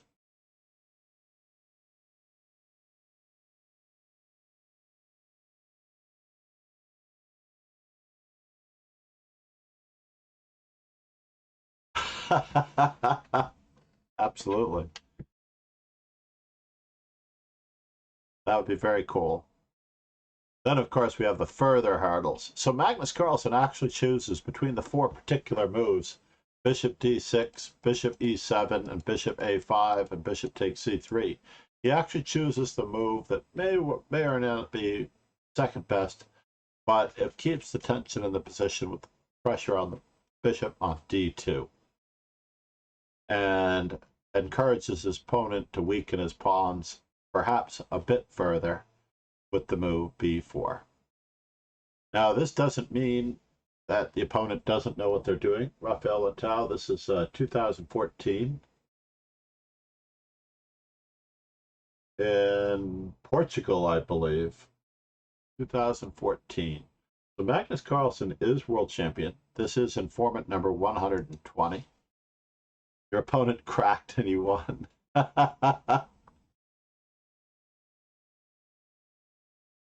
That's right. That's the way to do it. We need a barnacle emote. What were we thinking? Barnacle.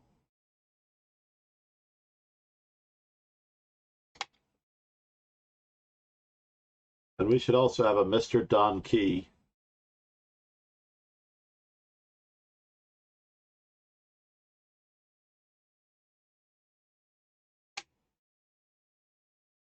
Mr. Don Key. Eeyaw. Charlie Hurtan's nickname back in the day. Charlie Hurtan actually registered for a Bill Goidsberg tournament as Mr. Don Key. So, of course, when he didn't show up for his round in the first round, Bill Goidsberg would walk around the tournament hall and go, "Would Mr. Don Key please see the tournament director? Would Mr. Don Key please see the tournament director?" And it all worked out.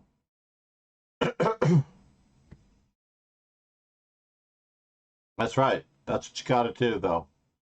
You just got to stick it out, barnacle, and watch the opponents crack for the most part.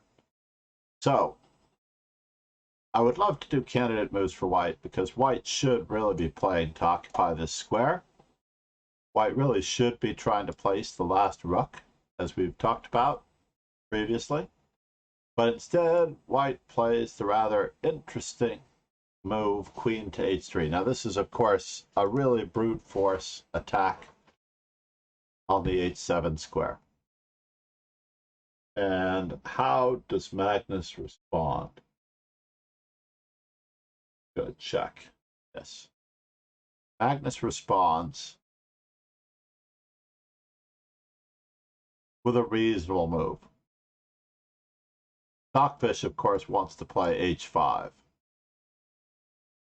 But Magnus simply responds with bishop to d6. Now we've actually come full circle with the previous Karyakin game, where we may be taking advantage of the weaknesses of the weak queenside pawns since they've been overextended by attacking them with a bishop on d6. In the Karyakin game, which was a long Ruy Lopez that was in this particular situation, the barbarian style, exactly. Absolutely. Let's see what I can do here for that one. Will it come up? Whose emote was that? I actually saw a really great one for the brute force. If I can find it.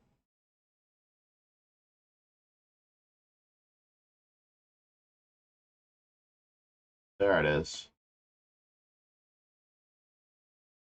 Gotta love that brute force.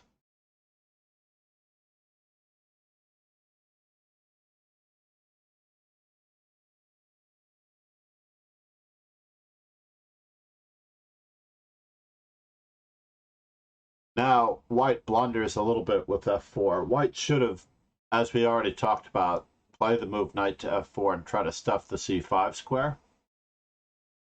Or at the very least, try to pretend to be wishing to double rooks.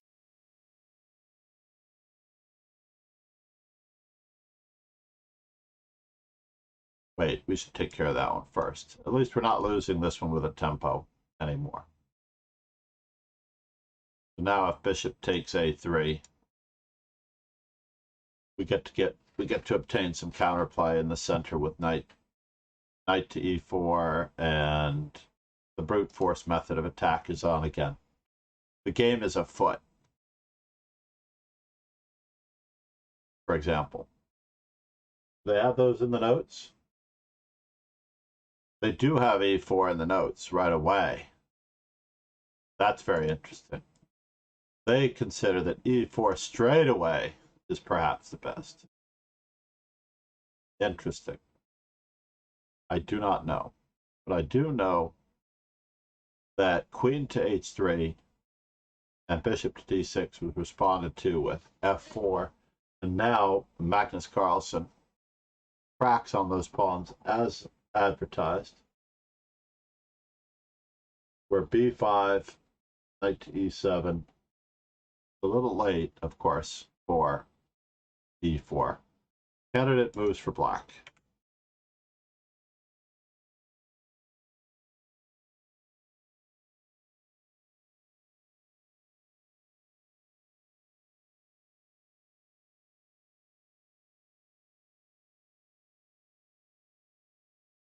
No, I was like, I would like to do some candidates for white, but that would involve flipping the board. Someone mentioned in Daniel King's interview with the Perpetual Chess Podcast, we're a little overdue for a Perpetual Chess Podcast plug, as well as a Chessable plug. Chessable is doing great work with the FIDE Chess in the Schools initiative, getting Chessable accounts to all of the young kids that need and materials to all the young kids that need chess in the schools, FIDE training. It is time for candidate moves. We'll put on the timer.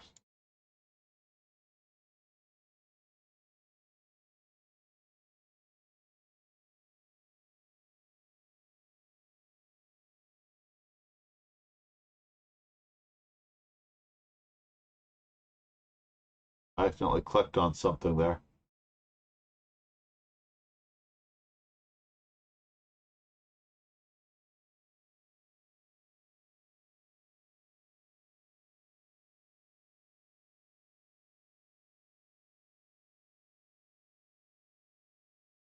Oh, so that's how you do it.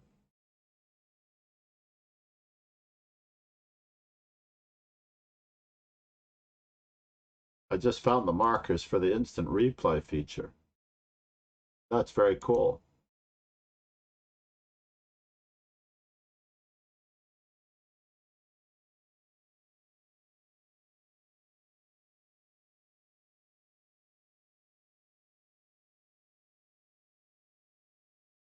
I didn't even know I could do my own clips.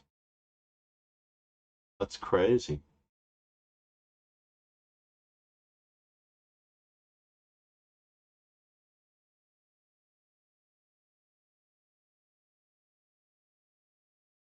D takes E4.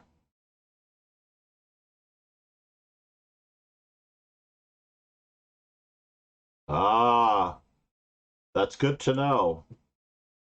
So this will come up again. I always tell the kids about that, especially if we start them on notation too early. Well, bishop takes A3 is certainly the second best move in the position. Queen to B6, I don't know if it's really a move. Certainly knight takes E4 should be considered. That also might be, and D takes E4. So we have knight takes E4, D takes E4, and bishop takes A3 as the third, second, and fourth best moves in the position. Magnus Carlsen, of course, plays the best move in the position, which is, wait for it, rook takes C3. Blasting his opponent as best he can.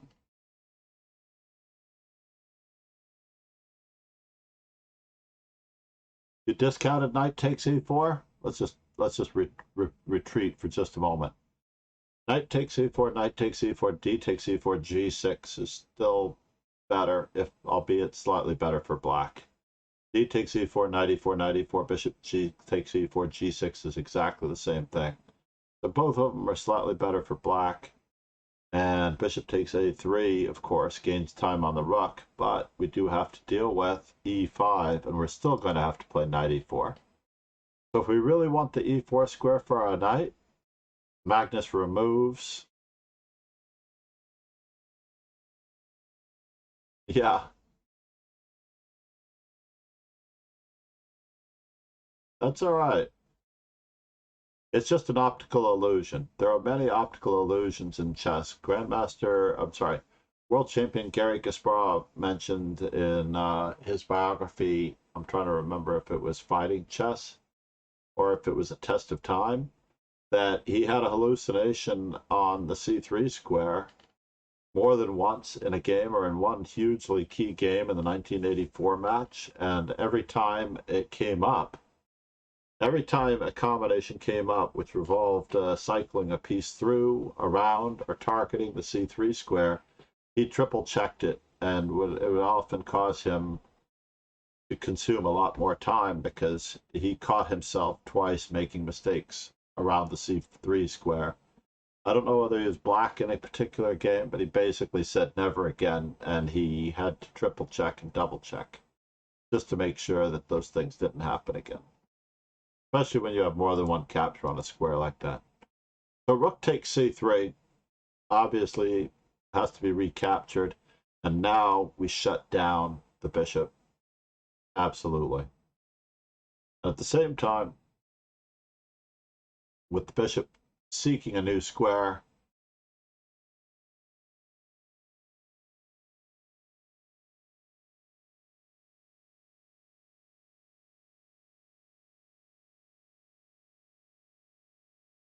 candidates for black.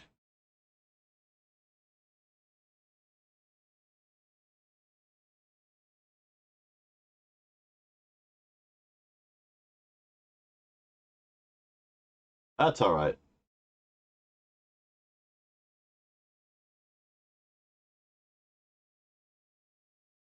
I understand that people don't really want to be better at chess, but it's a tough time of the day too.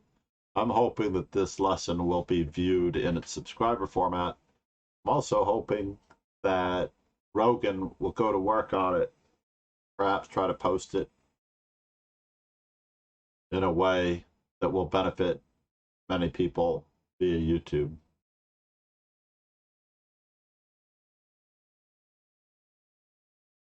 Really, that's where the audiences are for the overall generic worldwide distribution and consumption. You get it live, everybody else gets it on a replay. you get the interaction. That's what I love about Twitch, actually, is I love to be able to talk to you and other people in real time and answer questions in real time and try to iron out things in real time. Knight on e to d5. You're looking at the blockading, but sometimes you have to ask yourself, what is the worst placed piece? Where are the weaknesses? And what is my opponent's plan? So is the opponent's plan on the next move to do this, that, or the other thing? Identifying the weaknesses, for example. Stockfish believes that the best move in the position is h5. So I have to give him some pretty good credit for. h5 may well be the best move in the position.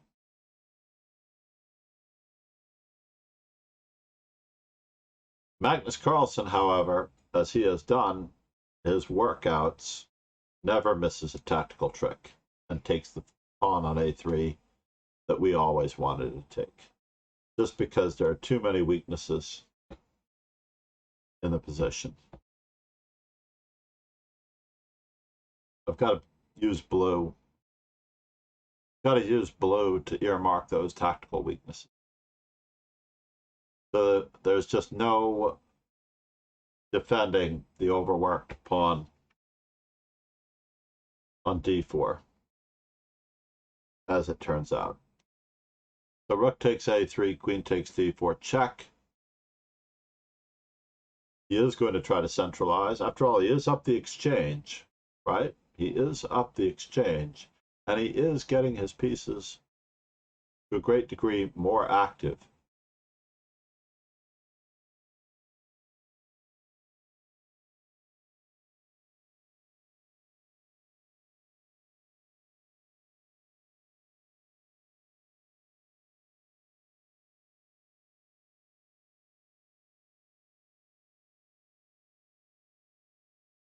Candidates for black.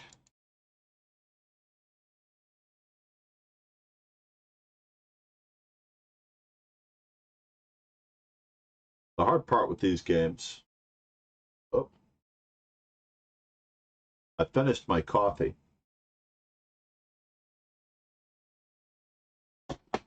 I almost forgot to turn off the warmer. Ah, the Mardel Plata variation. I really do love the King's Indian defense. This book is all about the origins of the Mardel Plata variation in the King's Indian, how to understand it and how it unfolds. Basically, because I play against it,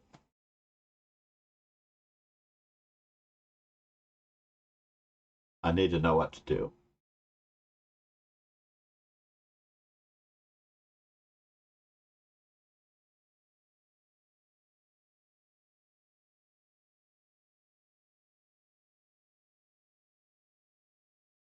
I wonder if I can trim this timer up now that I know how to do it.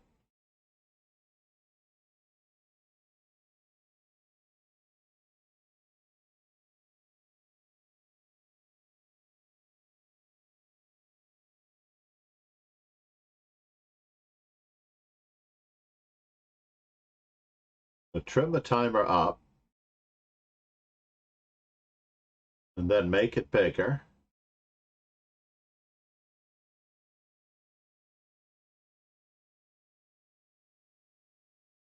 Oh no, it expands too much. I have to actually do it while it's expanded. I have to trim it while it's expanded.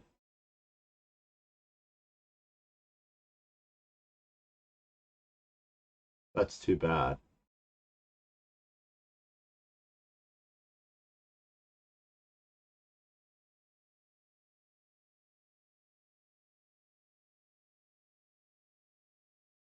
One second while I trim this timer up just a smidge.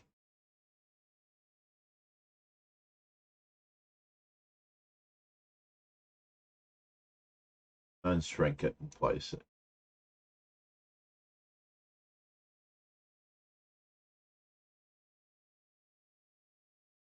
There we go. Oh no, you can still see the white line on the right. That's not supposed to be.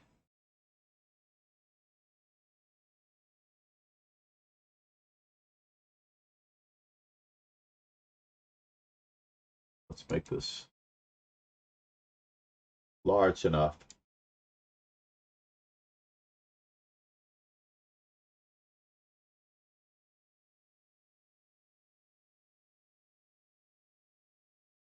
There we go. Got it. We'll lock that down. Lock that timer down right there. Matches the blue of our layout, which is good. Queen d4 check, rook d8. I definitely have the lesson plan for you now. This is what helps me help you. Basically, knight to d4 is a truly great move, and knight to d5 is truly strong.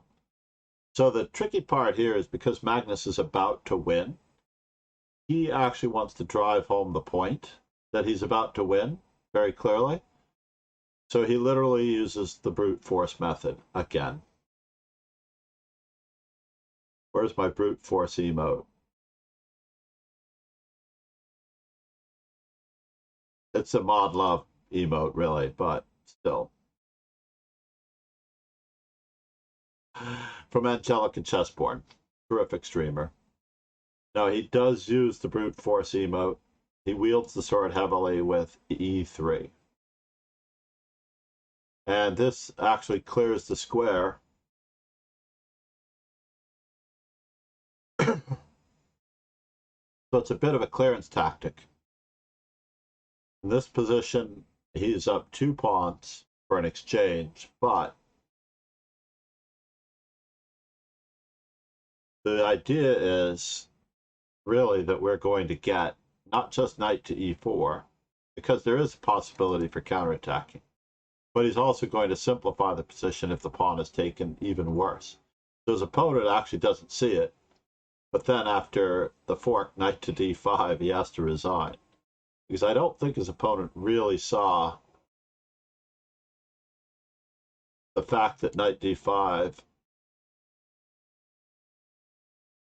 was fatal, because I'm sure that he was going to go in this manner,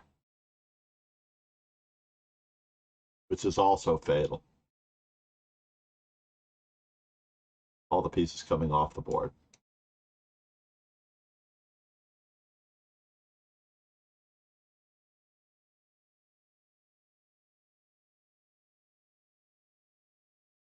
We have our choice between rook to b8, h5 to secure the knight.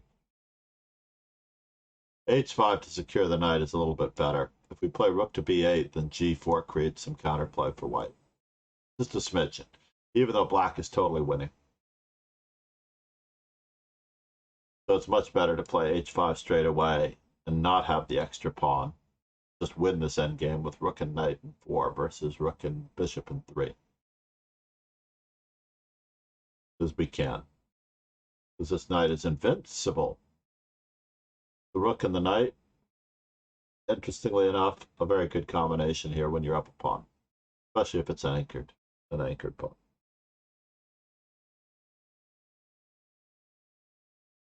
Yeah, attention to detail. Absolutely good attention to detail.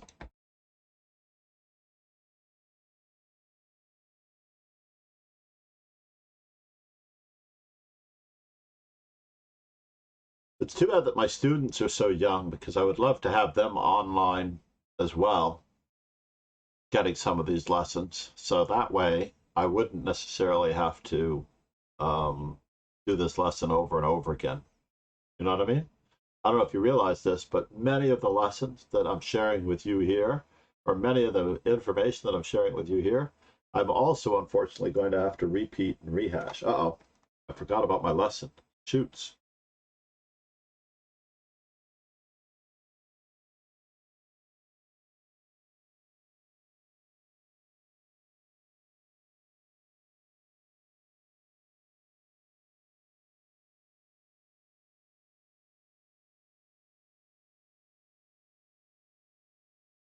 Let me just fire up the Zoom for a moment. I may need to bring this unfortunate but awesome session to an abrupt close. We'll find out in just a moment or two.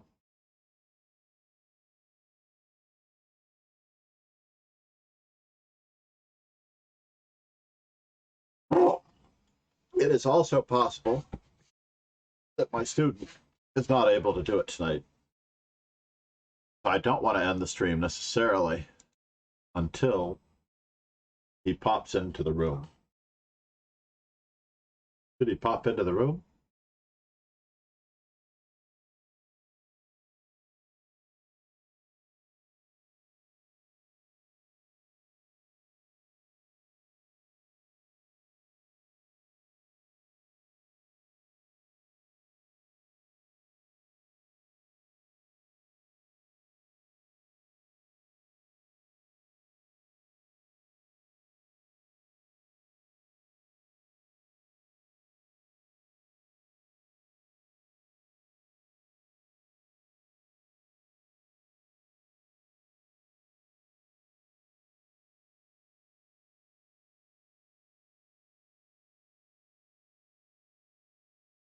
My student is in a table tennis tournament right now. It was supposed to be over around 5, but he's still in. So we have time to do one more game, which is good. Pretty awesome.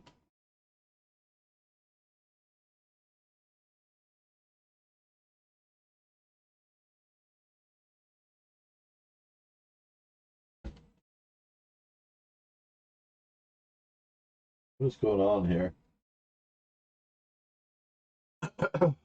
All right, everybody. We also need the experience here in this particular position here with Magnus playing black against Mamedyarov. Now we're experiencing queen to c2 again. I don't know if we experienced this the last time. I actually just want to take a quick peek at what the first game was with Anand and Carlsen for a moment. The first game with Anand and Carlsen was, yes, the Georgiou variation. Right, and Carlsen played d5. Now, in our 8th game of the stream, we're facing queen c2. I was going to skip ahead to the other Mamedyarov game. Mamedyarov plays knight f3 against Magnus in the next game, so that's a good thing to know about.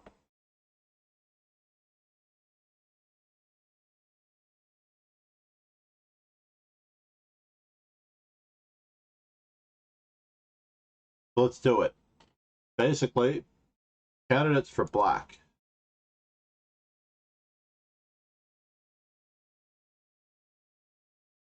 Yes. The thing that we should discuss is the exchange of material, or the willingness to part with material for the dynamics that are available in the position. That's the rough gist of the whole thing. Which basically, now that I know this, and because you're in the stream, I can actually plan ahead for those moves, but I don't want to do it every single time. I have to have normal moves, just like we've been doing, like rook takes c3, e3, and one other move that'll probably be named later. Deal? So, oh, you already did it. You did it so fast. I wanted to see how it looked on our thingamajiggy.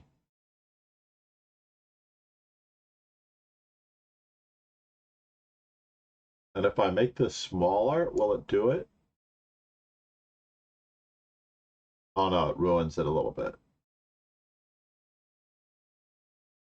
Unfortunately, it ruins it a little bit. It has to be exactly that size. But it does work okay this way.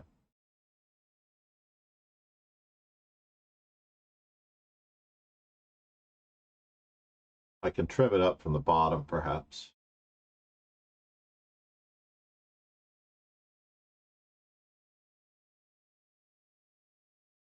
Sorry, while I trim it up from the bottom again.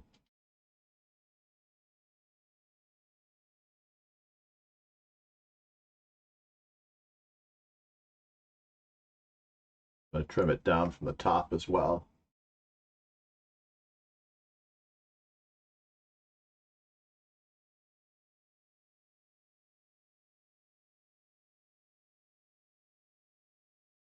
So where are we? D6, B6, and castles. Now, I actually thought that you might do that. Interestingly enough, I actually thought that you might go for those three different distinct possibilities. The funny part is, in the Nimzo-Indian that you are used to, black exchanges his bishop for the knight on c3. All right? In the Nimzo-Indians that you're experiencing from the early 1900s, black exchanges the knight and then places his pawns on dark squares, such as d6 and knight on b to d7. And that's why you favor d6. You also place this pawn on the dark square because you may or may not be tempted to go after the isolated or doubled pawn on c4. But the difficulty here is that Capablanca's move and Spielman's move, by the way, Capablanca liked queen to c2, Spielman liked queen to b3. Queen to b3, by the way, isn't as good because of the same move that I like to play in this position, if you haven't seen me play it yet, but I play c5. I attack the weakness. I gain time on the weakness. I've even had people actually lose thinking that in this position they're winning a piece, and then I just move away. They actually think they're winning a piece because they didn't think they could do this. They forget that my pieces can move backwards. In general, though, d5 is not really a move, even though it's, there's a lot of dynamic play there, but really it's just better for black. No, but you did see it in the old Nimzos, by the way. If white plays queen to b3, c5, d takes c5, knight to a6 is actually quite handy, gaining time on the queen this way. It is also a move against queen c2, as Ivanchuk Christensen. So c5, if d takes c5, trying to debate whether or not it's a realistic possibility here. Knight a6. I can find the game. Miles Ivanchuk, Miles Christensen. Trying to think of all of those games. Basically, they play f3 in order to control these squares, and after knight takes e4, basically.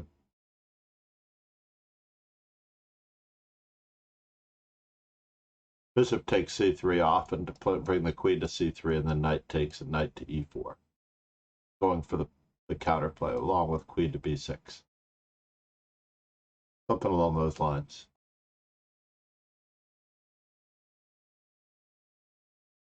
That's all right.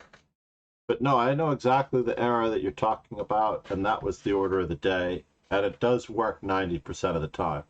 Magnus Carlsen avoids those completely, by the way, with his particular move, which is also to challenge the center, because if he's playing a Queen's Gambit decline Ragozin, the Ragozin system being with the bishop on b4, Queen's Gambit declined,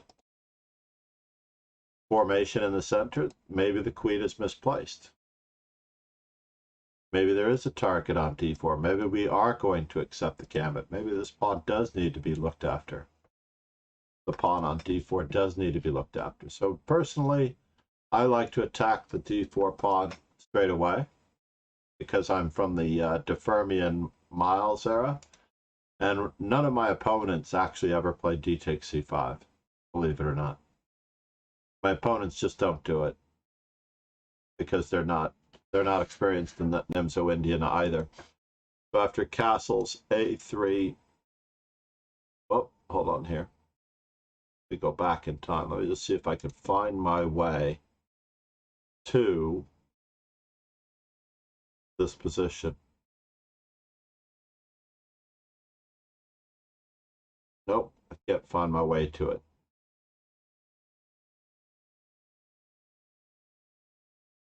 So if it is knight A6 right away, is it A3? Queen A5? Bishop D2 and knight takes C5. F3.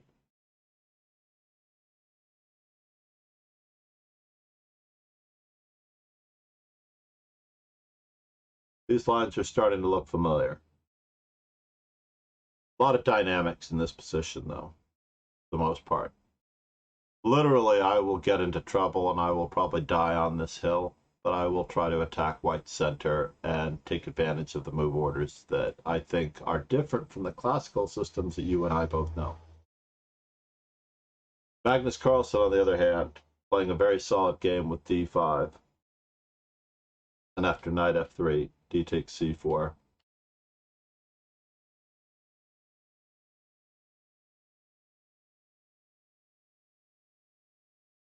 Candidates for black.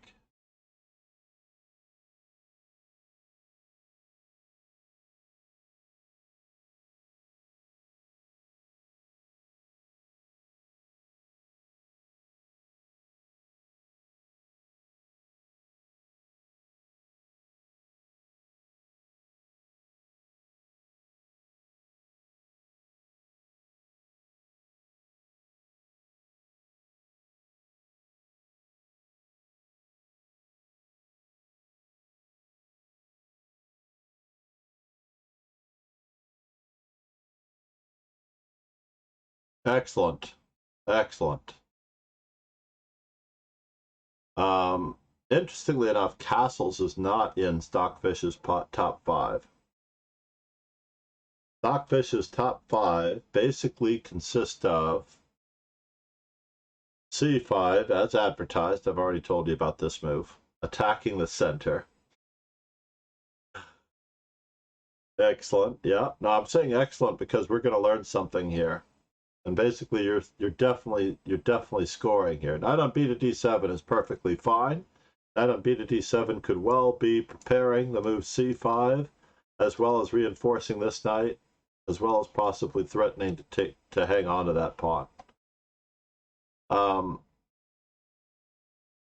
move which definitely deserves consideration is h6, putting the question to the bishop because there's no real pin. And after all, but the move, interestingly enough, the strongest move, which is better for black. Black is just playing better in this particular position after the move b5 instead of b6. We're going to get exactly all the benefits and attributes that you already talked about. 4 times removed. Ah, yes. Absolutely. No, you're on the ball. Except that Magnus and our friend Mr. Tuna, Bruce, I'm going to call him Bruce after the shark in Nemo, you're on the EAC trail, but I don't know if you know what that is, the EAC. For those of you who are not from where Lauren is, that's an Australia joke. So meanwhile, yeah, B5, bingo. Yeah, and guess what? This is another recurring theme that we are starting to see in Magnus's games. The 3 versus 2 majority attack, queen pawn majority attack. So A4, obviously, can't just take this laying down. C6. Let me just go back for a moment. It looks like Now, for a moment, I thought Mamedyarov and Carlsen had had more than one battle in this particular variation. So, now, of course, White has to consider how he's going to continue developing his pieces. And if I were to quiz students on this particular one, and I would, it is because many young students don't fianchetto their bishops. Take advantage of the weakness of this long diagonal. Therefore, White plays g3. Someone calls Steinitz. I don't know if he'll pick up. I'm afraid he won't pick up. But perhaps he will. Bishop to b7, bishop to b2. This is just an extrapolated Queen's Indian, except there's a pawn sitting in front of our bishop. And as advertised before by Lauren, knight on b to d7, castles, and again by Lauren earlier, queen to b6. I think that was one of your plans much earlier. Was that in the previous game? It's starting to run together on me.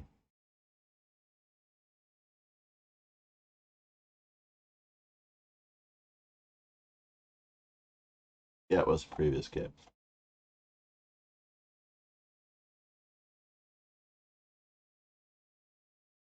Mm-hmm. So here we are. I would definitely, if I were you, Lauren, have you finished 500 master games of chess? I would definitely binge 500 master games of chess and all of the notes and annotations in it. To a great extent, especially the queen's pawn positions, because I think that's the only part where you're lacking a little bit more experience. Book 3. No, I would definitely do. I would definitely try to appreciate the evolution of the chess ideas from game to game. Take the winning side, flip yourself around, take it from one side to the other. If you are having difficulty with the descriptive notation, I don't blame you. It is awkward. So right now, in this particular position, after rook on f to d1, there's a problem with my, vast majority of the times.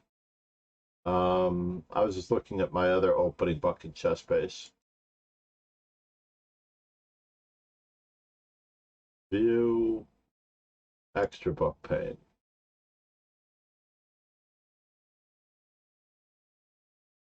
That's good. Now we're in business.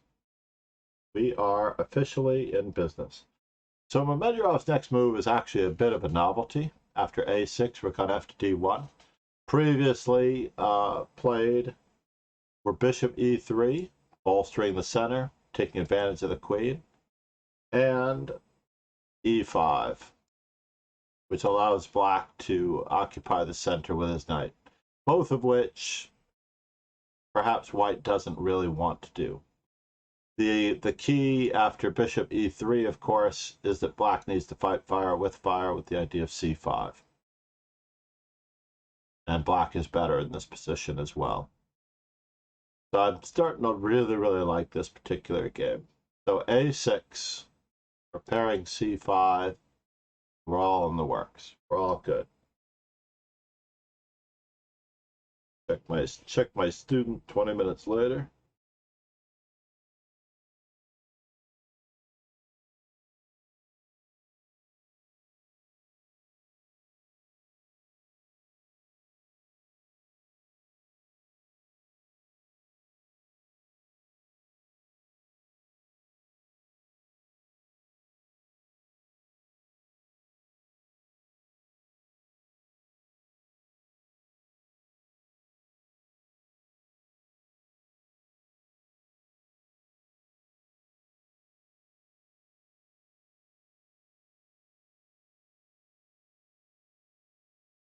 So here we are.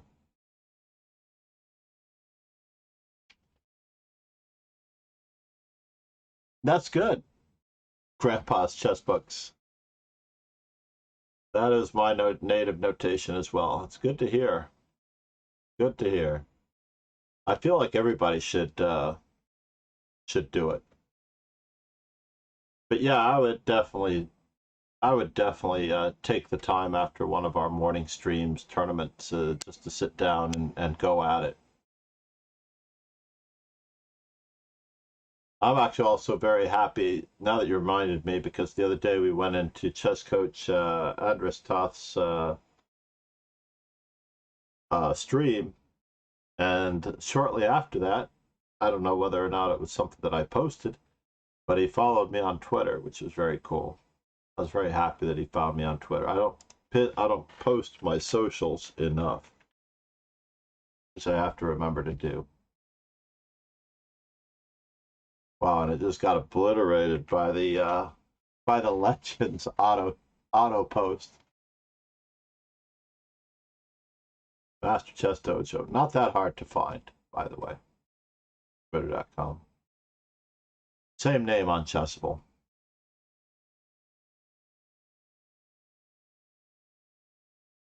Yeah, the D4 games and the semi-open games, depending on how you look at it, basically. I could tell that maybe Terrace didn't give you enough experience, but the Sicilians, if you're playing E4 as white, you should definitely be looking at all of the wins in the E4 section. And in the semi-open games, book 2. And that way it'll expedite your development and experience. And all of the D4, D5 games, perhaps you can do all the black wins first, and then go back and do them again as white. The last round pick in the NFL. I'm not sure that I was expecting an NFL reference from you in Australia.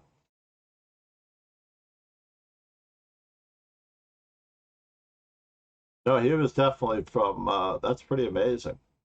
That's pretty amazing. It's great to hear. Ironically, when the World Cup for rugby was in New Zealand, however many, 8 years ago, 10 years ago,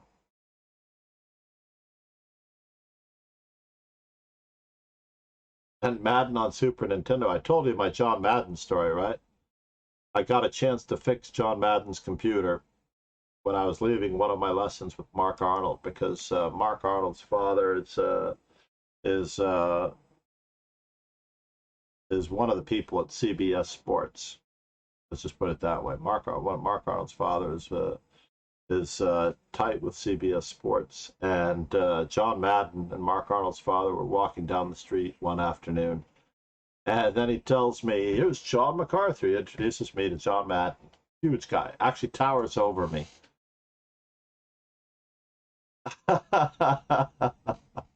The Browns is my team. You mean the Bengals?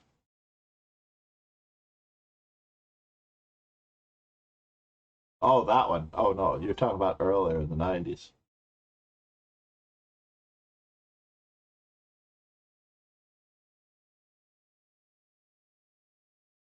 I keep my eyes open for the most part. I go a little bit based on coaches.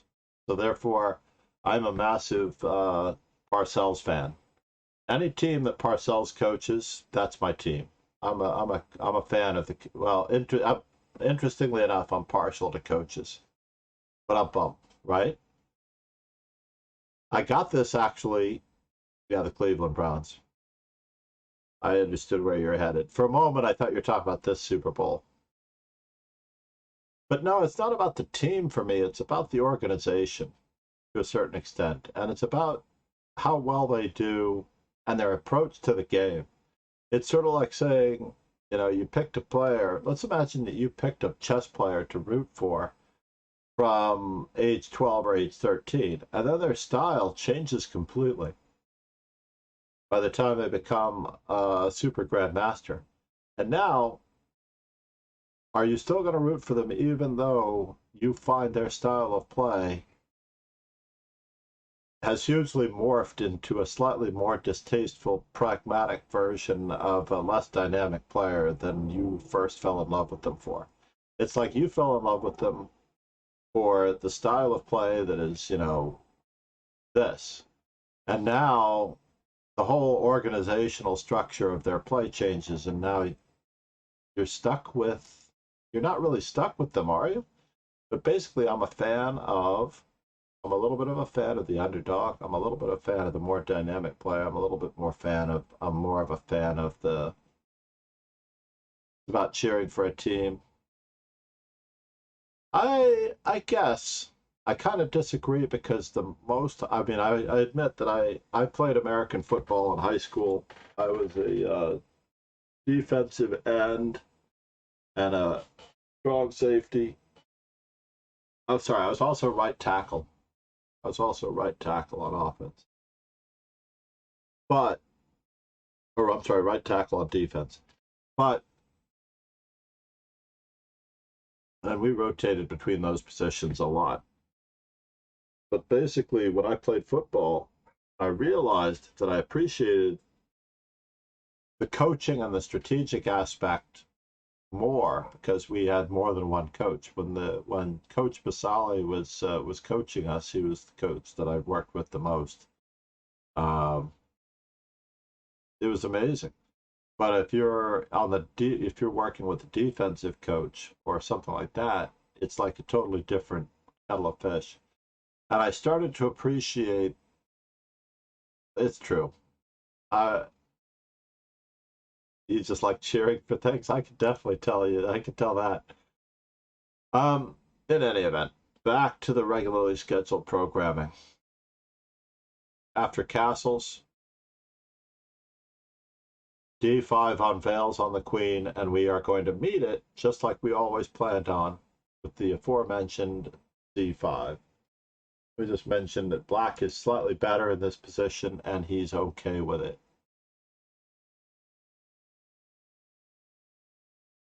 Bias because the style of play. What year was that? What year was that? I'm trying to recall the Browns year.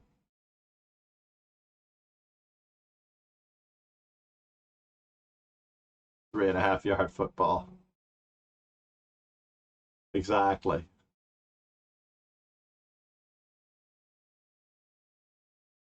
Oh my God.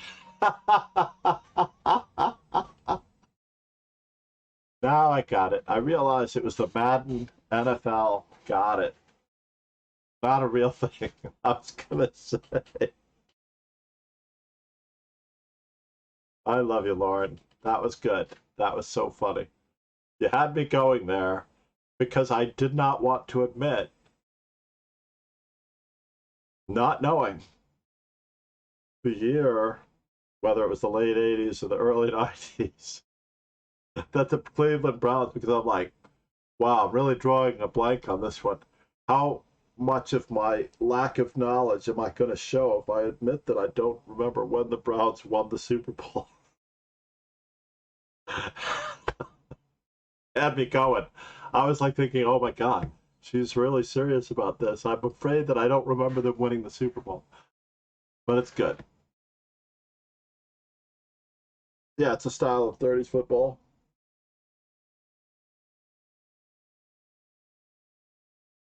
Did you see the George Clooney movie? I think on the origins of football. I'm trying to recall what that was around the 1920s, I think. But yeah, you got me good. I was really panicking in the back of my mind. I'm thinking, man, I don't remember I don't remember the Browns winning the Super Bowl. Exactly. But you did get me good. You can't imagine the thoughts that were going through my mind as I'm trying to recall, because I believed that this could have been a thing. In any event, we are going to hit this thing, and we're going to hit it hard. I also remember this particular game because I thought this particular pawn on e6 was very strange. I was very curious about this particular pawn on e6. I had a tough time with this isolated pawn, albeit not on an open file, how to handle it for the most part. So now White rightfully takes advantage of the weakness of the white squares. Bishop takes c3. B takes c3, and now these pawns seem poised to try to withstand the advance of the queenside pawn majority, but Magnus seriously has a queenside pawn majority now. And making sure I don't miss I've often accidentally missed my stop. It's like missing my stop on the subway or missing my stop on the train. So B takes c3. Yes, this is a good time for candidate moves for black.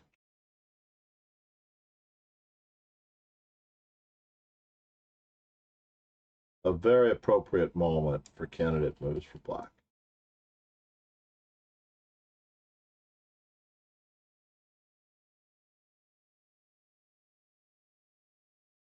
Just because there are 3 types of moves that I like to quiz on most often.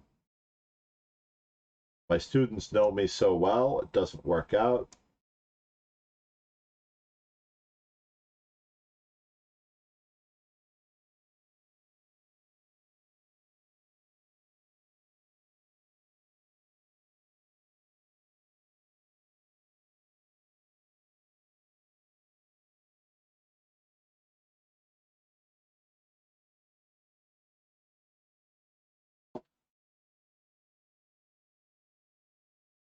No, you're great, Lauren.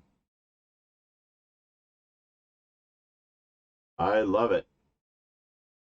Ironically, the funny part is that I told you about the e6 weakness, and you started migrating toward the queen side, away from the e6 weakness. When in reality, it's just exactly that we have to watch out for. Now, what I don't believe, like queen to c7 is actually a good move. That's, of your moves, circling queen to c7 was great. Absolutely great. Queen to c7, key. Stockfish, best move in the position. Magnus Carlsen, however, played queen to e8 with 2 ideas in mind.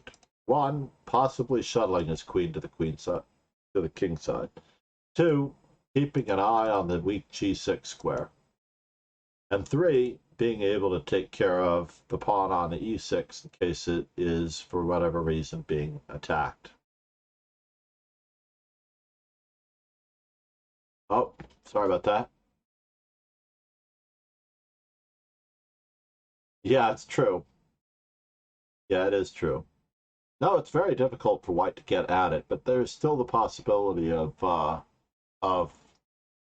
white being able to take advantage of it in some way. For example, white's next move is about to set the tone.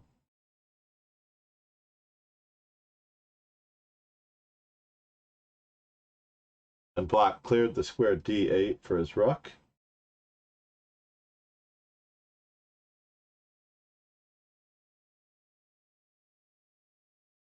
And white is now doubling.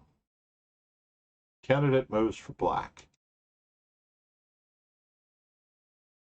It's true, I know what you're thinking, but interestingly enough, Magnus Carlsen is also in the school of prepare, prepare, prepare, rather than starting the game too soon.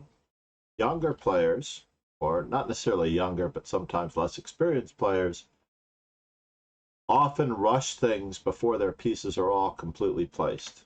One of my favorite stories, which I'll tell as we do our 3 candidate moves.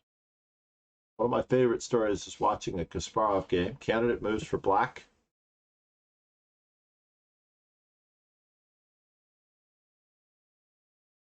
Watching Kasparov prepare an attack, and just when I thought he was going to unleash, the guy kept improving his pieces. He brought another piece over to improve the piece. I thought for sure he was ready to attack, but no, he actually improved another piece. And then I thought for certain that this is the moment that he can unleash the attack, but no, then he improves another piece. And I was positive that this was the moment he was going to attack. And then he kept improving another piece until he had, as black, a black cloud of death hanging over the white position, completely prepared and ultimately ready to strike.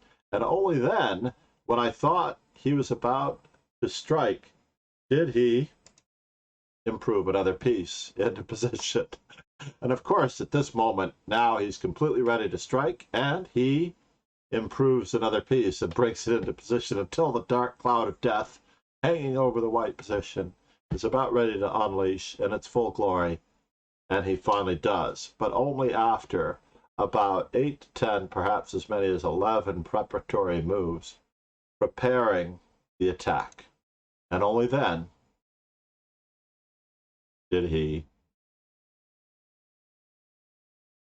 attack.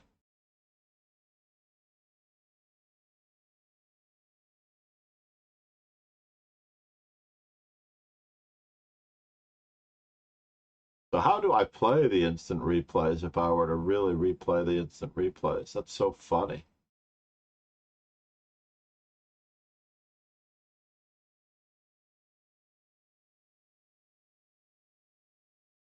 Or is that it?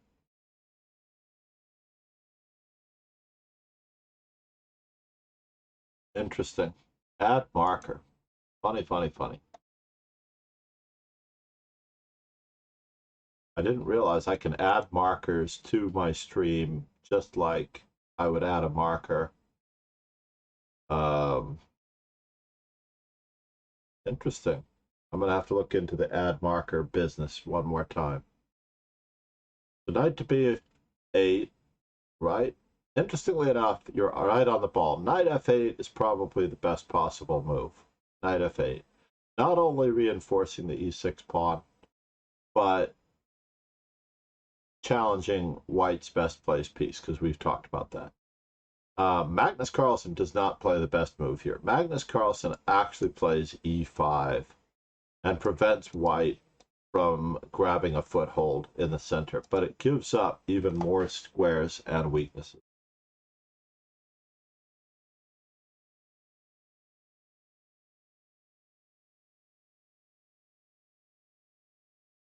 So here we are in this particular position.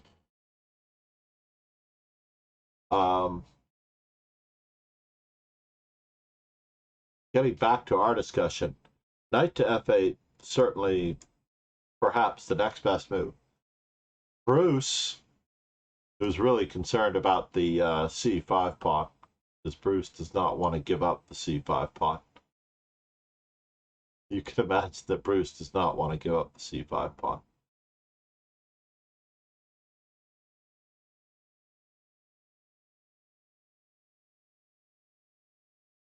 Bruce considers this position better for black. But this is a crazy position that I don't think even I could probably be comfortable playing. Actually, this is probably one of my normal positions. Never mind. But on the whole, getting back to reality here, rook to c8 is probably the best move in the position. Based on what Bruce's feelings are, Bruce, aka Stockfish, definitely might want to bolster that one before he does anything else. The drawback is, of course, that we're worried about e5, bishop takes g2, queen takes g2.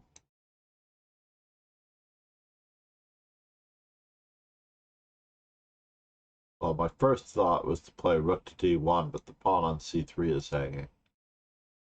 So I guess we just have to barnacle for a moment, and then we can continue on our merry way. But you're right. Maybe black missed his chance to generate. Yo, beat it. Exactly. Yeah, I wonder if knight to b8. 1 second here. Let's just go back to our original position.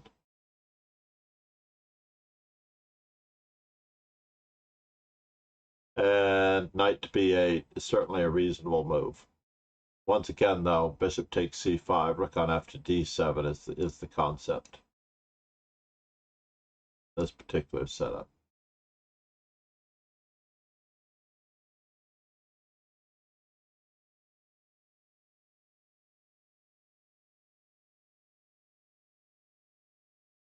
I don't know. It's just such a well-anchored bishop on that square when we take on d6.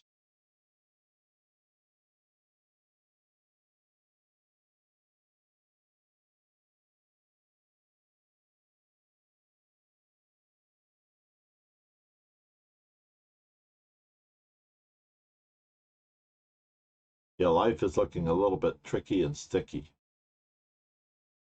A little bit tricky and sticky there. So after the move e5,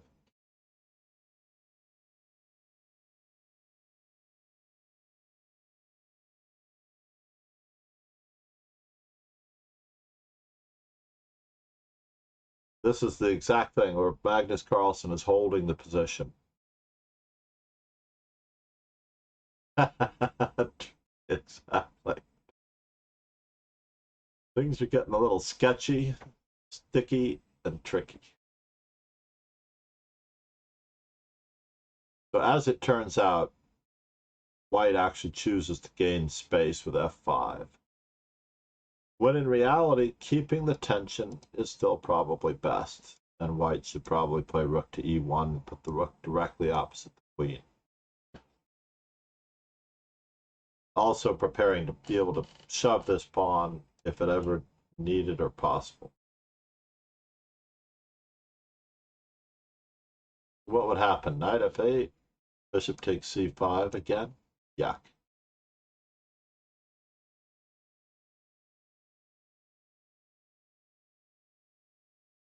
What was that sound effect? Did I get a message or something? Notification?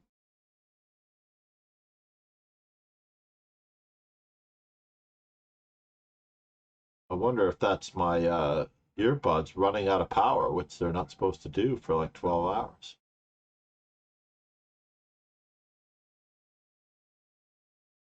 So Magnus Carlsen plays f5, sorry, e5. Mamedurov plays f5, and now the same plan continues.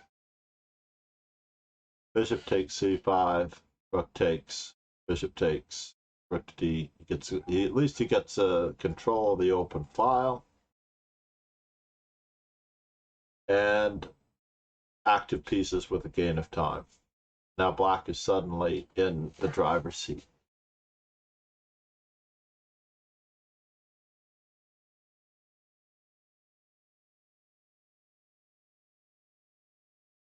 Candidates for black. Really wish I had two touch screens. But since I don't, I'm going to have to live with it.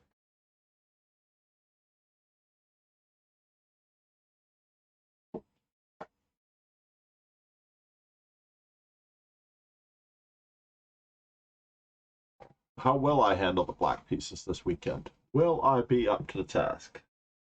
Can I take the challenge? Preparing, preparing, preparing.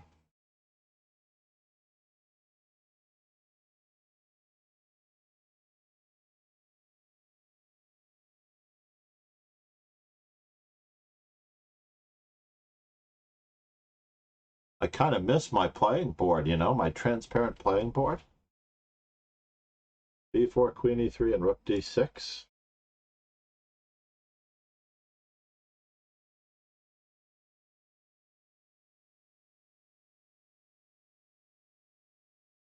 The position at this very moment is a 1-2 punch. What I want you to realize is that there is a bit of stickiness involving g2, e4, d1, and the queen. So for the most part, we also have queen to f2 check, in addition to the superior endgame. So our goal is to get all the pieces off the board. So while b4 with all the pieces on the board is interesting, and queen to e3, trying to put additional pressure on this pawn is also interesting.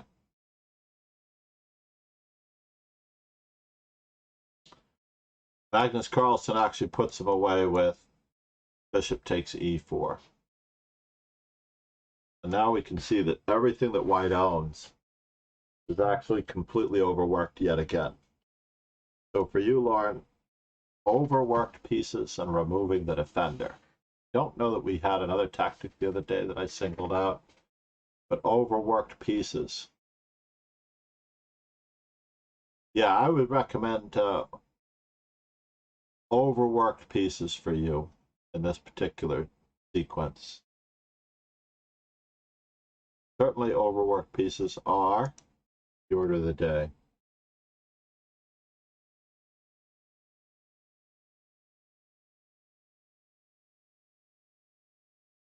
I really don't want to give up on Magnus Carlsen for the day. I want to keep on going for another 3 hours. Could I do it? It's going to bring down my hourly viewer average, but not that I'm anywhere even remotely close to it. E4, E5. Wesley So is a Scotch game. Peter's Fiddler is an answer to the English. And Peter's Fiddler number 2 is also another interesting one. Maybe I'll save those for later. I'm going to save those 4 games for later at the moment. That's what I'm going to do. I'm going to see what happens in the real world as we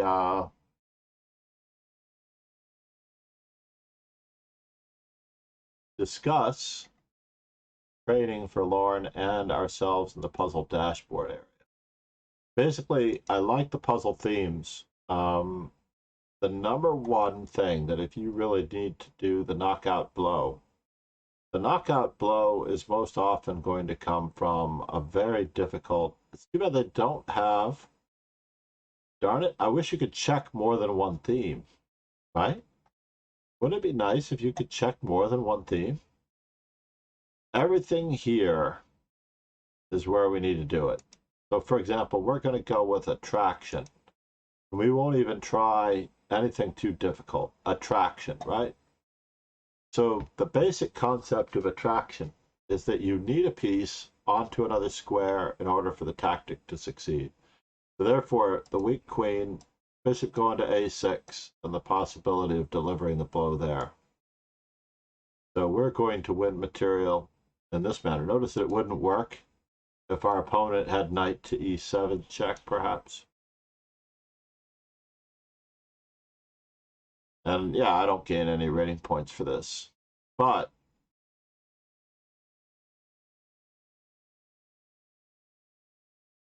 if our opponent's king was not on this square, we could be able to checkmate in this particular case. So we're going to attract the king to a particular square.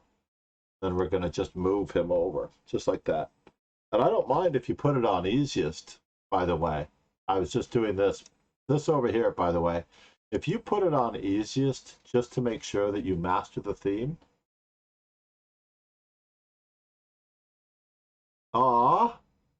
This was actually my day off as well. For the most part. This was definitely my day off as well.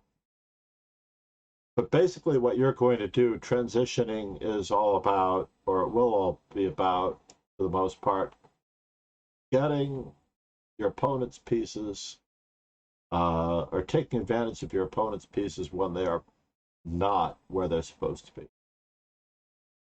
So for example, in this particular setup, how are we going to take advantage of this particular square? Moving a defender.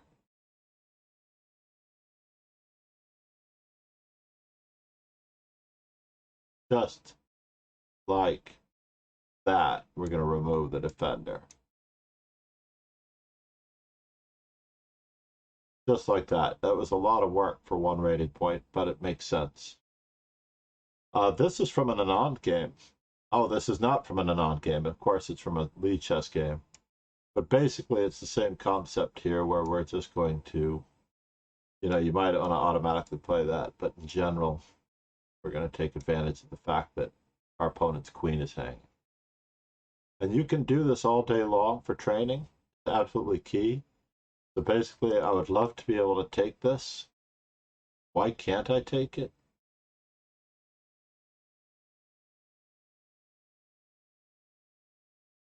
Because this is unreachable? Maybe we're going to capture on that square? First instinct, knight takes e4, f takes e4, bishop takes e3, king takes e3, queen to b5 check, queen to g5 check. That doesn't seem to make sense, right?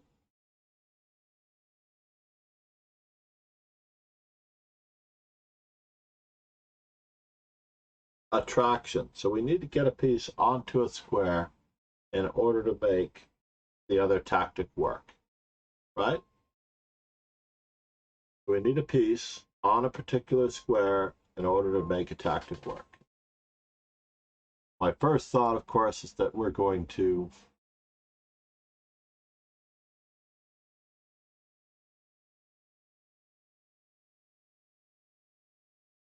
be able to do it this way.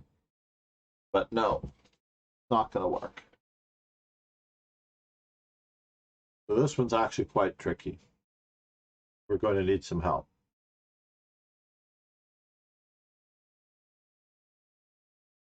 Advantage or equal out of the opening, advantage in the middle game, then massive dip. Yeah, no, you really need to practice the knockout blow.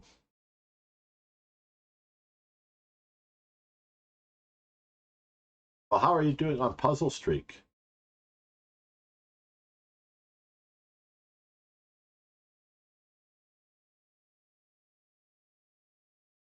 Let me just check something for a moment. Only 2 runs? Yes. So here we go. Puzzle Streak. Puzzle Streak is relatively key to me to finding that knockout blow, mainly, ideally, because you have to pay attention every single step of the way. You cannot take any one particular position for granted. So Puzzle Streak is totally different from other tactics. Although I do insist that you hone your other tactics. So my candidate moves here, rook on d to g8.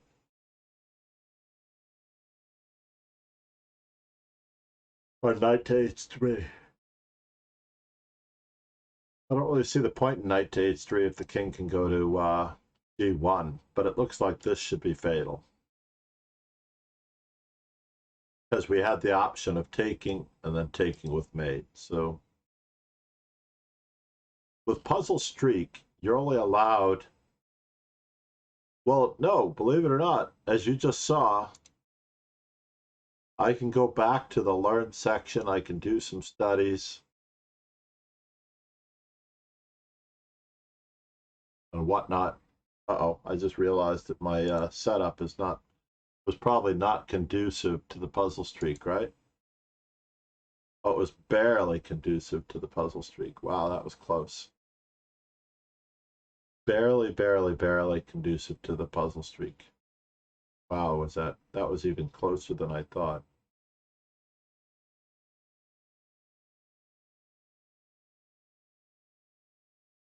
But if I go to the studies, if I do some other event, if I practice some wow,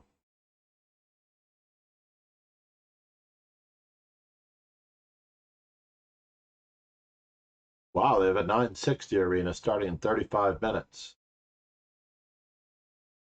I'm not playing 960 this weekend though, so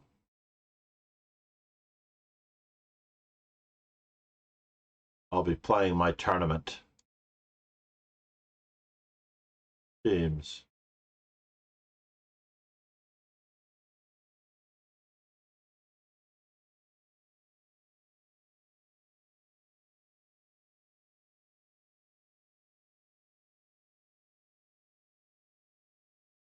And then we can go back to Puzzle Streak. You don't even have to do it. I would say try to do 35.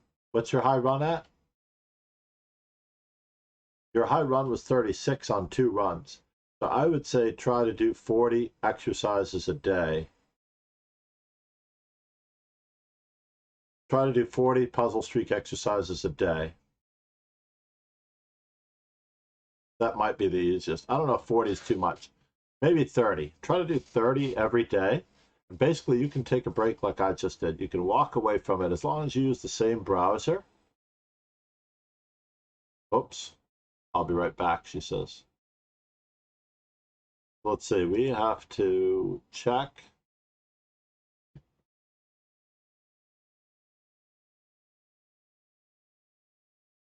Check. Check.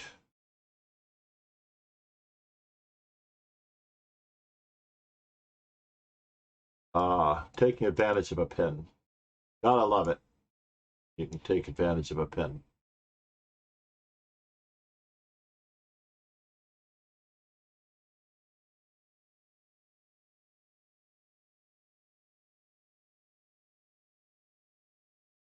I love Puzzle Streak because it makes you never ever want to make a mistake. You can do the same thing with ratings, but it's not life or death. It goes on your permanent record when you do Puzzle Streak. And it's very awkward.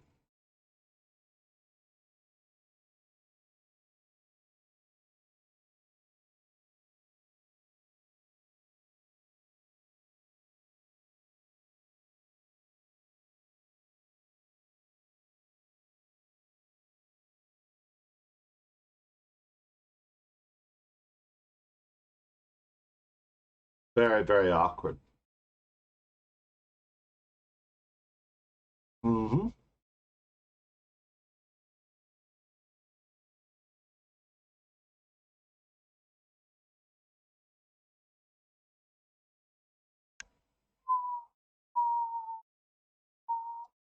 Oh, there's something I didn't really look at.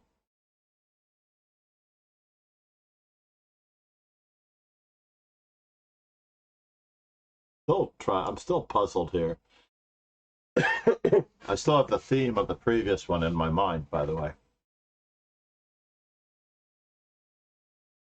Knight f5 seems like it should be something. But what is it really? What is it? I see nothing.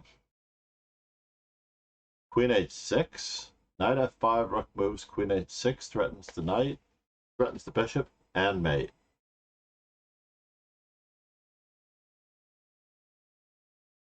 Because queen h6 threatened the bishop and mate, they had to give away the rook. I'm not a big fan of how these things work sometimes, but you can turn off automatically jump to next puzzle.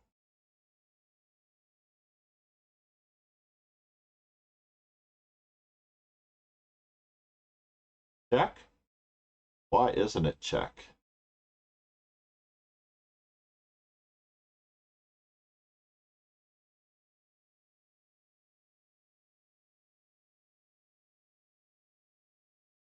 Do we do this first? How much material are we actually down? We're down quite a lot. Check, king moves, and then bishop takes. Yeah, I think so. Check. But if we do this without check, what's the problem with that? What is the problem with that? We take on a6. Then he can play queen to d2. And we're still down a piece in that position. Right. Oh, okay, good. Now, the thing about the Puzzle Streak is that it goes relatively on your permanent record. And it's a little bit of heavier responsibility for it. For example, what is mine? Mine is 73. I've only got a high score of 75 after 123 runs. And very often when it gets into the 70s, it really does get sticky. But I believe that the first 40 are so easy that if your high run is on whatever it was, 36, that you will just, you'll basically have to blow the socks off of that. You should be in the 50s or 60s. Basically, without any lapse of attention or attention to detail, you should be able to take advantage of any particular situation, as it turns out. When you get into it, you'll be able to close it out. You'll be paying attention to detail the whole distance. And that's really what it's all about. I just want to reach 40 so that I can retire for the evening. I'm going to take with check, and then I'm going to take there. And then I'm going to capture on that square, and then I'm going to bring my queen back to defend against any funny business. Basically. I turn off the jump to next puzzle immediately, just so that I can soak in what exactly happened. And I can go back and forth and I can study them here. I used to do the Puzzle Rush. I used to recommend Puzzle Rush Survivor all the time, but I found that with Puzzle Rush Survivor, because I was allowed 3 mistakes, I would let the 3 mistakes happen. I should say, I would let 2 mistakes happen before I started taking it seriously. So what Puzzle Streak is you're already on 2 fouls. You make a 3rd foul, you're done. You're already on 2 fouls, don't even think about it. So what's going on in this particular position? If we take on D3, he's taking back with check.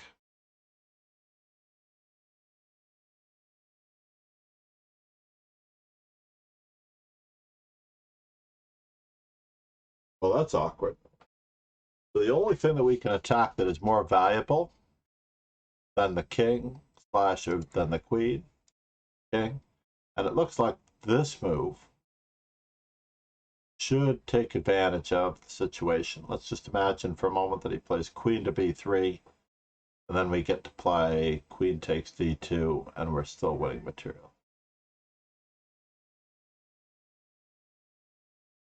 And then we get to capture on e.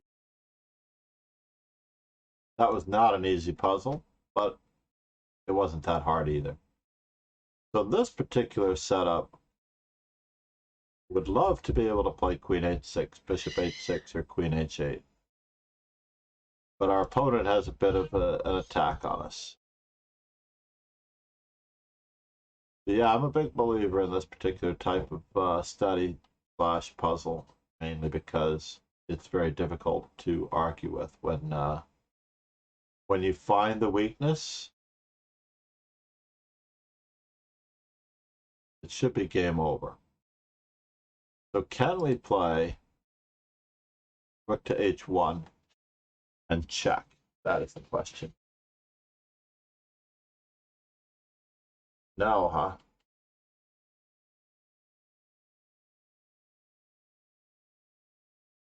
What is the story? We have to bother his queen so that we're able to play rook h1 followed by mate, right? Looks like we want to be able to free up this square. So if we attack his queen and his queen goes to d4,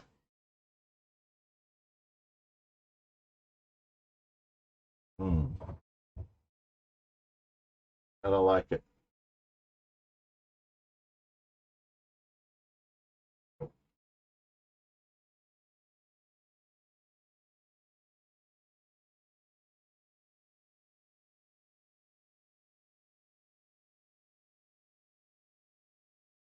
Can we play bishop to c1?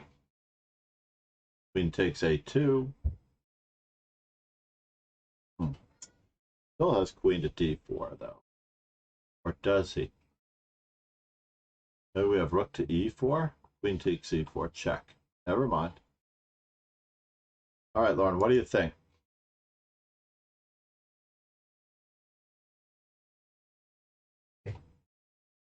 What do we need to do here? How are we doing on our follower goal? 15. Horrible.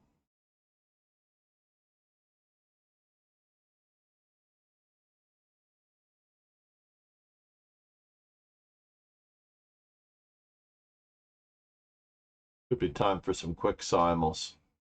Quick simuls on a Thursday night.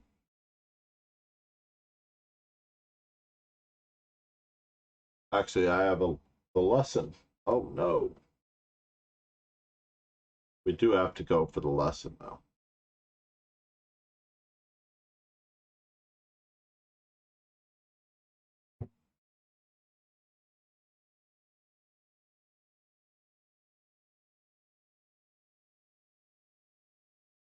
What to do about this? That is the question.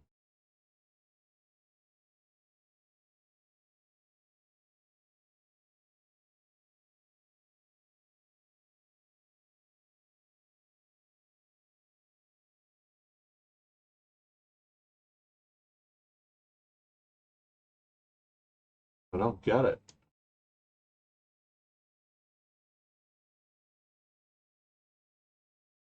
Wait. What does he have after rook takes f2? Can we just hide?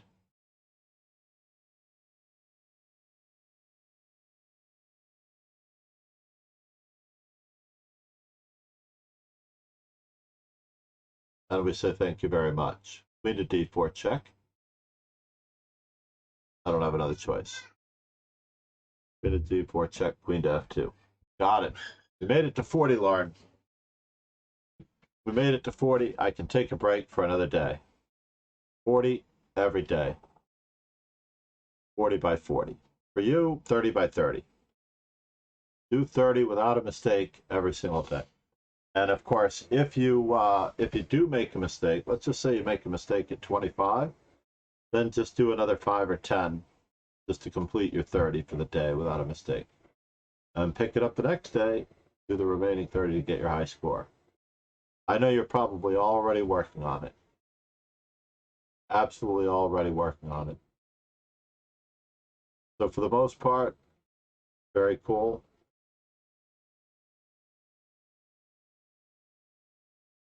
I do want to finish up with that study position that we were on.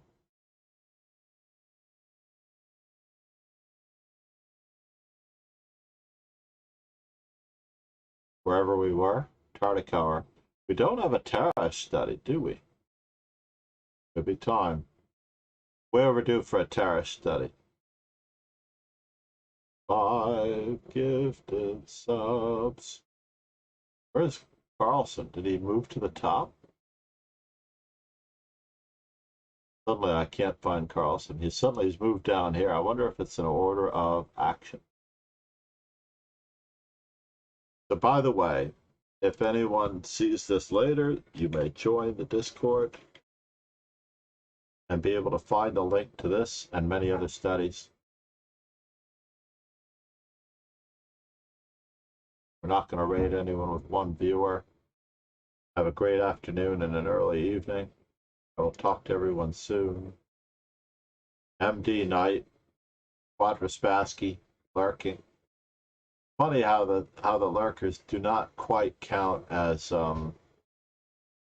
viewers. But c'est la vie.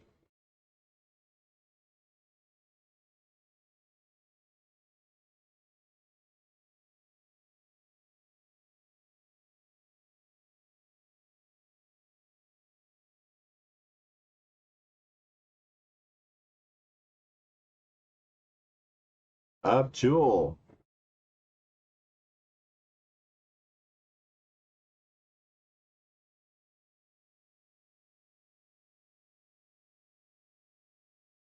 Abjul, what are you up to? There's someone in the stream named Abjul. They have something going on here, which I don't understand. And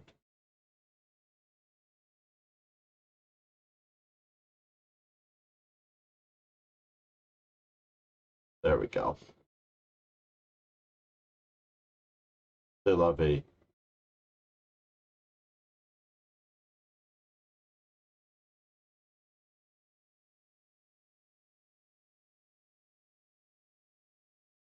Maybe that's my problem.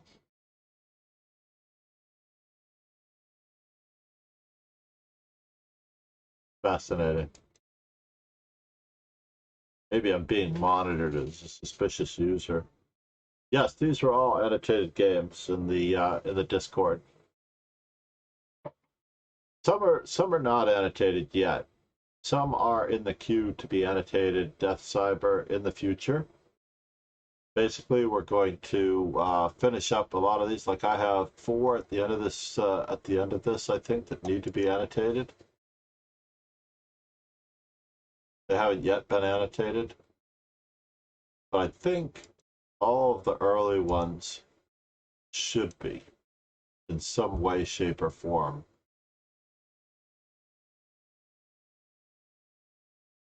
Just checking. Carlsen, Ferrugia. There's some annotations, and because they're not always, I definitely can request a computer analysis. I don't always request a computer analysis, but it helps. Many times I've been analyzing them on my own. Not on my own, but basically I've done them on stream. I think I only did the first 6. That's what the problem is. I did the first 6, and I haven't finished the next 6. That is one of the tricks.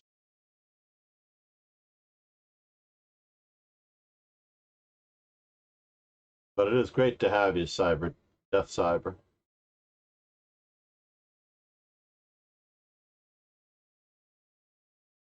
First time chat. Where have you been? Where are you from?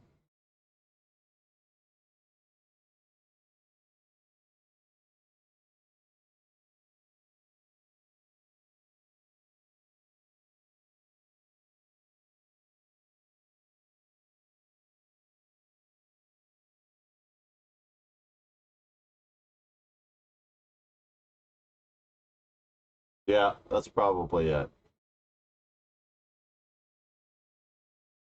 That is probably it. We have a few more streams coming up. We have a Howard Staunton, right? Howard Staunton, Paul Morphy. Where'd the rest of the list go? Howard Staunton, Paul Morphy. We just finished our Magnus Carlsen 6-hour stream. And then we have U.S. Championship Brilliancies. I have the perfect book in mind. That one will be a pleasure. I am going to actually eliminate the viewer reward for the 10 gifted subs. As much as I love 10 gifted subs, I would rather have 2 3-hour studies or 2 2.5-hour studies over over a 6-hour study anytime.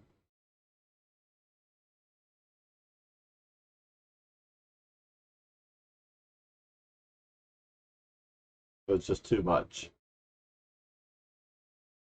That reward has now officially gone by the wayside. It was a great reward, though. I never expected anybody to give 10 gifted subs. But 5 gifted subs, I will do 5 different people. I mean, I'll do it. For the most part. Very difficult. Which world champion are you most interested in, Death Cyber? Assuming you're still here.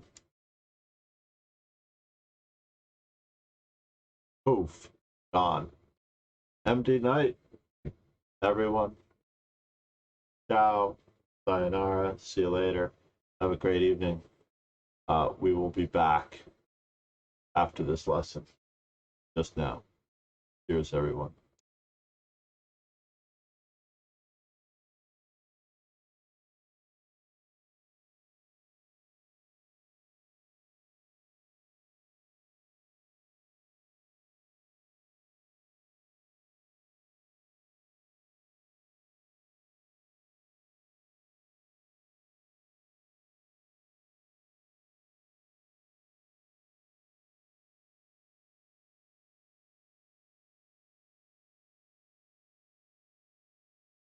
Where are the credits? I'm trying to roll the credits. Interesting. This is where Quadraspassky gets his due. This is where MD Knight gets it in the rolling the credits, but the credit sequence is not rolling.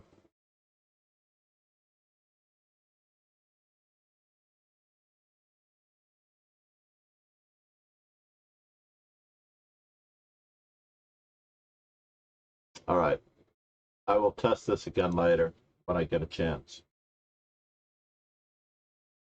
Thank you, MD Knight. You're a legend. Quadraspassky, Talk to you soon. Thank you, Lauren, and all of you.